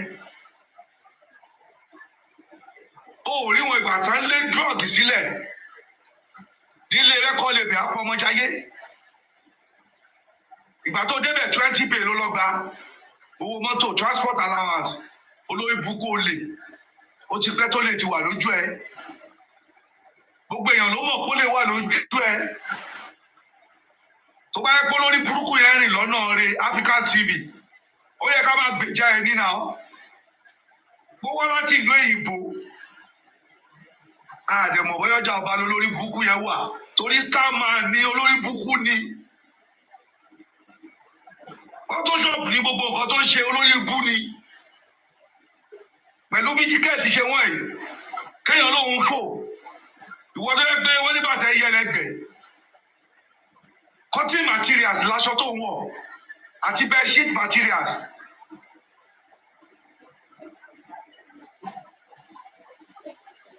wọ́n lọ́kadà ló ń gbé kiri ọlọ́ páàkì mọ́tò sílé Range Rover wà lé 2027 model ó lé olórí burúkú torí mi ò lè gbẹ̀rí ẹ jẹ́ African TV mi ò lè wo tọ́jú orí mẹ́ lára thank you ma mi ò lè wo tọ́jú orí mẹ́ lára ó lé olórí burúkú ni ẹ mi ò lè wo wákọ̀ ni I'm in Paris today tomorrow ti wà Naija ìwọ African TV bí tíkẹ́ẹ̀tì ṣe wọ́n tó kó o tiẹ̀ máa fly economy gan torí wọ gbólólo ibùkún ẹ̀ ti fẹ́ rówó business class ṣé o fẹ́ lọ jí ni iṣẹ́ wo ló ń ṣe níbi tó lọ tó ti sáré ká kòkó ọjọ́ wo lọ pè ẹ́ tán lọ rí ẹ ní ilẹ̀ tó funfun ìgbà mélòó náà fi ń gbé èèyàn sórí kápẹ́ẹ̀tì tó funfun nínú stúdíò olórí burúkú olè 419 náà ni best job àwọn aráàlú yín àwọn obìnrin ìlú yín aṣẹ́wó náà máa ń ṣe. wàá kàn fò bíìm ó ti padà dé lánàá nígbà tó padà dé lánàá ògógóró bàbá parí tó ẹ̀ṣẹ̀ ṣe new brand lólórí burúkú ẹgbọ́n mu ó wá ṣẹlẹ́yà ojú òtí ẹ ara òlu ẹbí olóko ńlá wọ́n ń gbégó ọtí sẹ́nu àti wọ àtẹ́rìsì àtàwọn olórí burúkú tẹ́jọ́ wà ń bẹ̀ ẹ̀ ṣóṣì ẹ̀ bí mi nú ó dàbí kọ́ legalize ìbọn fún wa Naija kí dàbọn gbogbo yín láyà ẹ̀yin olórí burúkú yìí kí ni ìdùnnú yín kí la yọ ẹ ṣé Mohbad ra mọ́tò tó sílé ni tó ṣe pọ̀ champagne olórí burúkú African TV.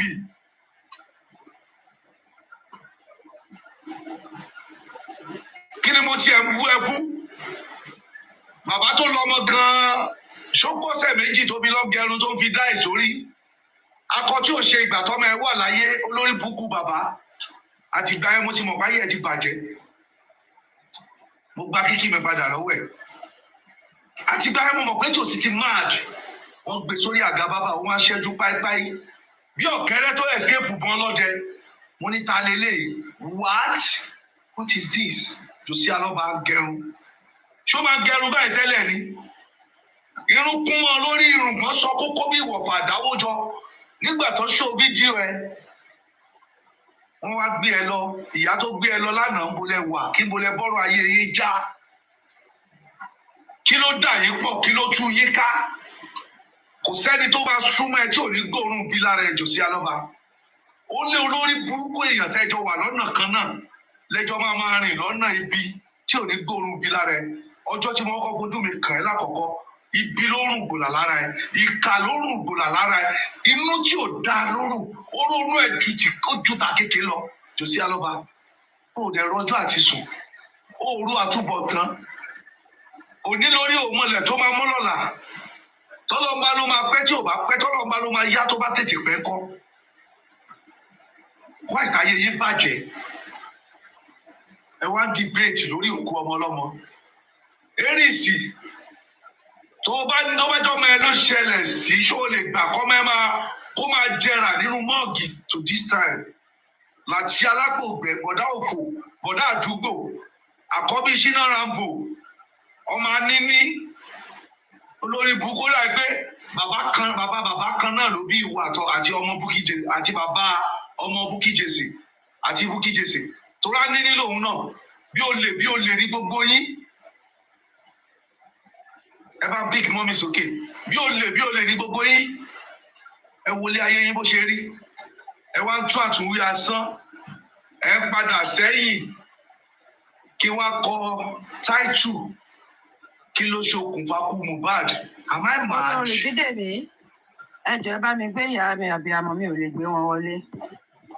Olórí. Ẹ má wọlé. All right, sir. Kí wọ́n máa kọ tọ́pìkì síbẹ̀ pé kí ló pa Mohbad. By this time of the day, kí n ṣẹ̀ṣẹ̀ máa béèrè ikú tó pa Mohbad. Ta ni ò mọ̀? Eégún àtiró wọlé, èèyàn àtiró jáde. Ta ni ò mọ̀ pé eégún àtiró tó wọlé lè èèyàn àtiró tó jáde? Wọ́n béèrè lọ́wọ́ ẹ pé kí ló pa ọmọ ẹ. Ó ní wọ́n sọ fún ẹ pé abẹ́rẹ́ tán fún ṣokùnfà ikú tó pa á. Wọ́n ń gbé ọ̀rọ̀ yìí jáde pé wọ́n gún ọmọ ẹ, wọ́n gún lọ́kọ̀ lẹ́gbẹ̀ẹ́ láì ṣe Jésù. Ọ̀dọ́ wọ́n fi ìyà jẹ ọmọ yẹn lójú ayé. Wọ́n treat ọmọ yẹn bó ṣe wù wọ́n. Gbogbo àwọn tó dẹ̀ treat ọmọ yẹn yánmayànmá, ọba tó láyé á fìyà jẹ wọ́n tọmọtọmọ lágbára ọba tó láyé. Olórí burúkú ẹ̀ ò jáde wá pé irọ́ o, wọ́n gún ọmọ tèmi o, nítorí ó ṣẹlẹ̀ sí gbogbo ayé ló mọ̀.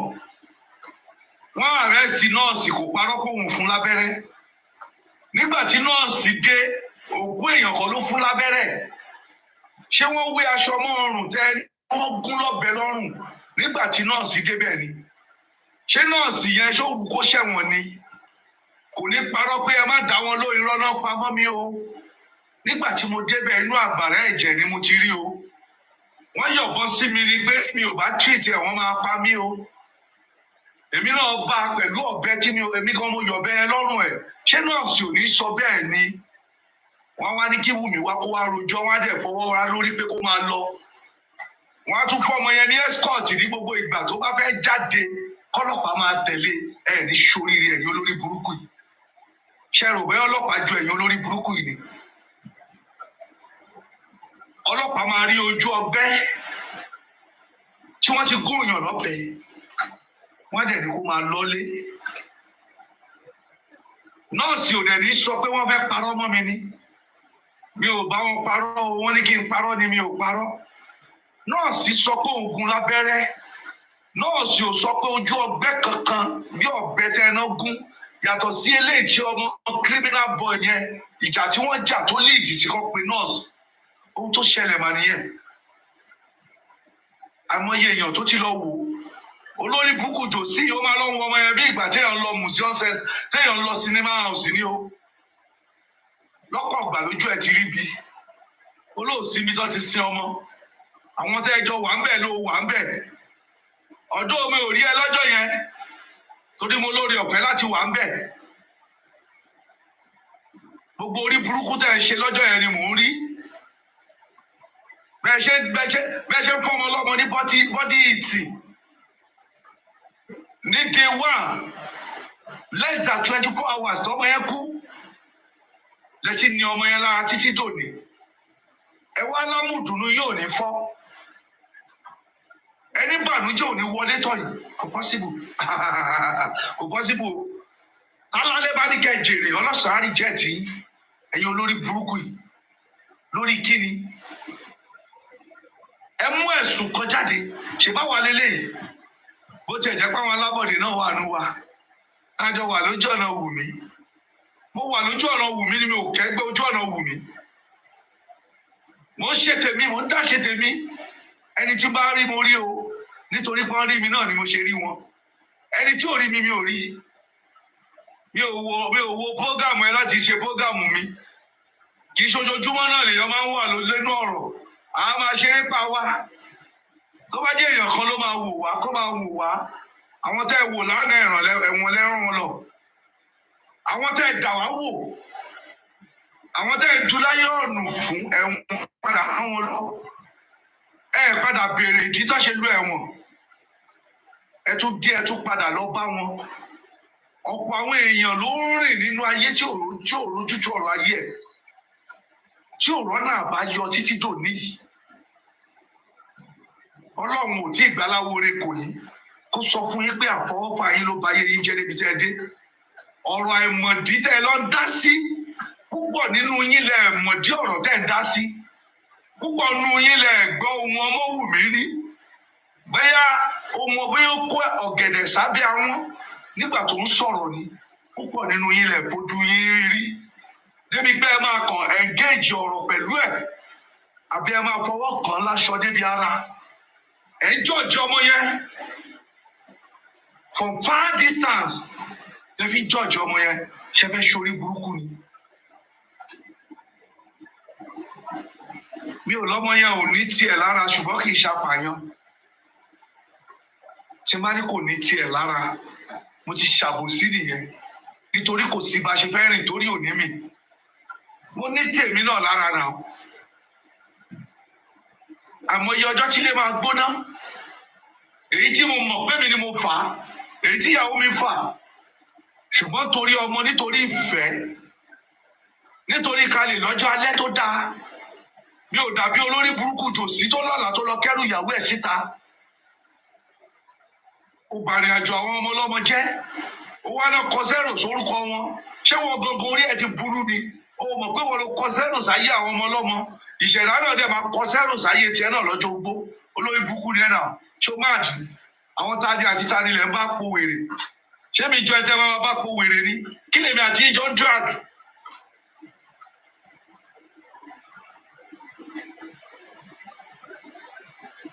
kí lèmi àti ẹ̀ òun ló fà á náà ọ̀pọ̀ náà àwọn olórí burúkú tó tẹ̀lé jòsí ìṣòro inú ẹbí wọn ju tìjọ ìṣòro inú fámìlì alọ́ba lọ ṣùgbọ́n torí pé olórí ilé òpònú amukun mẹ́kọ ọbútún ọ̀dẹ̀ òun náà fi ṣe olórí ilé wèrè náà fi ṣe olórí ilé báwo ló ṣe fẹ́ tó lé wọn ní tàbá ní ká gbókù ya wèrè fún ọmọ ẹ̀ ó máa lọ sùnkú yẹ ẹ̀jẹ̀ ni kò ní sí tòsí ló balẹ̀ jẹ́ ló bọ̀nà jẹ́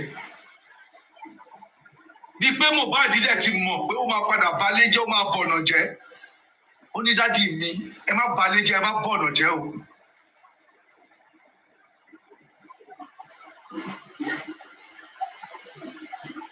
ó ní ẹ má balẹ̀ jẹ́ ẹ má bọ̀nà jẹ́ lẹ́yìn ìgbà tí jòsí balẹ̀ jẹ́ tó bẹ bí jẹ́ ó ba ọ̀nà jẹ́ jòsí tó ti boko jẹ́ báyìí o ilé ò ṣe é lọ ìta ò ṣe é wà ẹ má torí ẹ̀dẹ̀bẹ̀ẹ̀dẹ̀ jẹ́ tẹ́ ẹ bá torí ẹ̀dẹ̀bẹ̀ẹ̀dẹ̀ jẹ́ tẹ́dẹ̀ ò bá gbè yín ẹ̀dẹ̀ lẹ́ ń padà bọ̀ àwọn ọmọ tó o máa fọ́ báàkì sí tó máa yọ paracetamol lé ẹ lọ́wọ́ pé dádì ojú yín pọ́n gbogbo wọn ló ti tà sọ́wọ́ àwọn apanijayé orí ìkànnì ayélujára jòsí alọ́ba ó ṣẹ̀ sí o ọ̀rọ̀ ẹ̀ ṣogun ìdílé àfọwọ́fà ni àwọn ọmọ tó máa pátẹ́kùn sí ẹ lára lọ́jọ́ tẹ́ ẹ̀ bá rówó ra jẹnẹrétọ̀ tẹ́ ẹ̀ bá rówó ra pẹtrol tó bá ní dádì mi orú mú yìí àwọn ló fẹ́ kọ́ pàdánù O ní táìmù láti pe gbogbo àwọn ọmọ ẹjọ́ kí o ṣe bí bàbá láàrin wọn. Ìwọ tẹnu ẹ ò ká àwọn ọmọ tó bí, ṣé wọn lẹnu ẹ fẹ́ kájọ olórí burúkú pásítọ̀? Sórí ẹ ti burú ni. Tí n bá ro ọ̀rọ̀ ẹ, wọ́n máa ń ṣí fún mi láwẹ́láwẹ́. Ṣé wọ olórí ibú yìí? Àwọn kékeré àmọ́ àwọn sì ń gbé tọ́ yẹn. Àwọn tó ti dàgbà, àdúrà ti ga tó ẹ lọ́rùn, of course. Blessing ti ga tó ẹ lọ́rùn. Kó o tiẹ̀ fi àwọn méjèèjì yẹn kó o fi sẹ́tù lé ẹ. Ṣé wọ tó o lè tọ́ àwọn ọmọ méjì pẹ̀lú ìyá wọn ó jẹ́ mẹ́ta, pẹ̀lú ìyàwó ọmọ ó jẹ́ mẹ́rin, pẹ̀lú àṣẹ ẹ̀dí ọmọ kékeré aláìlẹ́ṣẹ̀ lọ́rùn ó jẹ́ 5 nínú àwọn tí wọ́n ti gbọ́n, tí wọ́n mọ ọwọ́ ọ̀tún yàtọ̀ sọ́wọ́ òsì nínú ẹbí ẹ, tó o lè coordinate wọn, o ò lè sẹ́tù lé. Ìwọ ló lọ ń lago gbàlà, ìwọ ló ń kọrúkọ orí kọ Jésù ló mórí ẹ burú kiri, ìwọ ló ń mi orí jégéjégé kiri studio bí òjò pa gbogbo. Ṣáyé ẹ bàjẹ́ ni. Ṣé wọn gangan ò lórí tó lọ? Ṣálákàn ni ẹni jòsí, ṣákàn ni ẹni. Awítaláìwí ọ̀lẹ́ntẹ̀lẹ́ àfà, ìwọ àtàwọn wèrè ẹgbẹ́ ẹ. Mo wo gbogbo sùtánà àwọn ló kákò sálẹ̀ bí etí ajá tó ti ní virus. Ẹ wá gba aago òṣì dání, ẹ ń lago kiri. Ẹnikẹ́ni èèyàn kéèyàn tó bá ní kí ìjọ yìí kó má tẹ̀síwájú, ẹ̀mí àwọn wòlíì, bàbá olè Michael onídàáná àfìdàbẹ́ gbogbo yín lórí. Iṣó lórí burúkú ni yín ni. Ṣé dáná tí bàbá yẹn mú dání? Ṣẹ́yìn olófò tẹ́ ẹ̀ lè dá létò? Ṣẹ́yìn lẹ fẹ́ pe olè Michael kó dá yín lóhùn? Ìwọ tó ò rí àdúrà pé kó pàṣẹ bàbá lé lórí. Jòsí Alọ́ba, ìwọ tó ní ọmọ ẹ tó wà nílé ọkọ ó bá a sùn, ó jáde pé ẹ má balẹ̀ ọmọ mi jẹ́ o. Ṣé wọ́n ló fẹ́ pe olè Michael? Tó o bá pe olè Michael ó máa dá ẹ lóhùn lọ́nà òdì ni. Aṣa orí ẹ wẹ́lẹ́wẹ́lẹ́ tó ló ṣì ní ẹni tí ò lè dá létò, ẹni tí ò lè dá létò olófẹ́ dá ẹbí tó olófẹ́ dá ṣọ́ọ̀ṣì lẹ̀.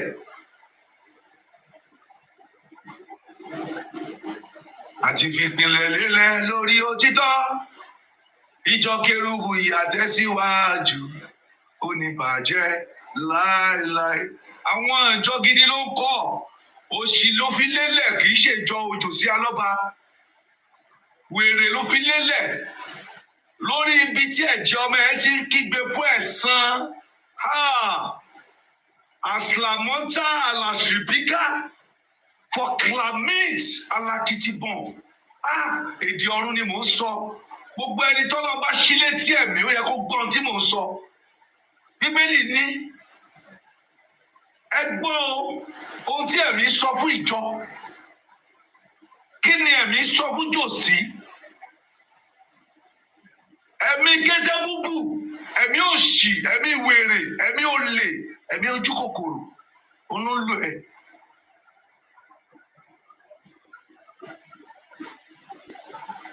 O ka váàsì báìbù kan yanjú rí. Pastoral school tó lọ, òṣì náà ló lọ ṣe bẹ̀. Nítorí pé tó kówó yẹn lé ẹ lọ́wọ́ ó padà bójú ẹ̀ jẹ́. Ọba tó láyé ò gbà níṣẹ́ olóore lọ́wọ́ ẹ. Tó yẹ kó o tètè lọ wá ilẹ̀ báyìí, tó yẹ kó o tètè lọ tún mọ́tò yẹn ṣe, kó o máa fi jági, kó o tètè ra àwọn short nika, kó o lọ wá àwọn polo 3 wàsó lóṣòdì àbí lọ́jà Ìkòròdú, kó o tètè mọṣẹ́ ẹ ní Ìbàdàn.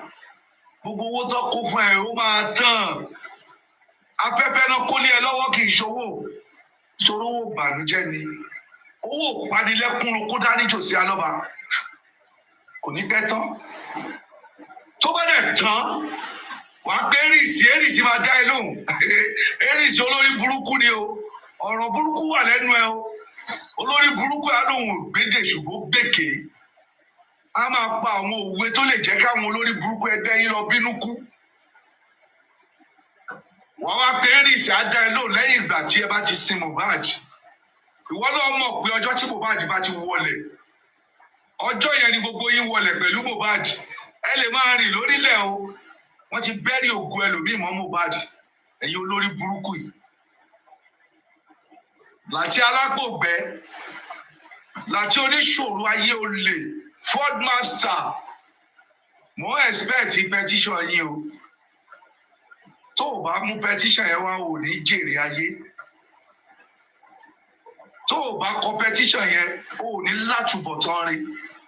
Màá wá sọ fún ẹ pé ìlú èyìnbó olórí burúkú tẹ́ ẹ máa ń rò bẹ́ẹ̀ wà, tẹ́ ẹ máa fi ń wà on top of world lójú ara yín.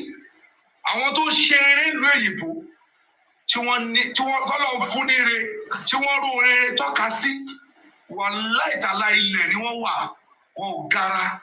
Ìdí nìyẹn tọ́ba tó láyé máa gbé wọn sókè. Ẹ̀yin olórí burúkú tẹ́ ẹ̀ ní kankan. Ẹ̀yin lẹ máa dárúkọ ibi tá a wà yìí. Níbo lolórí burúkú yín wà? Àwọn tẹ́ fílẹ̀ lé ti ṣoríire jù yín lọ́nà. Iná tán mú lọ nìkan láyọ̀ yín o. Ọ̀nà tó jágere tó ń rìn láyọ̀ ẹ. Omi tó ń ṣí tó ń rí láyọ̀ ẹ. Security tẹ́ ní láyọ̀ yín. Kò sí kankan mí lẹ́yìn yẹn.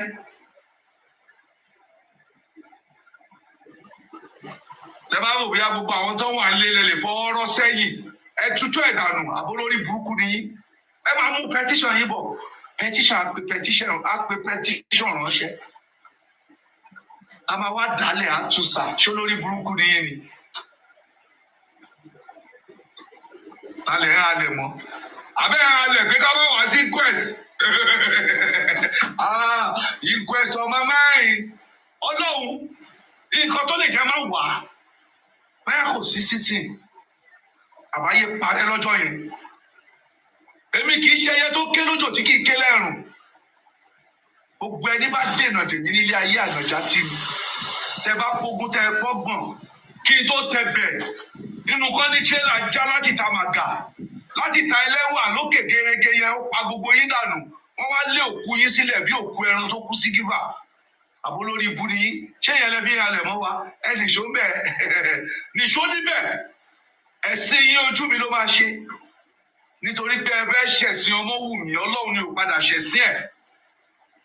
Gbogbo ọjọ́ tẹ́ bá rí ọmọ yẹn nínú ọlá, ìbànújẹ́ ló máa ń dé bá yín. Ṣe bẹ́yìn náà bímọ yín. Gẹ́gẹ́ bí ọ̀rọ̀ sísà mi, alélè tó dá nínú ẹran nú pọ́ọ̀tù ọbẹ̀ yín, ó ń fọwọ́ bò ó lójú fún yín ni. Èyí tó dá nínú ọmọ ilé yín, ọmọ ológo yín, ẹ̀yin náà ẹ pa, ẹ gbàdúrà kíkú pa. Ṣé Jòsí Alọ́ba lè máa sọ pé ṣé èèyàn ò kú rí nílé African TV? Ó dẹ̀ gba kókó mi o. Thank you. Ó dẹ̀ gba kókó mi o. Tó bá jẹ́ lóòótọ́ lólórí burúkú yẹn wọ pléènì wa. Bó tiẹ̀ jẹ́ pólè náà nìyẹn náà fẹ́ wá jà. Kí ni kókó? Ìwọ tó ò lè dúpẹ́ lọ́wọ́ olóore. O take time ẹ láti lọ kí ìyá olórí burúkú pure grace yẹn. Ìyá olórí burúkú kùkùté. Ìyá aládùúgbò bí. Ìyá olórí burúkú aláyé bàjẹ́. Ẹni tí ò ní látúbọ̀tán rí. Olórí burúkú. Jòsí ṣépè pẹ̀lú aṣọ àdúrà ó ń ṣàmì.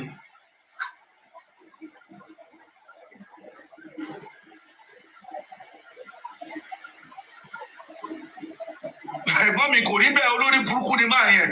Òun náà fẹ́ pa èèyàn tó pọ̀ náà. Ọ̀pọ̀ gbanigi ló máa ń rẹ̀ èèyàn pé kéèyàn relax.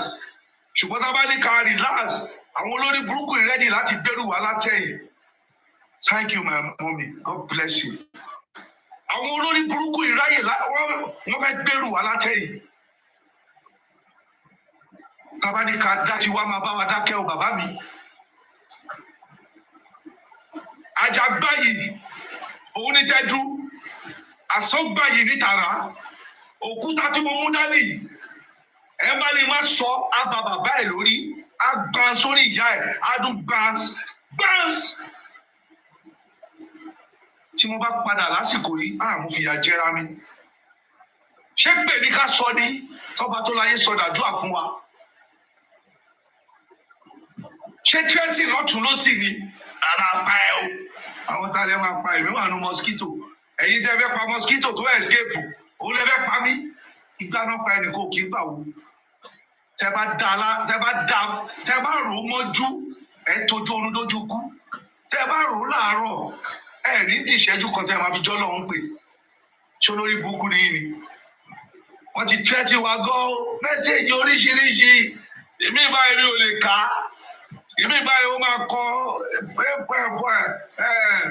A4 yẹn àbí A4 náà pè àbí kí ló pe ìwé yẹn ó máa kọ kún báyìí máa wò pé kí ló ṣẹlẹ̀ ṣé mi àti ẹ ṣé ajọ́ ń jà sílẹ̀ ni kí ló ṣẹlẹ̀ ṣé tó ipò fẹ́ ṣépè náà àdàbí àbí wọn o àdàbí àbèrè o àdàbí àbí wọn o àdàbí ti ń bí jòsíkọ ẹ̀yin ní jòsíkọ nítorí ẹ̀ ló ṣe lọ ṣe lọ́dọ̀ olórí burúkú láti tó ń rọjú bí balí kọ̀ọ̀bọ̀n yìí ọba àwọn olè island ní Dublin torí ẹ̀ ló ṣe lọ ṣe lọ́dọ̀ olórí àdàbí eléyìí gan ló yẹ kó máa pè ní àdàbíà ọba àwọn àdàbí olórí burúkú àdàbí á bí gbogbo yín lẹ́yọ kọ̀ọ̀kan bínibíní á bí yín bèrèbèrè á bèrè lọ́wọ́ yín tó bá jẹ́ pé bó ṣe ń ṣe nìyẹn tó fi rí bó ṣe rí tó bá jẹ́ pé báwọn tàná ṣe ṣe nìyẹn tí wọ́n padà fi lábọ̀ rí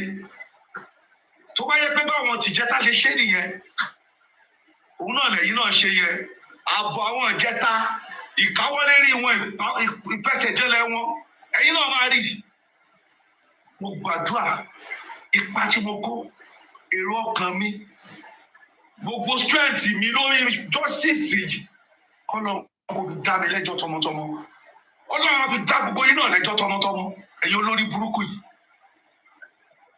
Ọlọ́run á fi dá yín lẹ́jọ́ tọmọtọmọ lọ́jọ́ àìsùn lọ́jọ́ àìwo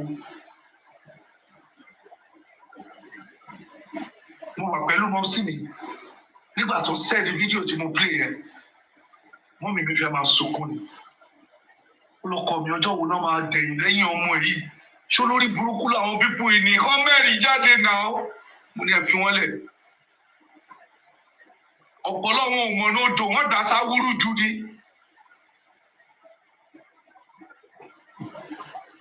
èyí tó bá fẹ́ kú nu yín àyè wà láti kú less than 24 hours náà búlí olórí burúkú ṣíàmánu yẹn tó lóun fẹ́ kú ẹwẹ́ tó lóun fẹ́ kú lánàá ó wá sí ṣòórí aries. Ọ̀túnba ẹ má bínú sá ẹ bá mi wẹ́kọ̀mù gbogbo wọn o pátápátá ló ti dé ẹ ṣáàbà mi kí wọn kọ́ káàbọ̀ gbogbo wọn náà ló túwítò ẹ bá omega gan ti rí wọn ti kí wọn látẹ̀kọ́ pé kọ́ káàbọ̀ èmi náà ti rí wọn ẹ má wò lẹ́ ṣe o ọ̀rẹ́jì ni wà o ẹ káàbọ̀ o ọ̀rẹ́jì wà ẹ ṣáà ló kù wọn lọ́ríjìn bẹ́ẹ̀ ni sá èyí tó bá kú òun yín àsáporí gbárígbá yìí ní tọ́ka ẹ dúró síbi tẹ́ ẹ wà yẹn kẹ́ máa pa wá táàpù ẹ bá fẹ́ ṣòfò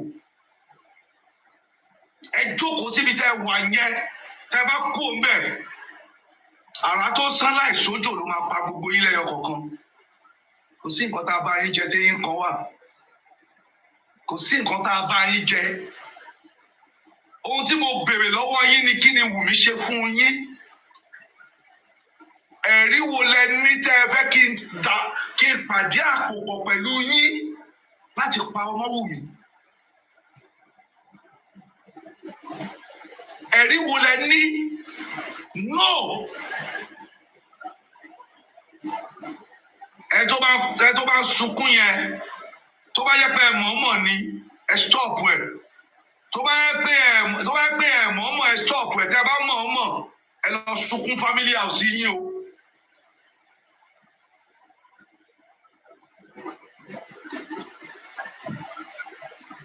ẹ máa bọ̀ ẹ sọ tọ́mọ̀wùmí ṣe fún yín tẹ́ ẹ fi fẹ́ pa á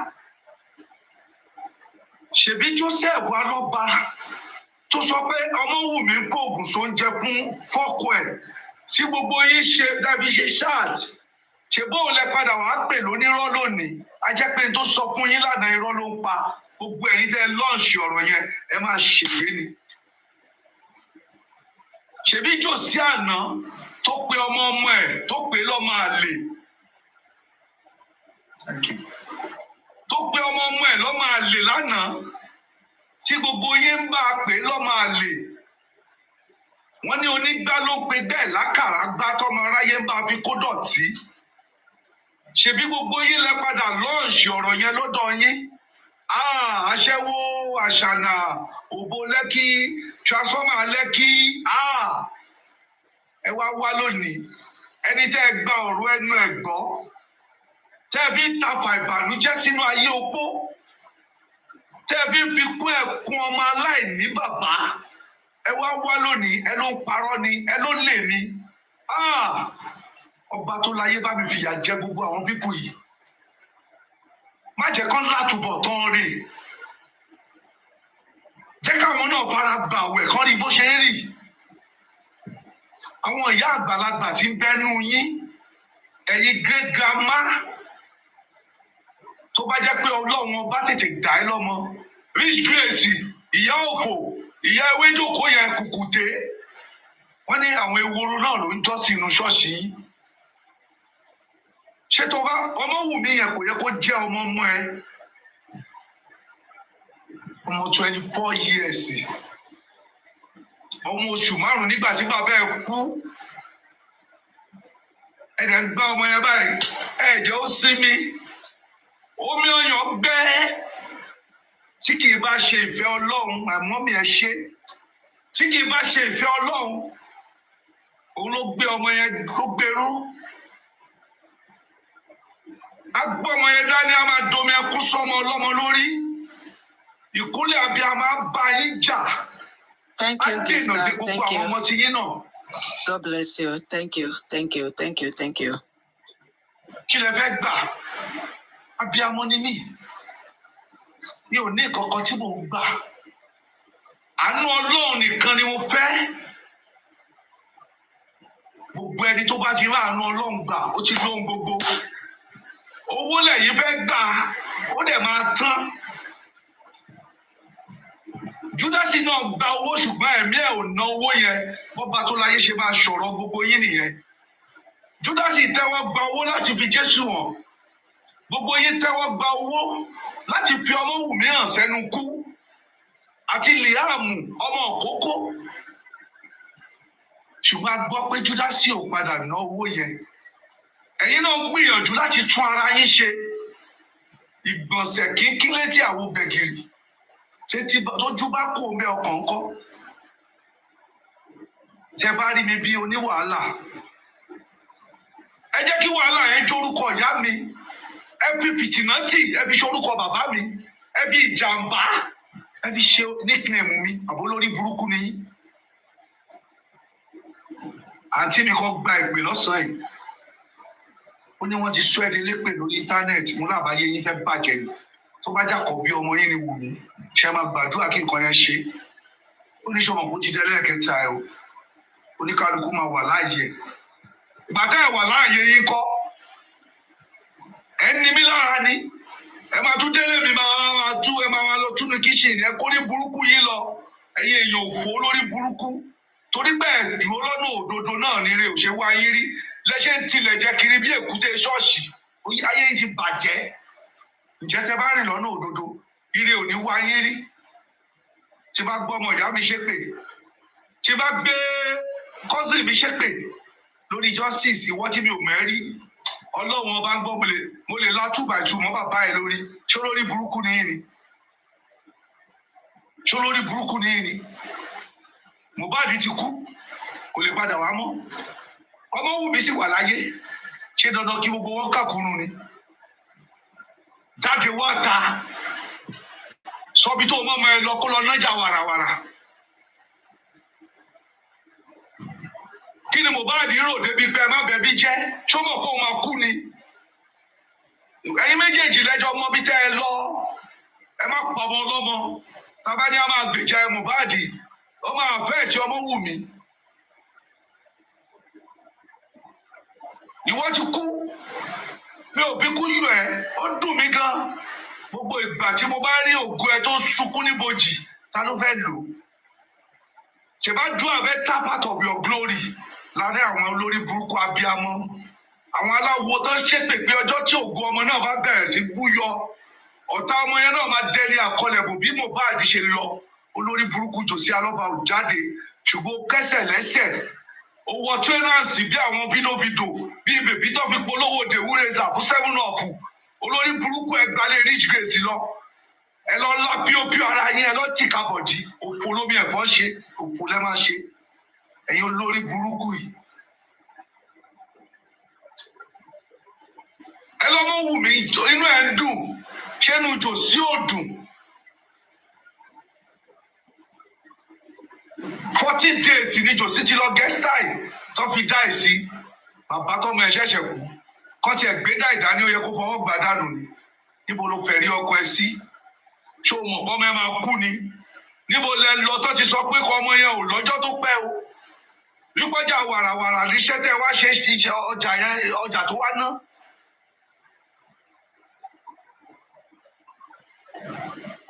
Níbo lẹ lọ tó ti sọ fún ẹ pé Mohbad ò ní pẹ́ lórílẹ̀ tó ṣe sáré gba kámú lórí ikú ẹ̀ àkọ́kọ́ tọmọ yẹn kú ó gba kámú olórí burúkú abiyamọ ló máa gbọ́ pé ẹran gún ọmọ ẹ̀ lọ́rùn tó máa lọ sí bí ò tiẹ̀ ṣe question kan ta ló gún ọmọ yẹn lọ́rùn.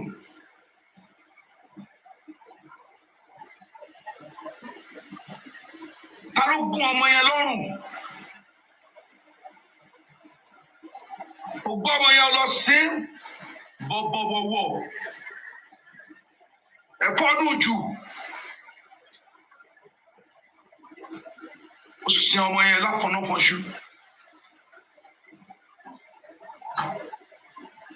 ẹ̀dá kọ́ńkéré bò bí a torí pé sìmẹ́ǹtì chip ń gbà yẹn ni bí àgbàtọ́ ń ta sìmẹ́ǹtì 9,000 bí a ẹ̀ ní sin ọmọ yẹn ẹ ṣáà náwó Davido bó ṣe rí wọ́n dẹ̀ kó yòókù lé ẹ lọ́wọ́ 1 million ẹ lọ ra parking case ẹ fi sin ọmọ ọlọ́mọ wọ́n ṣe máa ṣòkú gbogbo yín lábàṣà nìyẹn ẹ̀yin olórí burúkú yìí ẹ sin ọmọ yẹn bí ajá ẹ sin ọmọ yẹn bí ẹran ẹ lè dé ọkàn fún ọmọ yẹn ní befitting burial àwọn ẹgbẹ́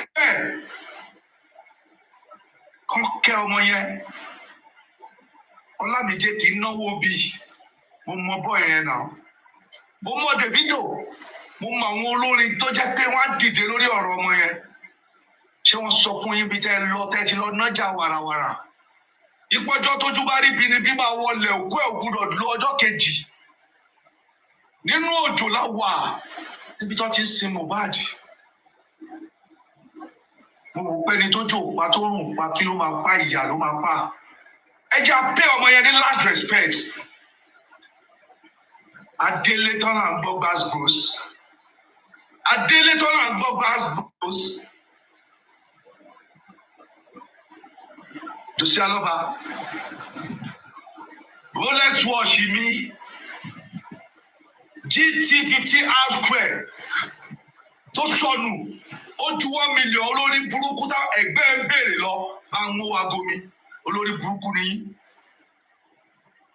máa ń mú aago mi tó lórí burúkú chem olórí burúkú mú ìwà ẹ olórí burúkú mú ìwà eléyìí bíi sọ́bẹ̀ olórí burúkú àgbà òsì onígbèsè ayé rádaràda tó bá lè máa béèrè 1 million tó ná níbi òkú ọmọ ẹgbẹ́ àbọ̀mọ àbúrò ẹ̀.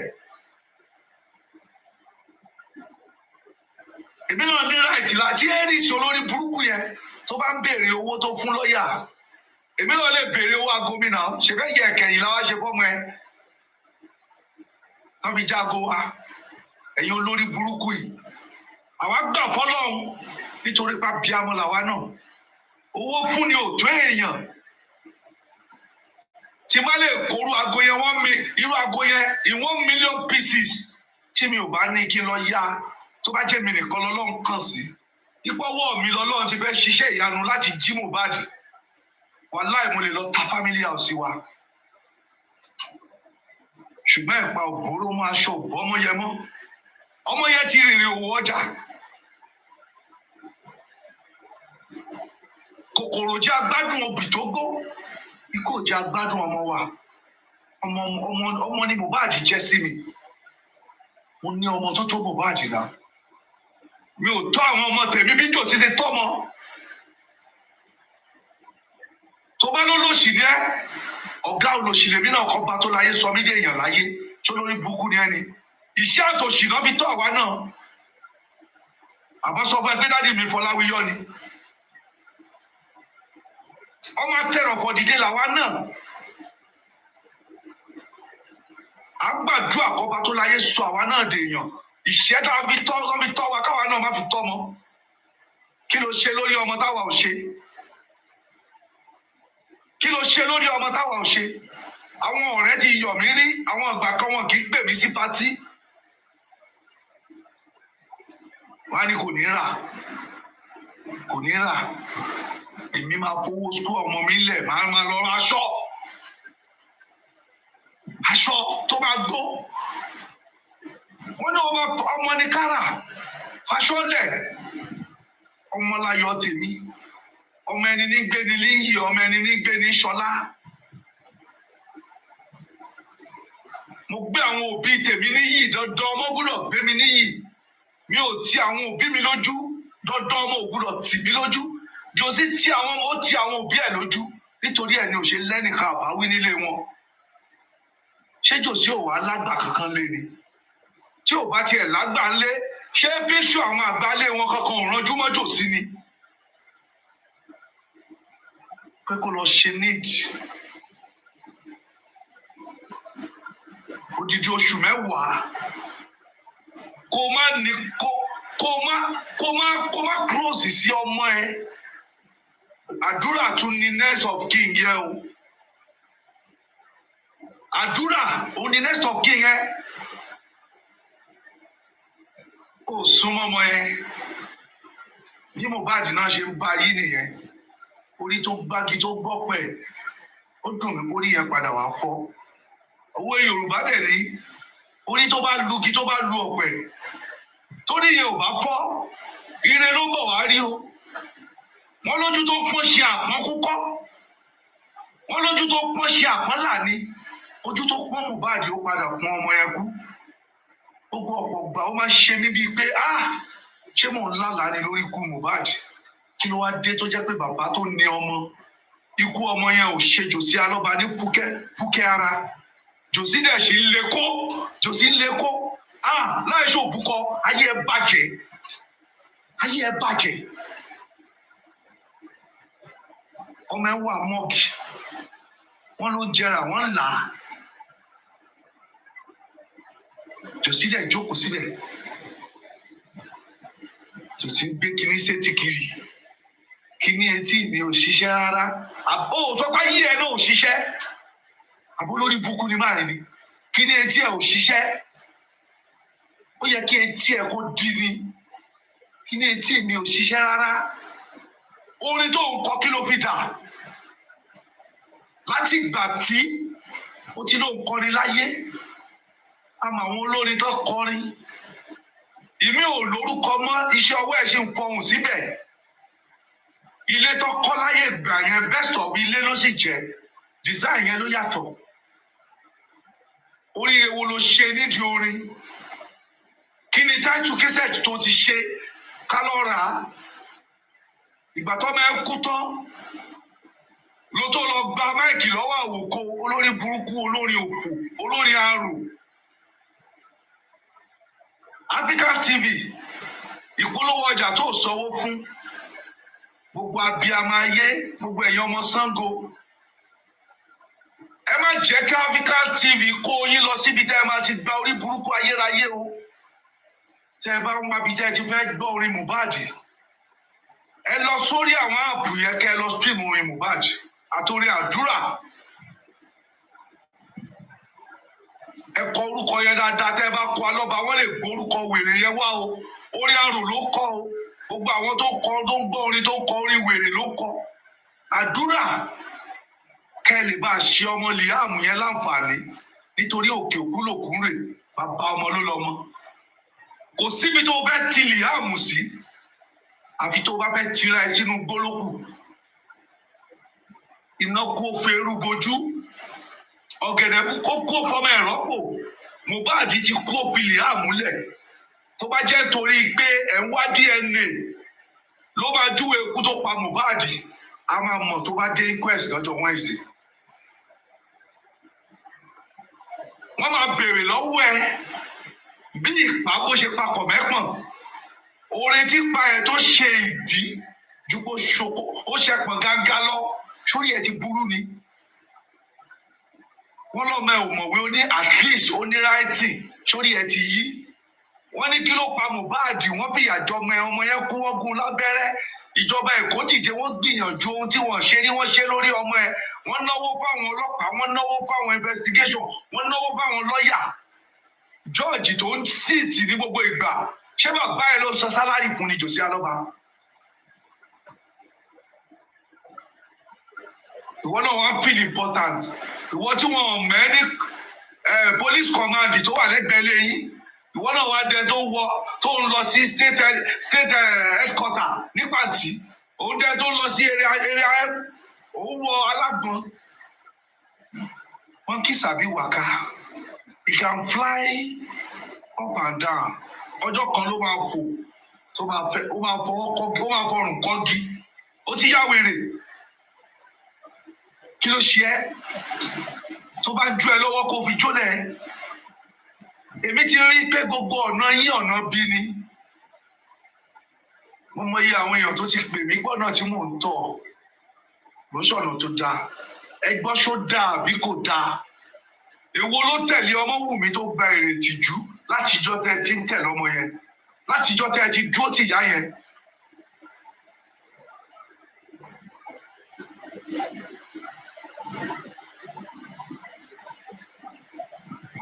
Látijọ́ tẹ́ ti ń tẹ̀lé ọmọ yẹn? Ẹ̀gbọ́n mi náà ṣe èwo nínú yín ló gbèrè tìjú? Ẹ wo bẹ́ẹ̀ ṣe gbèrè tìjú lọ́dọ̀ yín. Ọláyẹnjẹ máa bọ̀ lókè o. Ẹ bá mi bík Ọláyẹnjẹ sókè mọ́ mi down cell. Gbogbo yín ẹ wá gbèrè tìjú. Látàárọ̀ tílẹ̀ bá ti mọ́ Ẹ́rìsì ìjẹta láti àárọ̀ kùtùkùtù. Òun ni Ẹ́rìsì ti wà lórí chat. Kò dẹ̀ ní ọ̀rọ̀ kan tó níláárí tó sọ bí almost 40 something hours ju orí burúkú ọ̀rọ̀ tán sọ lọ. Ẹ lọ sọ́dọ̀ Láti Alágbògbẹ. Ìyẹn tiẹ̀ tí wá di bàbí àńlá báyìí. Ẹni Ọlọ́run bá bùn kó bùn Láti o. Tó bá rí báwọn ẹ fẹ́ kàsì ẹ̀ àná wá pàdé ńlé ńlá. Ẹ wo bíntín. Gbogbo tó sọnù lọ́wọ́ ẹ̀ gbogbo ìgbà tó fi wà lẹ́wọ̀n. Ó fẹ́ àkọ́ ẹ̀ lẹ́ẹ̀kan náà. Ẹ máa pa owó tẹ́ ẹ máa padà lọ ná lẹ́wọ̀n o. Jọmọ̀ pé ó ní fried rice ló ń jẹ. Kó lè máa jẹ ṣàwámà lélẹ̀ tó máa padà yìí. Toró lórí burúkú ni gbogbo yín. Ẹ̀yin náà lọ́wọ́ nú ìbànújẹ́. Ẹ wà nínú ìbàjẹ́ ohun tó ṣẹlẹ̀ lónìí. Gbogbo yín lẹ lọ́wọ́ bẹ̀. Kò sí kankan nu yín tó máa ṣe bí èèyàn gidi. Gbogbo ẹ̀yin tí mi ò kí ń dárúkọ yẹn. Mi ò gbàgbé yín o. Ẹ máa rí i pé mo máa ń kó yín pọ̀. Mo máa ń fi yín sínú bákẹ́ẹ̀tì kan. Gbogbo ẹni tó bá ti tẹ̀lé Jòsí Alọ́ba ní ìṣẹ́jú kan, wákàtí kan. Gbogbo yín ni gbogbo tí mo sọ bá wí o. Tínú wèrè kan bá lọ ń dùn pé mi ò dárúkọ ẹ. Yálà o ti bú Ọmọwùmí rí àbí Líàmù. Ó máa pasán ayé ni o. Ó máa kù fún ayé ni. Ó máa fọ̀pá òfò wá fi lulẹ̀ lẹ́yìn kùlé òfo. Ẹ̀yin olórí burúkú. Jẹ́ kí n fi yín lẹ́nu. Ó tán lẹ́nu mi ó kù níkùn o. Mi ò ní tú okùn lọ́rùn yín. Ó di ọjọ́ tẹ́ bá tó mọ̀. Tí asusu jẹ́ bá tó mọ̀ pé òun jẹ èédú mọ́ṣú. Ó dijọ́ tábùkẹ́ yé bá tó mọ̀ pé ẹrù rẹ gbé sẹ́yìn. Ó dijọ́ yẹn tẹ́ bá tó mọ̀ pé Ọlọ́run nìkan ló bá. Bóun ló máa dúró ti ọmọ aláìléèyàn. Òun ló máa ń gbìjà ẹni tí ò lè jàjà. Òun náà ló gbìjà Ọmọwùmí. Lójú ayé Wùmí. Ẹ wo bẹ́ẹ̀ ṣe ṣẹ̀ sí. Tó yẹ kẹ́ ẹ lọ túbá. Ẹ ò túbá. Kàkà kẹ́ ẹ túbá. Ẹ tún mú ọ̀rọ̀ míì jáde látẹ̀yìn. Èyí tẹ́ sọ lánàá níbo ló já sí? Ṣé èyí tẹ́ sọ lónìí ló máa ṣe sóore ni? Ọjọ́ ń gorí ọjọ́, oṣù ń gorí oṣù, wákàtí ń gorí wákàtí. Tá a bá dá 20 ọdún ó máa pé. Tá a bá dá 20 oṣù ó máa kò. ọjọ́ tá a dá ti pé ìwòye last month rèé ló dàbí pé ó máa pẹ́ lójú àlàáfíà tó péye àtẹ̀mí gígùn láàyè tó gbòòrò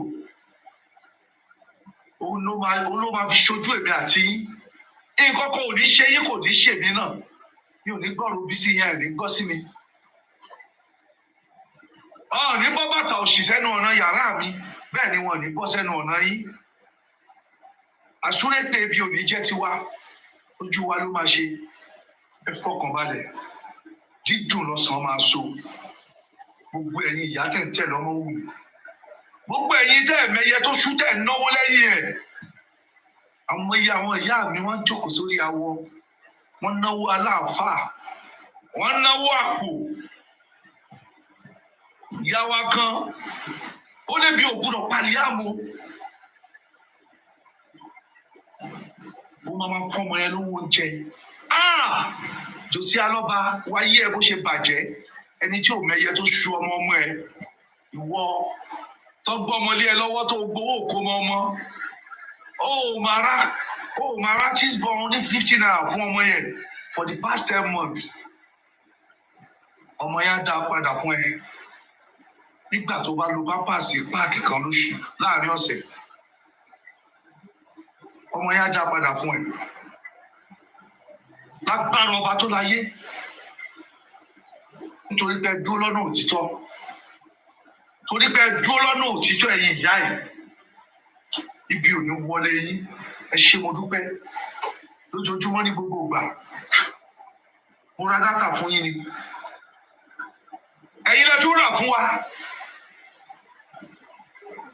kí ni mo fún yín ẹ̀yin lẹ tún fún wa nǹkan sọ̀rọ̀ wa wà tó ká ṣàdúrà fún yín ṣé kò wá tó kọ́ba tó láyé gbóhùn wa ṣàṣẹ ṣé ẹ̀ wá yẹ láàyè tó gbòòrò bí inú yín á dùn kálẹ̀ ni gbogbo ọ̀tá alẹ́ ni má dẹ̀yìn lórí ayé yín ọlọ́run ọba á dáná yá wọn wá dẹni ìgbàgbé láṣẹ Èdùmàrè ẹ ṣé mo dúpẹ́ ẹ jẹ́ mẹ́nu dákẹ́ fún ìṣẹ́jú díẹ̀ ni ó gbá lára mi kò ṣe bí ti wèrè lónìí ọlọ́run gbọ́ ẹ̀rín òun kó lòsì o wà láìkàláì ọ̀rọ̀ ṣe mí màsọ màá dẹ̀ sọ lónìí ara mi á fúyẹ́ agbára ọba tó láyé eléyìí ò ní já sọ ọmọ wa a sì wà lẹ́nu ẹ̀ àti ìlọ o gbogbo ẹ̀yin tẹ́ wá ẹ wà ń bẹ̀ yẹn o tẹ́ bá yẹsẹ̀ ń bẹ̀ yẹn nítorí pé mi ò sọ̀rọ̀ mọ́ tẹ́ bá lọ àrà máa bá yín ni o ẹ dúró síbẹ̀ kẹ́ máa power tap ṣòtíyé kẹ́ ẹ dẹ̀ máa gbọ́ ọ̀rọ̀ tó máa yí ayé yín padà kẹ́ ẹ padà sórí àwọn platform yín kẹ́ ẹ lọ sọ òótọ́ ọ̀rọ̀ tẹ́ ẹ bá fẹ́ ṣàgbákò ayé kò jù bẹ́ẹ̀ lọ mọ́ mi abiyamọ ẹ káàbọ̀ mà. ẹ kó lórí Abídèmí lọ́nà mo ń ṣe nǹkan lọ́wọ́. mọ́ mi ohun yìí máa lágbára kẹ ẹ pẹ̀lẹ́ mà olùgbàgbẹ́ ní kóòtù olórí Abídèmí. yes. mo gbọ́ wọn. olórí Abídèmí. ẹ jẹ́ káwé àwọn ókè kíkọ́ yóò má ti fàjà má ti fàjà. ẹ jẹ́ káwọn. jẹ́ kí màmá mi sáré Johnson.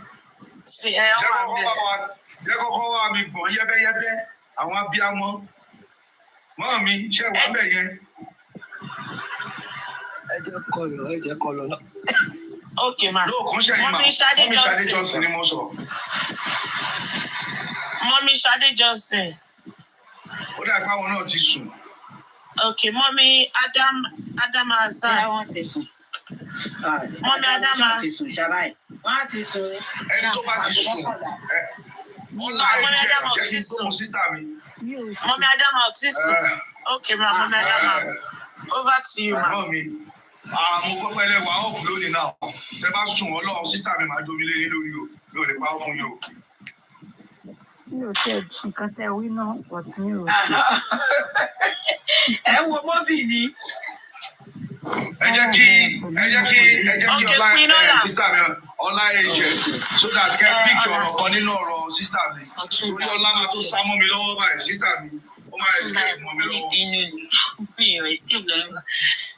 ọ̀rọ̀ Mohbad ó ti sún ọkọ mi so wọn tẹ̀sẹ̀ máa gbọ́ ọ̀rọ̀ Mohbad so tí bá ti rí pé tí mo bá ti já pápá yìí kẹ́ mọ̀ pé bàbá ti já bàbá dé láti sábà ìkọ́mọ̀ tẹ́fẹ́ máa gbọ́ because as a man ṣẹ̀mọ̀ èèyàn tó ní obìnrin méjì gbogbo rádaràda tó tún wá ṣẹlẹ̀ yẹn.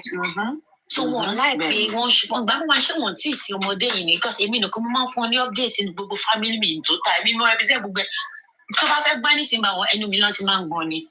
Ẹ jẹ́ kí n sọ fún yín pé the best thing tó máa ṣẹlẹ̀ sí Joseph Aloba ni pé Mohbad kú nínú gbogbo ayé bọ̀bọ̀ yẹn nǹkan oríire tó máa ṣẹlẹ̀ sí bàbá orí burúkú yẹn nípa ọmọ ẹ̀. Ọlọ́run bá ń gbọ́ ìgbà tí ọmọ ẹ̀ kú òun fúnra rẹ̀ ló lọ sọ́dọ̀ baálẹ̀ tí baálẹ̀ ò bá stop Joseph Aloba ní òru yẹn ó máa sin ọmọ yẹn without casket.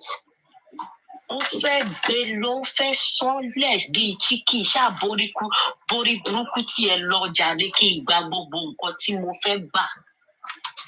Òye yín tí bàbá yẹn bá fẹ́ tọrọ bí wọ́n fẹ́ gba bí i 200,000 lọ́wọ́ jòsí lọ́wọ́ Mohbad tí Mohbad bá ní pé dáàdì 100,000 ló wà lọ́wọ́ mi sí tẹ́ bá rí èpè kàbìtì tá máa gbé fún ọmọ yẹn nílẹ̀kì ní ọ̀dọ̀ wọn yẹn tẹ́ bá rí àdúró èpè tó máa gbé fún ọmọ yẹn lórí kíni. You don't know, he felt woefully as a father. Ẹ̀yin náà ẹ jẹ́ àbò ó sọ ara ẹ̀ di Joe Bad níbo ló ti ń gbóòórùn ẹ̀. Èmi kọ́kọ́ rò bí eré ló ń ṣe ó sọ ara ẹ̀ di Joe Bad ìwọ náà Joseph ó bad. Like ó dọ́sítà ṣé bàbá ìgbà wo nìyẹn báyìí. Ẹ lọ sórí platform náà Joe Bad lọ́nà ló mọ̀ pé ta ló ń jẹ́ Joe Bad ṣe wá ṣe ọdún platform aries wọ́n ti ń gbọ́ pé Joe Bad òun náà ti di Joe Bad Joseph like Mohbad òun náà Joe Bad. Kò yẹ yín bẹ́yẹn. Pé mi Mohbad ayé mi. Ṣé bàbá lè lè? It is emotionally draining. Sometimes I just want to run away from this Mohbad issue because it is affecting people's life. It is affecting people's mental health. Èmi ò rí ilé nínú fíìmù ọ̀sẹ̀ mi ò rí ibi tí bàbá ti gbé ṣanlé ọ̀rọ̀ ọmọ ẹ̀. Kò yẹ yín mi ò rí bí ó gbé ṣanlé ọ̀rọ̀ Liam náà. Liam gangan ló bájà. Liam nìkan ẹyọkan tó fẹ́ mú kúrò. Ọmọ yẹn nìkan ló dìde bíi pé àìwọ ọmọdé yìí báyìí wò. Nítorí kíni nítorí àtẹnujẹ nítorí pé ó fẹ́ jogún ológun ta ló ní pé kí Jose máa ṣoríire. Jose níbo Jose òkè jẹ́ àṣọ níbo ló wà àgbà tí bàbá Davido ń ṣoríire.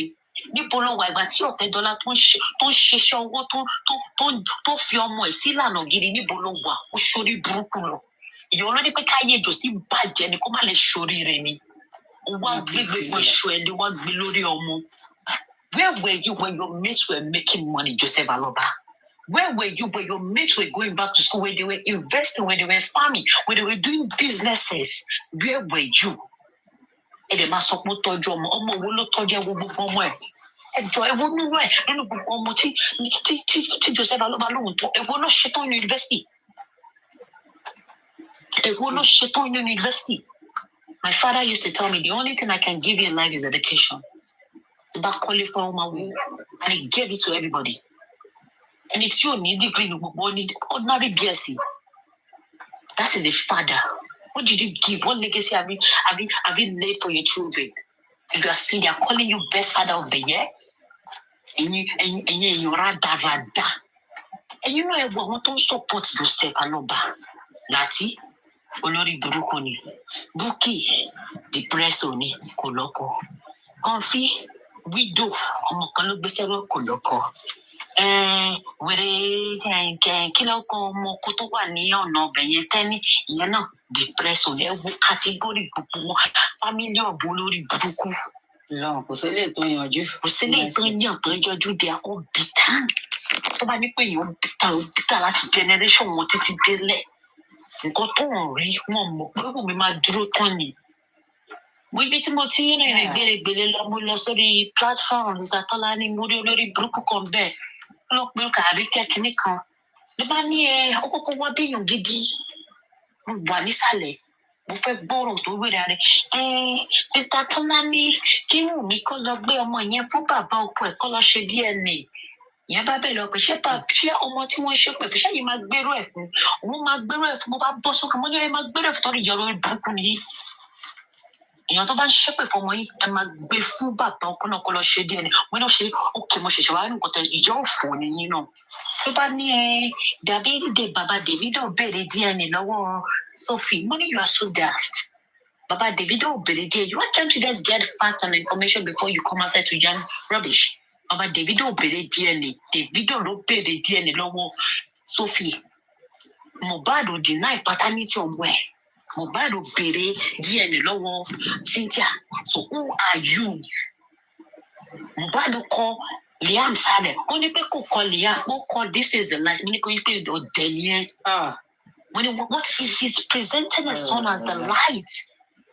People should some of them are not enlightened. Don't make Mama so if you want to go on the platform to save some daft souls. Some people they just get some shemo. They okay, I'm about what platform see. If I think about bring on all TikTok me. Oh bro, did me to say no my believe.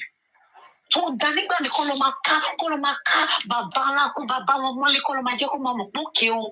Eponu afewa shi no ni. You don't get it. So they kept saying rubbish. I don't blame them. I think we have the audacity to be abusing and causing Nigeria police. Alone me want Sony tax. Alone Joseph Aloma Sony tax in Nigeria. Did Joseph Aloma see so tax really? I blame Nigeria police for not taking up this case. Who is Mohbad? Who is Mohbad's father? To question Nigeria police. I mean, just fed up. That's all. Does it show for my anyone one pure water for my own baby paternity? Okay, paternity don't is one of my deny to today. Most of me by now, most of my deny authority. Today.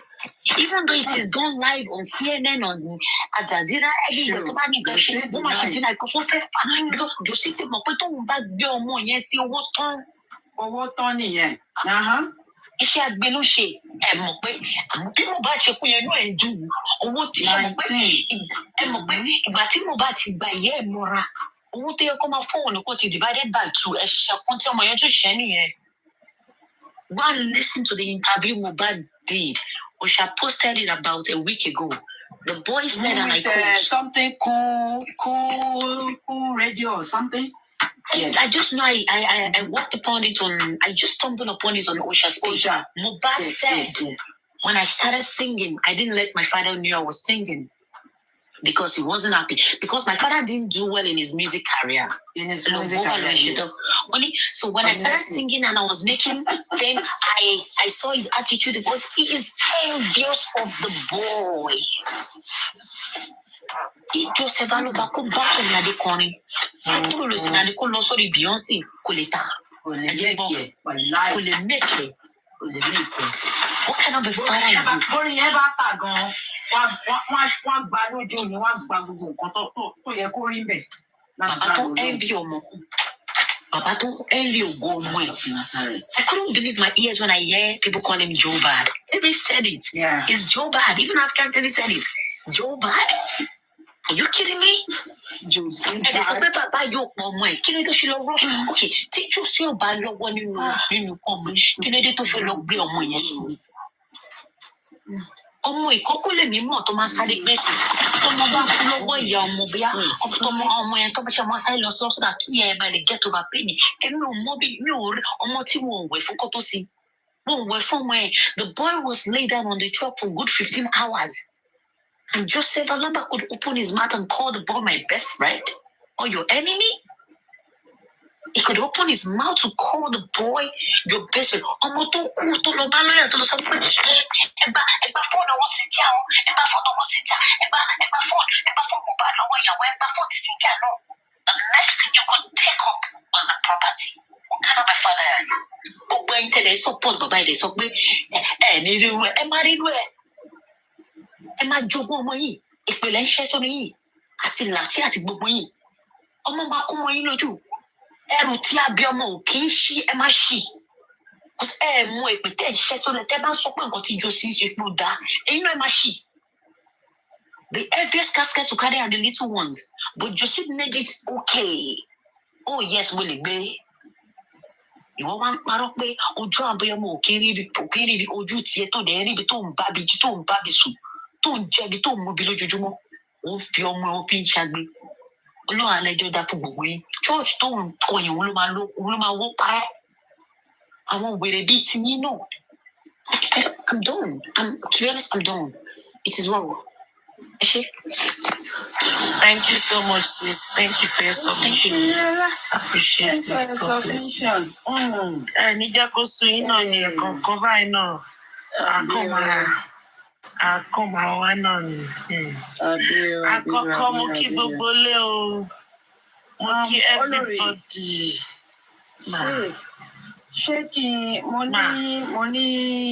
ní screen recording ibi tí mú ìwà olórí burúkú yẹn tó ti lọ instigate àwọn láti lọ́dọ̀ ẹ̀ tó ní kọ́ máa lọ ṣépù fọlọ́pàá àbí tó ní kọ́ máa drag àwọn ọlọ́pàá. Ṣé kí n play díẹ̀ ni àbí. Ẹ pin náà là ní kẹ́ play díẹ̀ bẹ́ẹ̀. So tí n bá ti play ẹ̀. Yes ma. Yeah, fún ọlá play ẹ̀ là lórí. Can never be satisfied. Gbogbo ibi tó bá ti ń ṣorí burúkú yẹn ibi tẹ bá ti fẹ́ fún jẹ ẹ kàn sọ fún mi pé pause I'll just pause then you will. Yes, ẹ jẹ́ ká máa ṣe bẹ́ẹ̀ ká lè máa because ó instigate àwọn NOPSCO yẹn sí Nigeria police ni because nǹkan tí ò ṣẹlẹ̀ tó tún fẹ́ wá bẹ̀rẹ̀ sí pé kán tó máa pé Wùmí Nigerian police wọ́n fi Wùmí lẹ̀ like honestly mo kàn ń pé kí what is this? Láàárọ̀ kùtùkùtù. Okay. Ṣé nǹkan lélẹ́yìn náà wọ́n bá wọn mọ́? Iṣu àwọn Ọlọ́run má tẹ̀ jẹ́ ká séèfù fọ́tò wèrè.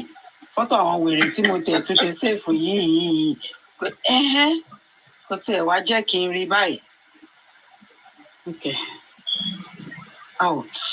Wrong place ni mo ń wò. Screenshot ni ó yẹ kí n lọ. Okay. There you go.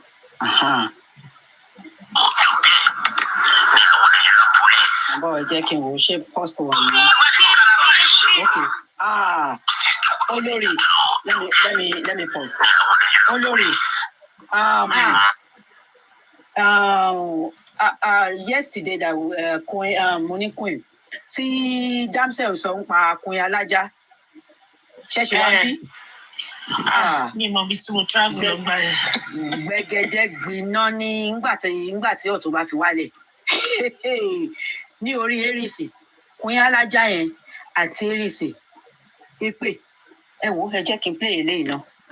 Mo ní ló bá tán lénìí, ọ̀tún bá ti kọ́ mi iṣẹ́. Okay. So, bí tí mo ti bá tí mo dẹ̀ ti bẹ̀rẹ̀ lélẹ̀.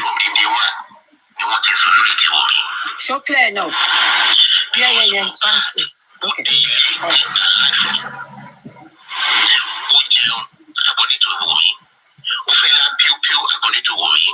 So which means people back in the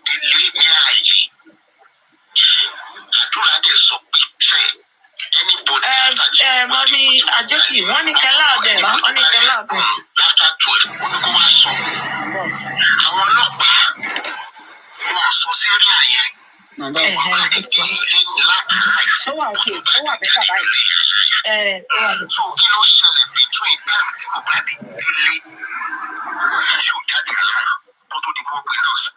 Àwọn ọlọ́pàá lè wá wọ́n fẹ́ gbogbo. Ṣé wà okay lẹ́yìn? Wọ́n fẹ́ sọ. Tù wá okay. Okay. Wait. Ẹ jẹ́ kí n yọ earpiece. Níbi tó ti lọ ṣe ṣó. Ọlọ́pàá tó hospital wà ní ọ̀lẹ́ ní kìíní. Crossroad hospital wà ní Ìkòròdú. Wọ́n gbé lọ sí hospital. Àwọn ọlọ́pàá lè wá jáde pé wọ́n gùn lọ́bẹ̀. Láti sọ pé wọ́n gùn lọ́bẹ̀ kí ni what is the evidence?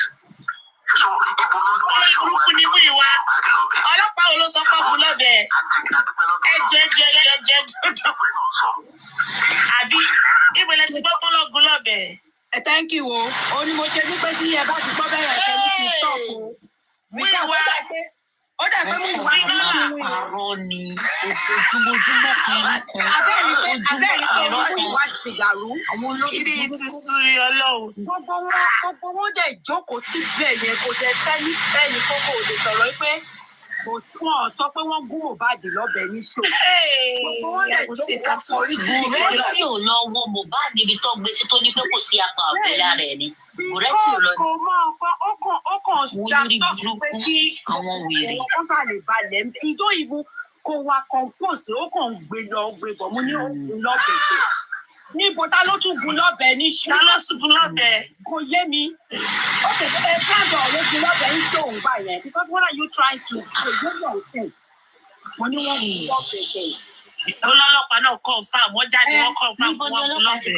Nàìjíríà police ní láti wá sọ̀rọ̀ eléyìí o. olọ́lọ́pàá náà confirm wọ́n jáde wọ́n confirm. ó ní mo ṣe ní pé ká tètè ya máa ka àwọn nǹkan yìí ká máa repeat gbogbo àwọn tó bá wá síbi ìgbà kan lè mọ̀ pé kò because I don't know wọ́n gun lọ́bẹ̀. lórí burúkú ni ó. ẹ jẹ́ kí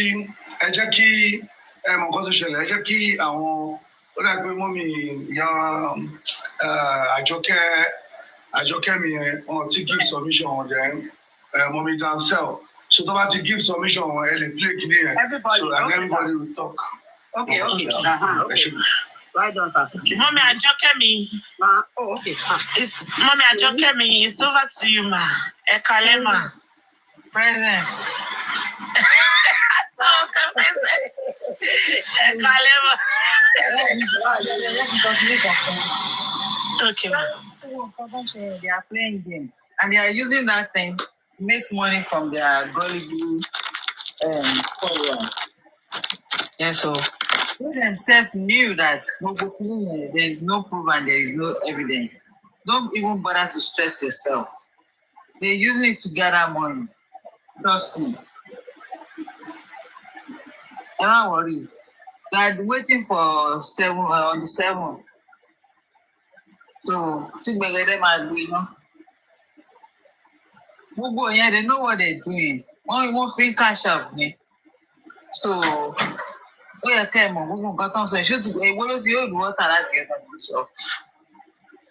Tọ́máwùlẹ̀ don't bother to stress yourself.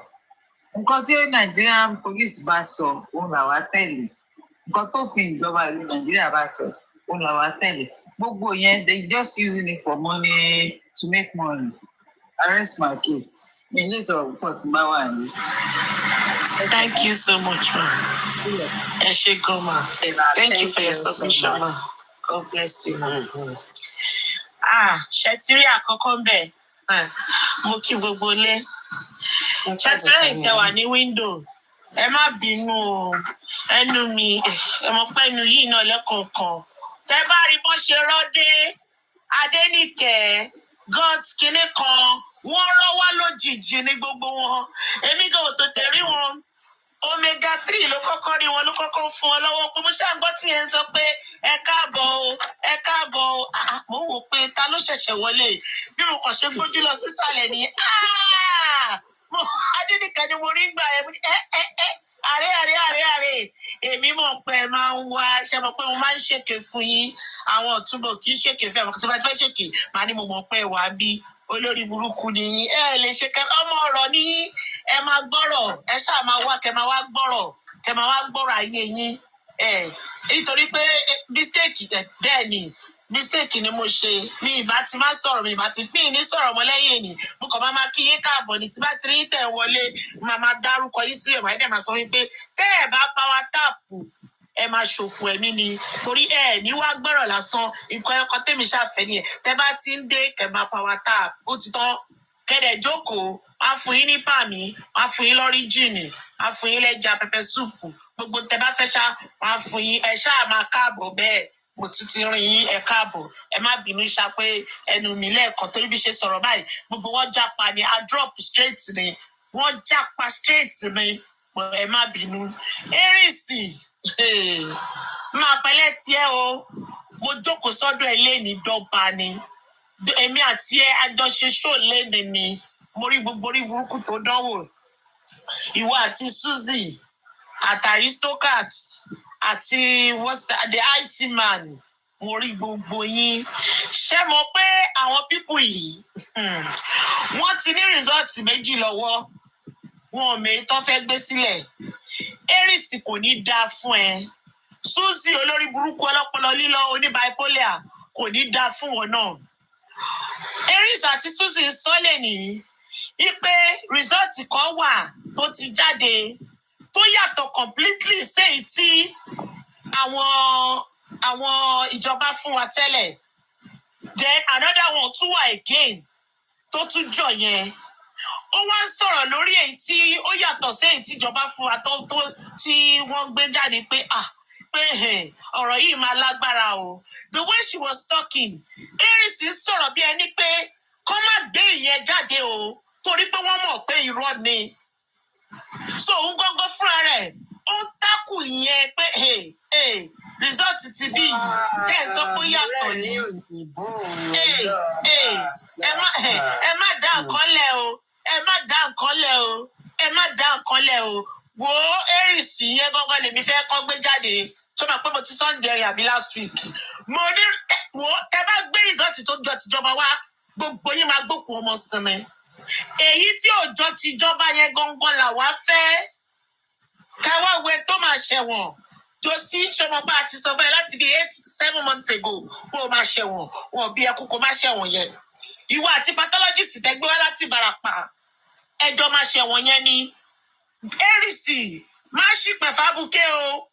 Tó o bá fẹ́ ṣorí burúkú níwọ̀n bá tó kù tọ́dún yìí máa parí. Àtiwọ́ àti Suzy olórí burúkú ní bipolar olóyìnbó fò. Iye ọmọ kọ́kọ́ pẹ̀ báyìí bó tilẹ̀ wù kó jẹ́. Kò mọ orúkọ ẹ̀kọ́ one single sentence. Olórí burúkú Suzy yẹn kò lè pronounce well. Ẹ má ṣìpẹ̀ fábùkẹ́ o. Ẹ má ṣìpẹ̀ fábùkẹ́ o Aries. Ṣó ti rí èyí tí kò jọ tìjọba yẹn tó yàtọ̀ completely sí tìjọba yẹn. Ìyẹn gangan ni kẹgbélẹ̀ o. Lord 7. Tẹ bá ti wá mú sílẹ̀ kẹ wá wo ohun tó máa ṣẹlẹ̀. Kẹ wá wo ohun tó máa ṣẹlẹ̀. African TV olè olórí burúkú lárí. Ẹlẹ́sìn méje oyó bá kété báyìí ni. Oyó oṣorí burúkú oṣẹ̀sìn. Oyó odindi àgbàlagbà. Ojókòó sórí live chat. Ó ṣáná sí kámẹ́rà. Ó wá ń ṣe bọ̀lọ̀. Ó ń ṣe bàlà. Mo ń wù ẹ́ báyìí. Ó dà pé kí n máa bì. Ó dáa pé kí n máa bì. Mo wò pé ṣéyàn lélẹ̀ ìṣá. Gbogbo yín dẹ̀ mú tán. Ṣé mo pé gbà tí Aries àtolórí burúkú Suzy tó ń sọ̀rọ̀ results, the other result of autopsy yẹn. Ṣé mo pé African TV náà ó ń ṣẹ́wọ̀n wípé kọ́ máa sọ̀rọ̀ bí ẹni pé ṣe mọ̀ pé kí African TV máa sọ pé kó fi wọ́n sílẹ̀ kó jẹ́ kó gbé yẹn jáde kó ṣẹ̀sìn. Ẹ máa ṣẹ̀sìn yẹn. Ẹ̀sìn tí ẹ̀kọ́ lélẹ̀ ẹ̀wọ̀n ní kí ló ń jẹ̀sìn. Ṣé ìṣeré ní abọ́ lórí burúkú ni? Ẹ̀wọ̀n lélẹ́yìí. Josie ẹ̀wọ̀n lẹ́ máa ṣe. Aries ti sọ fún Josie o. Ó ti ní Wema bank account ẹ̀ ọmọ audit ẹ̀. Access bank account ẹ̀ ọmọ audit ẹ̀. Wọn ò bí yín kú. Bẹ́ẹ̀ go ṣé àwa kan ti ń gbégbèsè. Josie pé òní ṣẹ̀wọ̀n yẹn mo tí rẹ̀ tó fẹ́ pín ìwò kọ́ máa rí ẹ̀wọ̀n náà àgbo ẹ̀jẹ̀sẹ̀ kò lè ṣiṣẹ́. Gbogbo ẹlẹ́rìísí náà ti takú sí pé ọmọ audit ẹ̀ torí pé Josie ń lù àwọn ní jìbìtì ni. Ṣé lè imagine Aries yìí mọ̀ títọ́ ọ̀rọ̀. Nísìnyí Aries sọ pé kọ́ má pe Liam lọ́mọ àlè mọ́. Until tó bá ṣe DNA. Wo ọmọ àlè yẹn ni kẹ́ máa pe lọ àwọ̀ give a fuck. Give a shit nípa ẹ̀. Ọ̀dọ̀ tí yín ló ti jọ́ ọmọ àlè. Lọ́dọ̀ tiwa ọmọ ìlérí olúwa Promise àti ọmọ Mọ́wùmí Cynthia òun ni Liam. Àmẹ́yìn olórí burúkú máa ṣàǹfààní ẹ máa ṣòfò. Ẹ̀yin lẹ́nu ọmọ àlè lọ́dọ̀. So ẹ continue pẹ̀lú ọ̀rọ̀ ọmọ àlè yẹn. Kò sọ́mọ àlè lọ́dọ̀ tiwa rárá. Ìyẹn dúró bẹ́ẹ̀. Ṣé wá rí láti olórí burúkú bẹ́gíbẹ́gí. Mo já sọ́dọ̀ ẹ̀ náà lé nígbà tí Múyìwá ń ṣẹ̀sìn. Tí Múyìwá ń sọ pé kọ́ máa lọ dráàgì Nigerian police. Tí ò bá ṣe pé olórí burúkú ni gbogbo yín tẹ́jọ́ kò síbẹ̀. Progress mo ń bọ̀ lọ́dọ̀ tiẹ̀ o. Olórí burúkú ò bójò sí. Aries náà ti jẹ́ ká mọ̀ lẹ́yìn pé Josie àti Progress wọ́n ń dóra wọn. Ṣé mo pé Progress tá à ń pè yìí mo sọ fún yín pé gbogbo ọlọ́mọ wá bíbá yìí. Ọ̀dọ̀ wá bíbá yìí ni gbogbo náà ti mú o. ọ̀dọ̀ wa bí báyìí gbogbo wọn náà ti bẹ̀rẹ̀ sí ní pè ní poor grace gbogbo comment section lọ́dọ̀ Harris lady poor grace ló ń pè é ẹ má bínú pé máa ń tàṣírí yín nǹkan tó ní mo ṣe ń bínú ni pé tẹ́ bá ti dé ẹ̀kọ́ máa power tap mi ní sọ̀rọ̀ mọ́ tí bá ti rí tẹ́lẹ̀ mi wàláì làzí mi ní sọ̀rọ̀ mọ́ bọ́tẹ́ ìbá power tap máa dárúkọ yín o ìdí tá a ti máa ní problem ni poor grace ní gbogbo wọn pẹ̀lú orí burúkú ìtura àtìlẹ́yìn wọn gbogbo wọn máa ń orí bíbá ẹ lọ máa ń wà lọ máa ń jókòó sí mo ṣe ń padà bọ̀ lọ́dọ̀ ẹ Paul Grace ṣẹrí láti olórí burúkú yìí ọba ayé láti ti bàjẹ́ ọ̀rẹ́ jìnnà torí pé láti lórí TikTok làwọn èèyàn sọ láti di èèyàn gidi because ní ìtì ẹ̀ mọ́ bí àwọn èèyàn ṣe ń jókòó sọ́dọ̀ láti nǹkan tó ẹ̀dọ̀ pọ̀rọ̀ wọn sílẹ̀ nìyí wọ́n lọ́dọ̀ láti sì ní kó máa gbé gbogbo information wá pé ìtìjọ́ sì fi ń jáde yẹn wípé platform láti is the biggest platform so far lọ́dọ̀ jòsí ẹ lè imagine pé kó máa pe ọ̀dọ́ láti alápògbẹ̀ onígbàrún kó máa pe ní biggest platform so far pé so sí ìsọyẹ pọ̀dọ̀ láti ní biggest platform pé so any information sí kí jòsí máa gbé wá sọ́dọ̀ láti látọ̀dọ̀ láti gbogbo ọmọ máa gbọ́ káàkiri ibẹ̀ náà ni láti ti ń tọrọ owó lẹ́yìn tí mo ìwà ń sọ̀rọ̀ lọ́wọ́ ló ní kọ́dún náà ṣáà ní fóun ní nǹkan ni kọ́ fóun ní nǹkan kọ́ fóun ní star wọn ọ̀rá star fóun wọn ọ̀rá gift fóun ṣẹ́rí pé ohun táwọn olórí burúkú yìí tó ń fi justice for Mohbad ṣe nìyẹn láàrin méjì ni o tó ti ń sọ̀rọ̀ ló ti ní kọ́dún náà wọn ní fóun ní ẹ̀ṣẹ́ wa ní fún mi kan ni ó yọ ẹ fún mi ní ẹra gift fún mi o ẹ fún mi kan o ẹ ṣe gbà kan aṣàwọ̀ kan o mú ìwà olórí burúkú dẹ̀ wá ń bẹ̀. Kò ní dùn mí fún ẹ mú ìwà olórí burúkú shame on you shame ó máa ṣòfò ní mú ìwà olórí burúkú aláyé bàjẹ́. Ó wà ń bẹ̀ nígbà tí láti ń sọ gbogbo ọ̀rọ̀ yìí mú ìwà orí ìkọ̀kọ̀ sọ sí kó tí ẹ lè rí ìkọ̀kọ̀ sọ sí nìkan tó ti mọ̀ pé partner in crime ni wọ́n láti ń ṣiṣẹ́ fún wọn sí ni òun lọ́ ṣe ń wá sọ́dọ̀ láti ní gbogbo ìgbà lọ́ ṣe ń wá tẹnubọlẹ̀ lọ́ ṣe wá ń sọ̀rọ̀ ń bẹ̀. Tí o bá ṣe bẹ́ẹ̀ ni èèyàn ní wà lórí anyway pé ìwà kò lè dùn mí fún ẹ because you don't even know Mohbad you don't even know him mi rò pé tó bá mọ̀ pé jòsí bí Mohbad o kàn máa gbọ́ pé ànígbà báyìí jòsí bímọ báyìí ni o ò mọ orúkọ tó ń jẹ́ o ò mọ̀ bóyá dúdú bóyá pupa ni débi tó fẹ́ bá sọ̀rọ̀ o wá ní kó máa drag Nigerian police wo láti ó ti ní kọ́ mú líìsì gbogbo àwọn orúkọ àwọn èèyàn wá fún ẹ ipe àwọn ọlọ́pàá tí wọ́n gbà bọ̀dẹ̀ mú ìwà sọ pé àwọn ọlọ́pàá gbà bọ̀dẹ̀ ipe wọ́n compromise pẹ̀lú Wùmí nítorí pé gbogbo kéèsì táwọn gbé lọ fún wọn ipe wọ́n sọ pé àwọn ò lè drag àwọn ò lè petition Wùmí àwọn ò lè sue Wùmí fún kankan ipe kí ló ń bo Wùmí fún mú ìwà tún sọ lẹ́nìí ipe alágbára kan wà bí kan olórí burúkú wà tó ti mọ párìndì ní ó ní ìgbà táwọn fẹ́ ṣe pathologist ṣẹlẹ̀ imagine pathologist 15 làwọn pè gbogbo wọn tó bá ti sọ pé àwọn ti gbọ́ o wípé the next thing tọ́kọ̀ máa ṣe ní pé ọmọ kan pé àwọn ni ọmọ aláwọ̀ sorry àwọn ò lè wá bá wọn conduct test yẹn mú ìwà shame on you olórí burúkú onírọ́ nìyẹn pé pathologist 15 kankan nǹkan tí mú ìwà try láti ṣe ni pé ó try láti sọ̀rọ̀ yẹn láti set record pé èèyàn kan wà bí kan o ipe táwọn pathologist yẹn tó bá ti gbọ́ pé Mohbad làwọn fẹ́ conduct test lórí ẹ̀ ipe wọn máa sọ pé rárá pé so ẹni yẹn òun ló ń pè wọ́n lóní kọ́ máa ṣe mú ìwà olórí burúkú onírú ayé ni ẹ́ kíní kan tó dàbí ọ̀rọ̀ nù gì yẹn onírú mi tí ẹ mọ àwọn tó ń fẹ́ yín mi ìmọ̀ àwọn tó ń fẹ́ yín àwọn tó ń bá yín sùn ẹ̀yin tẹ́ dàbí bẹ́ẹ̀ bí àrùn tó ń boyún jẹ́ irú yín ṣá tí o bá ṣe justice for Mohbad ẹ̀yin má ṣàǹfààní yìí ìwọ mú ìwà ṣá ìwọ ta ló tiẹ̀ mọ̀ràn yín rí ẹ̀yin olórí burúkú jàtìjàtì yìí olórí burúkú jàtìjàtì Suzy olórí burúkú tó ní kí Wùmí lọ ṣe DNA test òun àti Liam Suzy aláyébàjẹ́ tí kò yẹ pé kò sí nǹkan gidi kan báyìí tó ṣẹlẹ̀ nínú ayé wọn Suzy tó yẹ pé kò láyọ̀ kankan báyìí kò mọ̀ kankan pé kò sí nǹkan tí Suzy mi mọ bẹ ṣe dé tẹ́ bá ti dé lóyìnbó ẹ ti rò pé ó ti tán fún yín nìyẹn. Suzy can't pronounce nothing. Kò lè sọ welcome Saturday, kò lè sọ special, ìbọn ló máa takura. Ó máa gbé present fún past ni. A gbé past sí future. Ó máa gbé gbogbo ẹ̀ báyìí. Ó máa gbé kura wọn ni. Ẹ wo the same thing with olórí burúkú Bukky àfẹ́ máa sọ̀rọ̀ ẹ mọ́. Àìsàn tó wà lórí ẹ̀yẹ òun ló máa pa ẹ́. The same thing with Bukky. Oh, lè sọ no. Me understand àwọn people yìí. Irú yín lẹ máa jókòó, lẹ máa sọ̀rọ̀ kí Wùmí ṣe gbá kí Wùmí ṣàwo. Wùmí ò ní ṣe DNA yẹn. Wùmí ò ní ṣe DNA yẹn. Èmi sọ bẹ́ẹ̀ fún yín, ẹ máa kú ni. Torí kò sí kọ́ọ̀tù kankan tó máa grant ẹ̀. So àwa kò tẹ̀ fẹ́ stress ara wa mọ́. Tẹ́lẹ̀ làwọn gan sọ pé tí kọ́ọ̀tù bá grant ẹ̀ a máa ṣe. Níbi tá a ti rí ilé táwa ti rí yìí. Wọ́n ti ní a máa sọ̀rọ̀ DNA yẹn mọ́. Mo máa mẹ́nu kúrò bẹ́ẹ̀ torí mo mọ̀ pé ẹ̀ screen record. Ẹ máa lọ sọ pé àwọn tí Wùmí ló ń sọ̀rọ̀ ẹ̀. Ẹ máa lọ rán yẹn. Ẹ sọ́ di gúgúrú. Kẹ̀dà síwájú yín kẹ máa yán. Olórí burúkú ni yín. Queen ìyá aládá olórí burúkú. Aláyébàjẹ́. Wo Spendy ìwọ ló mú nọ́ọ̀sì wá.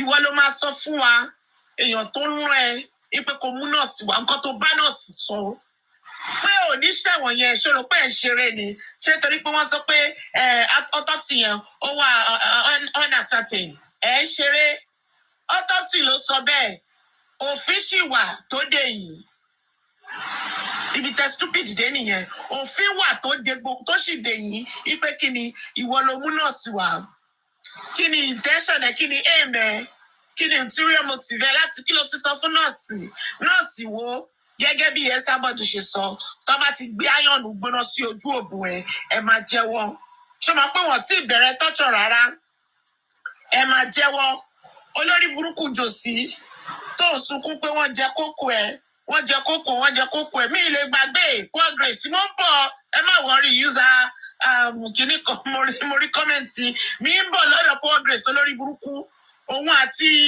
God protection àti mọmi jókèmù olórí burúkú àwọn mẹ́tẹ̀ẹ̀ta yẹn nìkan náà ni mo sì fi wọ́n sí mo ń padà bọ̀ lọ́dọ̀ wọn jòsí olórí burúkú òun sunkún pé wọ́n jẹ kókó ẹ nǹkan tó ká ẹ lára nínú gbogbo ẹ òun ní pé wọ́n sọ pé wọ́n fún girlfriend ẹ ní 1,000 African TV ò parọ́ mọ́ ẹ náà ṣebí mi bí tí náà kàn fún àmọ́ ẹ wọ́n ìgbà tán wá dé ní bàbá African TV wọ́n fún girlfriend bàbá ẹ̀yin olórí burúkú ẹ máa wo olórí burúkú bó ṣe ń pe girlfriend bàbá look at the set of fucking assholes tó máa jókòó tó máa sọ̀rọ̀ sí ọmọ òun bíi tèmi àwọn ọmọ onídọ̀tí àwọn ọmọ játijàti àwọn ọmọ tí ìkọ̀kọ̀ òbí girlfriend bàbá àwọn á fún girlfriend bàbá ní 1,000 wọ́n gbọ́ báyìí pé God what the fuck is this báwo la ṣe débí báyìí kí ni mo ti tẹ́tí sáwọn ọmọ òṣì àwọn ọmọ ọ̀ràn kíran ìyẹn ló dùn jòsí tó fi bọ́ta fún African TV kò mọ̀ pé bí tí olórí burúkú ọmọ yìí náà máa padà wá fi ìwúṣẹ̀ sí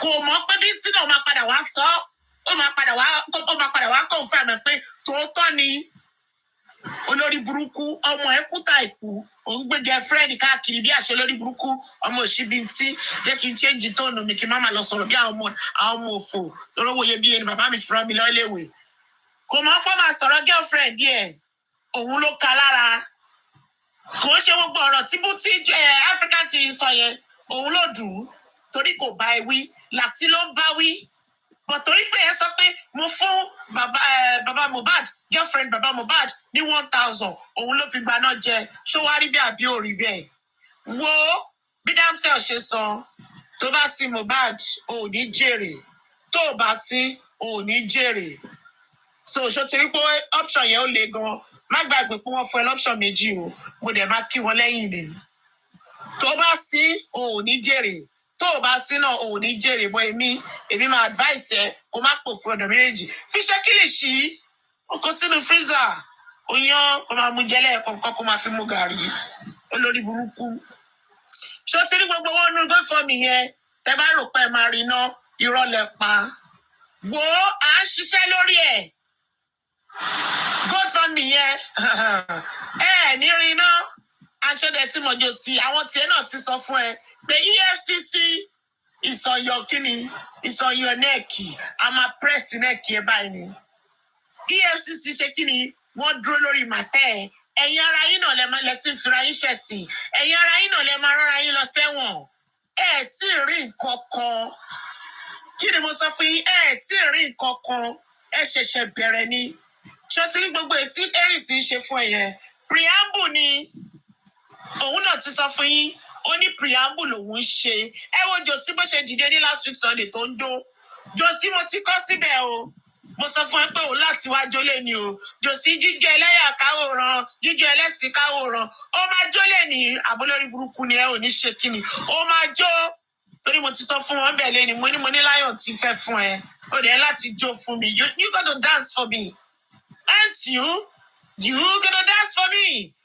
Cause mo láti fún ẹ ní Lion. So òun láti jójó ẹlẹ́lẹ́yà, òun láti jójó ẹlẹ́sìn. Mo mọ̀ pé wà ń bì báyìí. Josi láti jójó ẹlẹ́sìn fún mi, ẹ lọ sọ fún pé mo sọ bẹ́ẹ̀. Ó láti jójó ẹlẹ́lẹ́yà fún wa. So kò ní wá kẹ̀, àbólóṣì ni. Ó láti wá because ẹlẹ́sìn ni. Ó dẹ̀ jíjó ẹlẹ́yà fáwòrán ni. So tó bá ti wálé ní, kó jíjó ẹlẹ́yà fún wa, a fún ní gift. Torí pé ọmọ oníjó ni. Ẹ̀yin lẹ ní kó bọ́ta kó máa ṣẹlẹ́yà. Àwa láìkí bó ṣe ń bọ́ta o. Kò ṣe nǹkan kan láti fún gift. Kó kọ̀ jáde kó wá jó fún wa. A dẹ̀ fún ní gift. Toró lórí burúkú ni. Èmi ò rẹ́ tọ́mọ kú lọ́wọ́ ẹ̀. Tó ti bẹ̀rẹ̀ sí ní ṣẹlẹ́yà. Ní kò mourn for the rest of your life. But kò kí ń ṣe bí irú ẹlẹ́lẹ́yà tó ṣe yìí. Àmọ́ tó bá jọ mọ́ òun mi ló bọ́ tàbí MOHBAD. Ẹ máa gbẹkún mu. Ẹ máa sunkún. Bọ́mọ́ òun mi ṣe sọ. Ẹ máa kékù ni. Ní Mama Mi's voice. Ẹ máa kékù ni. Bó ṣe sọ fún yín yẹn. Ẹ máa kékù ni. Ẹ tí ì rí nǹkan kan. Wo Progress. Olórí burúkú òbójò sí. Wo Aries ti tú àṣírí ẹ̀. Jẹ́ ìṣèké fún ẹ o tó o bá tí ì gbọ́. Aries ti fi hàn lówó o. Ó ti ní kọ́ wá bóun ṣiṣẹ́ lórí ọ̀rọ̀ ẹ̀. Ó ti ní ṣége mẹ́ta làwọn máa ṣe fún ẹ. Má sọ pé mi ì sọ fún ẹ o. Ó mọ̀ pé àwọn máa ń ṣe yín lórí ń bì báyìí. Ọ̀rọ̀ tẹ́ ẹ bá tí ì gbọ́ lọ́dọ̀ àwọn tí àwọn máa ń sọ fún yín. Aries ti fi hàn lówó o. Bó ṣe máa ń ṣe nìyẹn tiẹ̀. Owó òbí Aries máa ń ná. Gbogbo owó tẹ́rìsì pa sínú àkáǹtì ẹ̀ wò bànújẹ́ ni. Owó ọ̀fọ̀ ni. Owó òfò. Owó àdánù. Owó àìsàn. Owó ikú. Aries ló nìyẹn lọ́wọ́ o. Progress má ní mi sọ fún ẹ o. Tó ná. Tó bá gbọ́ ná kó tó rà á. O ti lọ price ọjà lọ́dọ̀ Aries. Ó dẹ̀ ti sọ pé òun máa tajà fún ẹ. Wo Progress.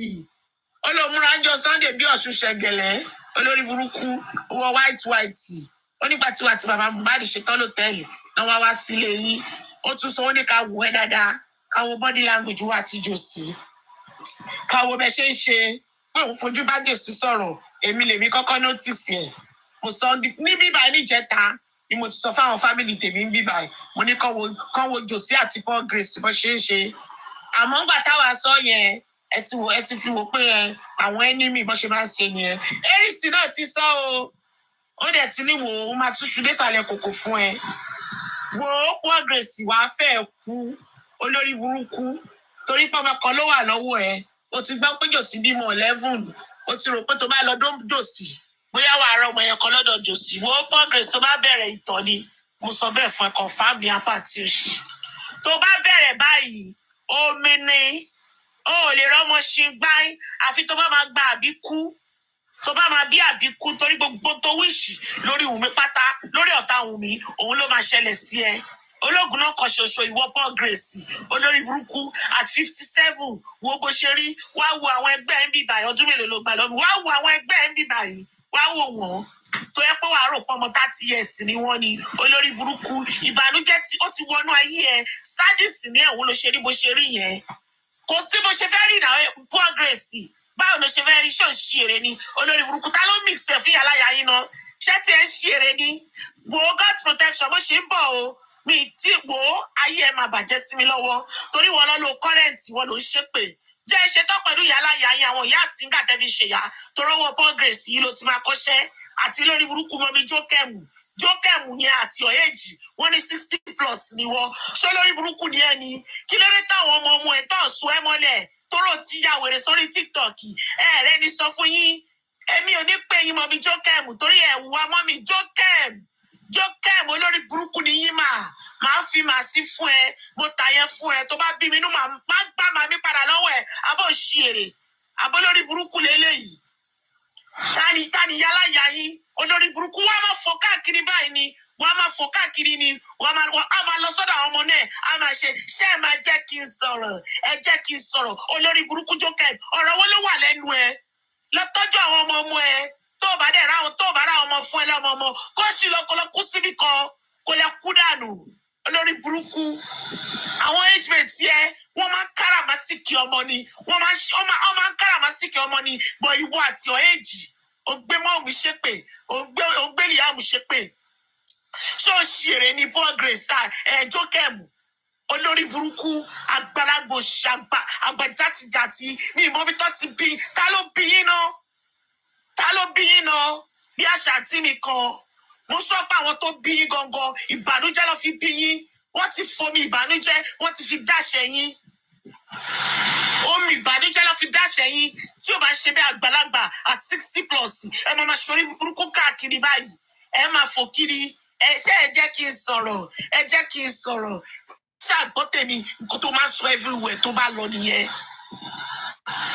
everywhere tó lórí burúkú Jókèm yìí bá lọ nǹkan tó máa sọ nìyẹn all because wọ́n fẹ́ kọ́ ṣáà notice àwọn ṣá kọ́ ṣáà mọ̀ pé àwọn làwọn wá ń di ìbàjẹ́ ṣá èmi ò mọ ibi téèyàn ti máa ń jà fún notice me nídìí ìbàjẹ́ o àwọn lórí burúkú àgbàlagbà yìí oríire káwọn àgbàlagbà máa ṣorí burúkú báyìí kọ́ máa ṣàfẹ́ kọ́ notice àwọn nídìí ìbàjẹ́ ẹ jókòó ẹ máa sọ̀rọ̀ àlùfàṣà lẹ́nu mi ìgbà wọn tó bí yín tó tọ́ yín bó bá di tí wọn bá bí yàn gan yàn máa ń túra yàn bí ni Jókèm ẹ lọ túra yín bí kẹ kó sì lọ ẹ lọ tọ́jú àwọn ọmọ yín táwọn ọmọ yín ò bá dẹ̀ ràn ọmọ fún yín ẹ jáde sọ̀rọ̀ ara yín gbogbo táìmù tẹ fi ń jókòó sórí TikTok yìí ẹ lọ bẹ lọ́hùn káwọn ọmọ yín lọ́kọ gidi kọ́ níyàwó gidi kọ́ fún yín lọ́mọ ọmọ kẹ lọ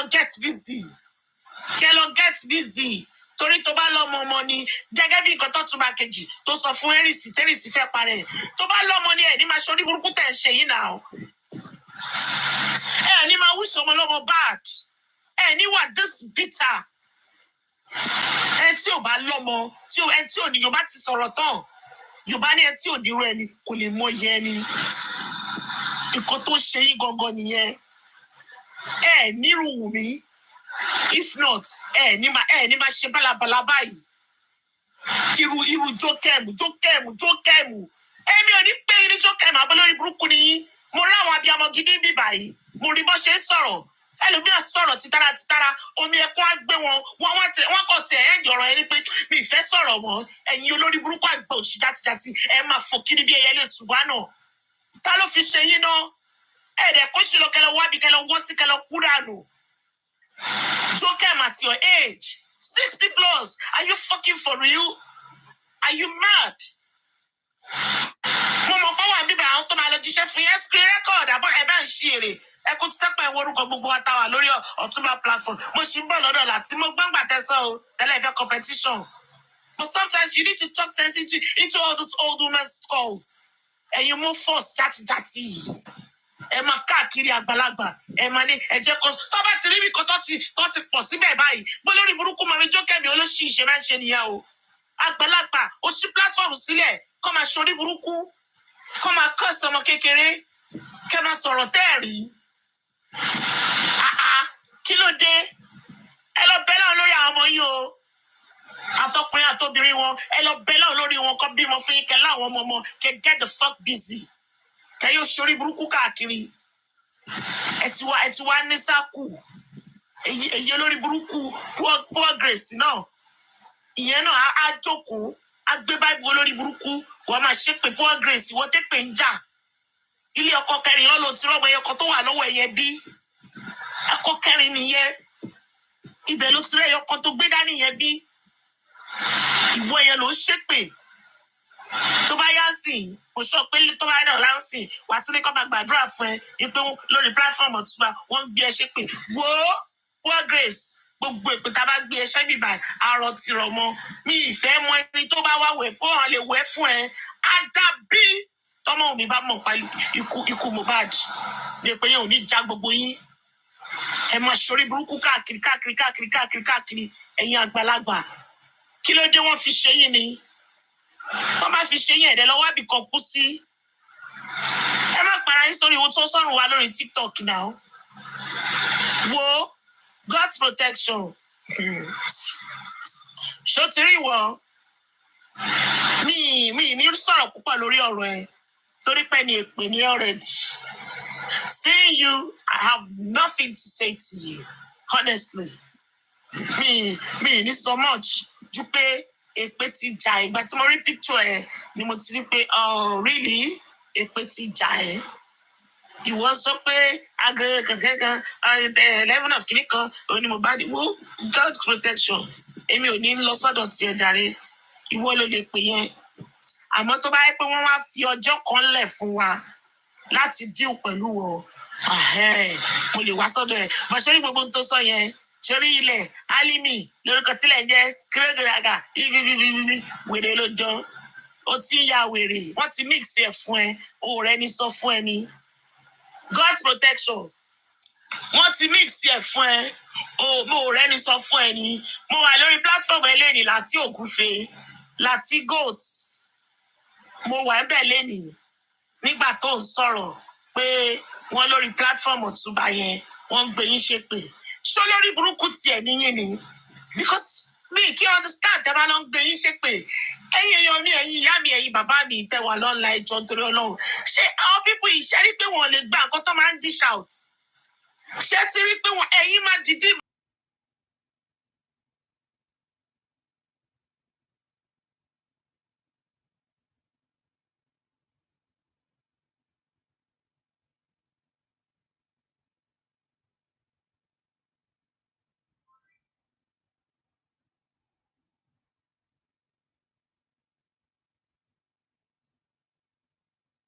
Elépè kí làwọn ń sọ bíbá tó ń dùn yìí wò ó tí ì rìn kankan ẹ jẹ́ kọ́ńdì 7 yẹn kọ́kọ́ dènà ìgbà yẹn lẹ máa mọ̀ tí ì rí pé o ṣe ti rí lè eré ọmọdé la ṣì máa ń ṣe o tí ì rí èpè láti wo ilé agbónámọ ẹ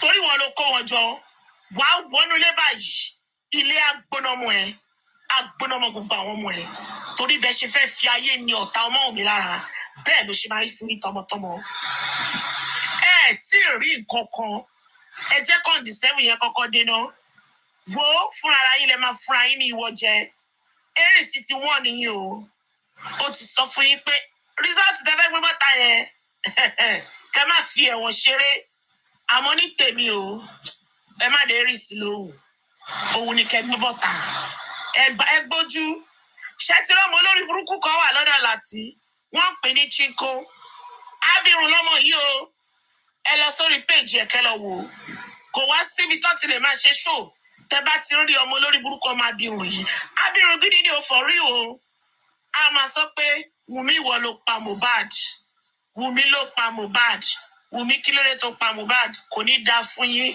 òkè Wùmí pa ó pa gbé nìyẹn kí lẹ fẹ́ ṣe sí i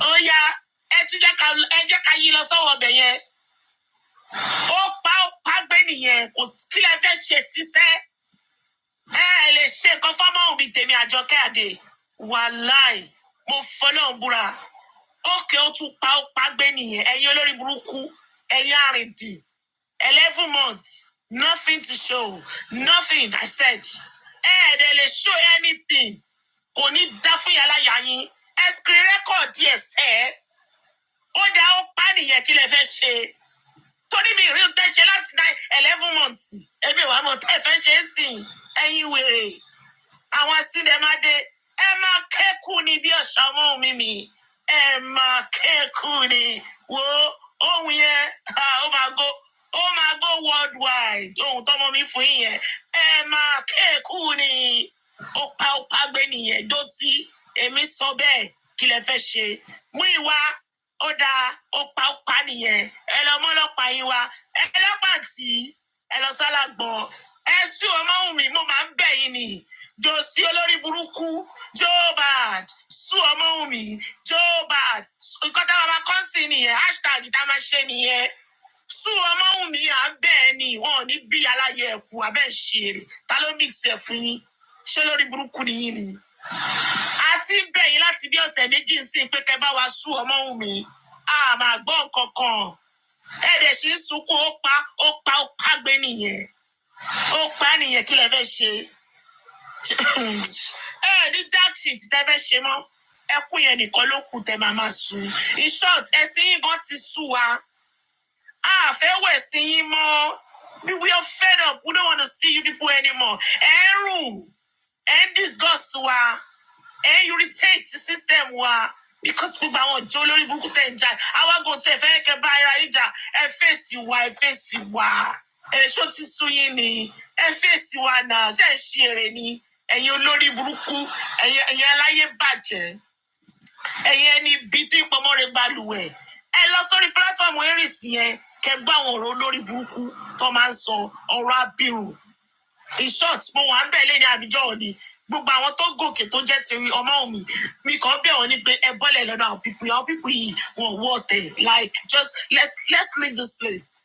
tẹ bá gbọ́rọ̀ táwọn olórí burúkú yìí máa ń sọ lẹ́nu ẹ máa béèrè pé ṣé ọlọ́run dídí dá àwọn ẹni fún àyájọ́ orú ìgbà báyìí ni because mi ì rí wọn bí human being wọ́n á máa sọ̀rọ̀ offside báyìí ni mo béèrè question kan lọ́wọ́ eris àti susie títí àwọn tèmi ní comment section gan ló ń bèèrè pé ẹ jọ sis ẹ drop ẹ má béèrè ọ̀rọ̀ ẹ mọ́ mo ní no ẹ jẹ́ kí n béèrè lọ́wọ́ àwọn people yìí ẹ jọ ṣé àmọ́ pé wọ́n rí question mi wọ́n ìdán ẹ̀ ni wọn ò jẹ́ dá mi lóhùn ní comment section ẹ wo set of àwọn èèyàn iṣẹ́ mo ṣẹ̀ṣẹ̀ rí àwọn people ìtàn ni ìgbà tí máa lọ sí platform wọn mo ṣẹ̀ṣẹ̀ rí wọn tán ni tẹ́ ẹ bá lọ sí platform àwọn people yìí ẹ ní mọ̀ pé lórí burúkú ni wọn ò worth gbogbo energy wọn ò worth anything in short yàtọ̀ sí pé bóyá ìpè tán ṣe fọ́mọ́ mi àwọn people yìí wọn ò worth ẹ̀ téèyàn dá lóhùn tẹ́ bá lọ platform wọn in short ẹ ní mọ̀ gbà tó yẹ pé orí máa fọ́ yín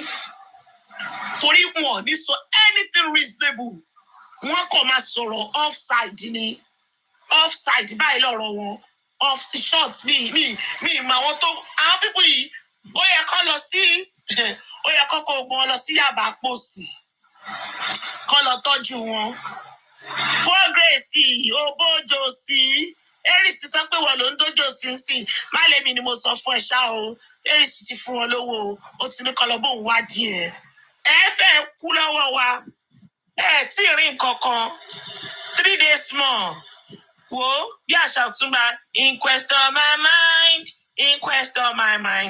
wo inquest on my mind too mo kọ síbẹ̀ náà fún ọ lẹ́nìí wo a lot of people ló kọ síbẹ̀ là ń jó báyìí là ń kọ́ pé inquest on my mind ẹ wo tẹ́ ẹ bá lọ comment section àwọn people yìí ẹ ní mọ̀ how daft they are in short mo fẹ́ lè rẹ́rìn para mi ní comment section lẹ́nìí ẹ tí ì rí nǹkan kan ẹ jẹ́ kí on the 7 yẹn dé kí protest kó má dá wọn dúró ìgbà yẹn lẹ máa mọ̀ wípé nǹkan kọlù yín ìgbà yẹn láìṣẹ̀ máa ṣaṣọ lójú eégún fún yín torí mo fẹ́ gbọ́ result tẹ́ fẹ́ mú wá èyíkéyìí tẹ́ bá mú wá àwọn wà lé gidi bàbá adúró báyìí ni bí ọmọ ogun a ṣe kí ni adúró báyìí bí ọmọ ogun ni ìgbà yẹn gangan lẹ máa mọ̀ pé ẹran tó yí báyìí òun ló ń pè láwùsá ń pè ní nọmọ àmọ́ sì a ṣì ń bá ń ṣeré ọmọdé lọ́wọ́ láti máa tún padà sọ́dọ̀ ẹ̀ jọ ìwọ àtàwọn ẹranko tó kó jọ torí láti goat ni wọn so obviously àwọn ẹranko náà ló máa kó jọ ẹ má kí petition yẹn kó pẹ́ o nítorí mo wò títí gbàtẹ́sọ mo kọ̀ rẹ́rìn ni mo bí kí type lọ́dọ̀ rú láti ẹ nílé type lọ́dọ̀ rú àwọn láti because tẹ bá type lọ́dọ̀ rú àwọn láti olúwẹ̀ máa ké ẹni kí nìdí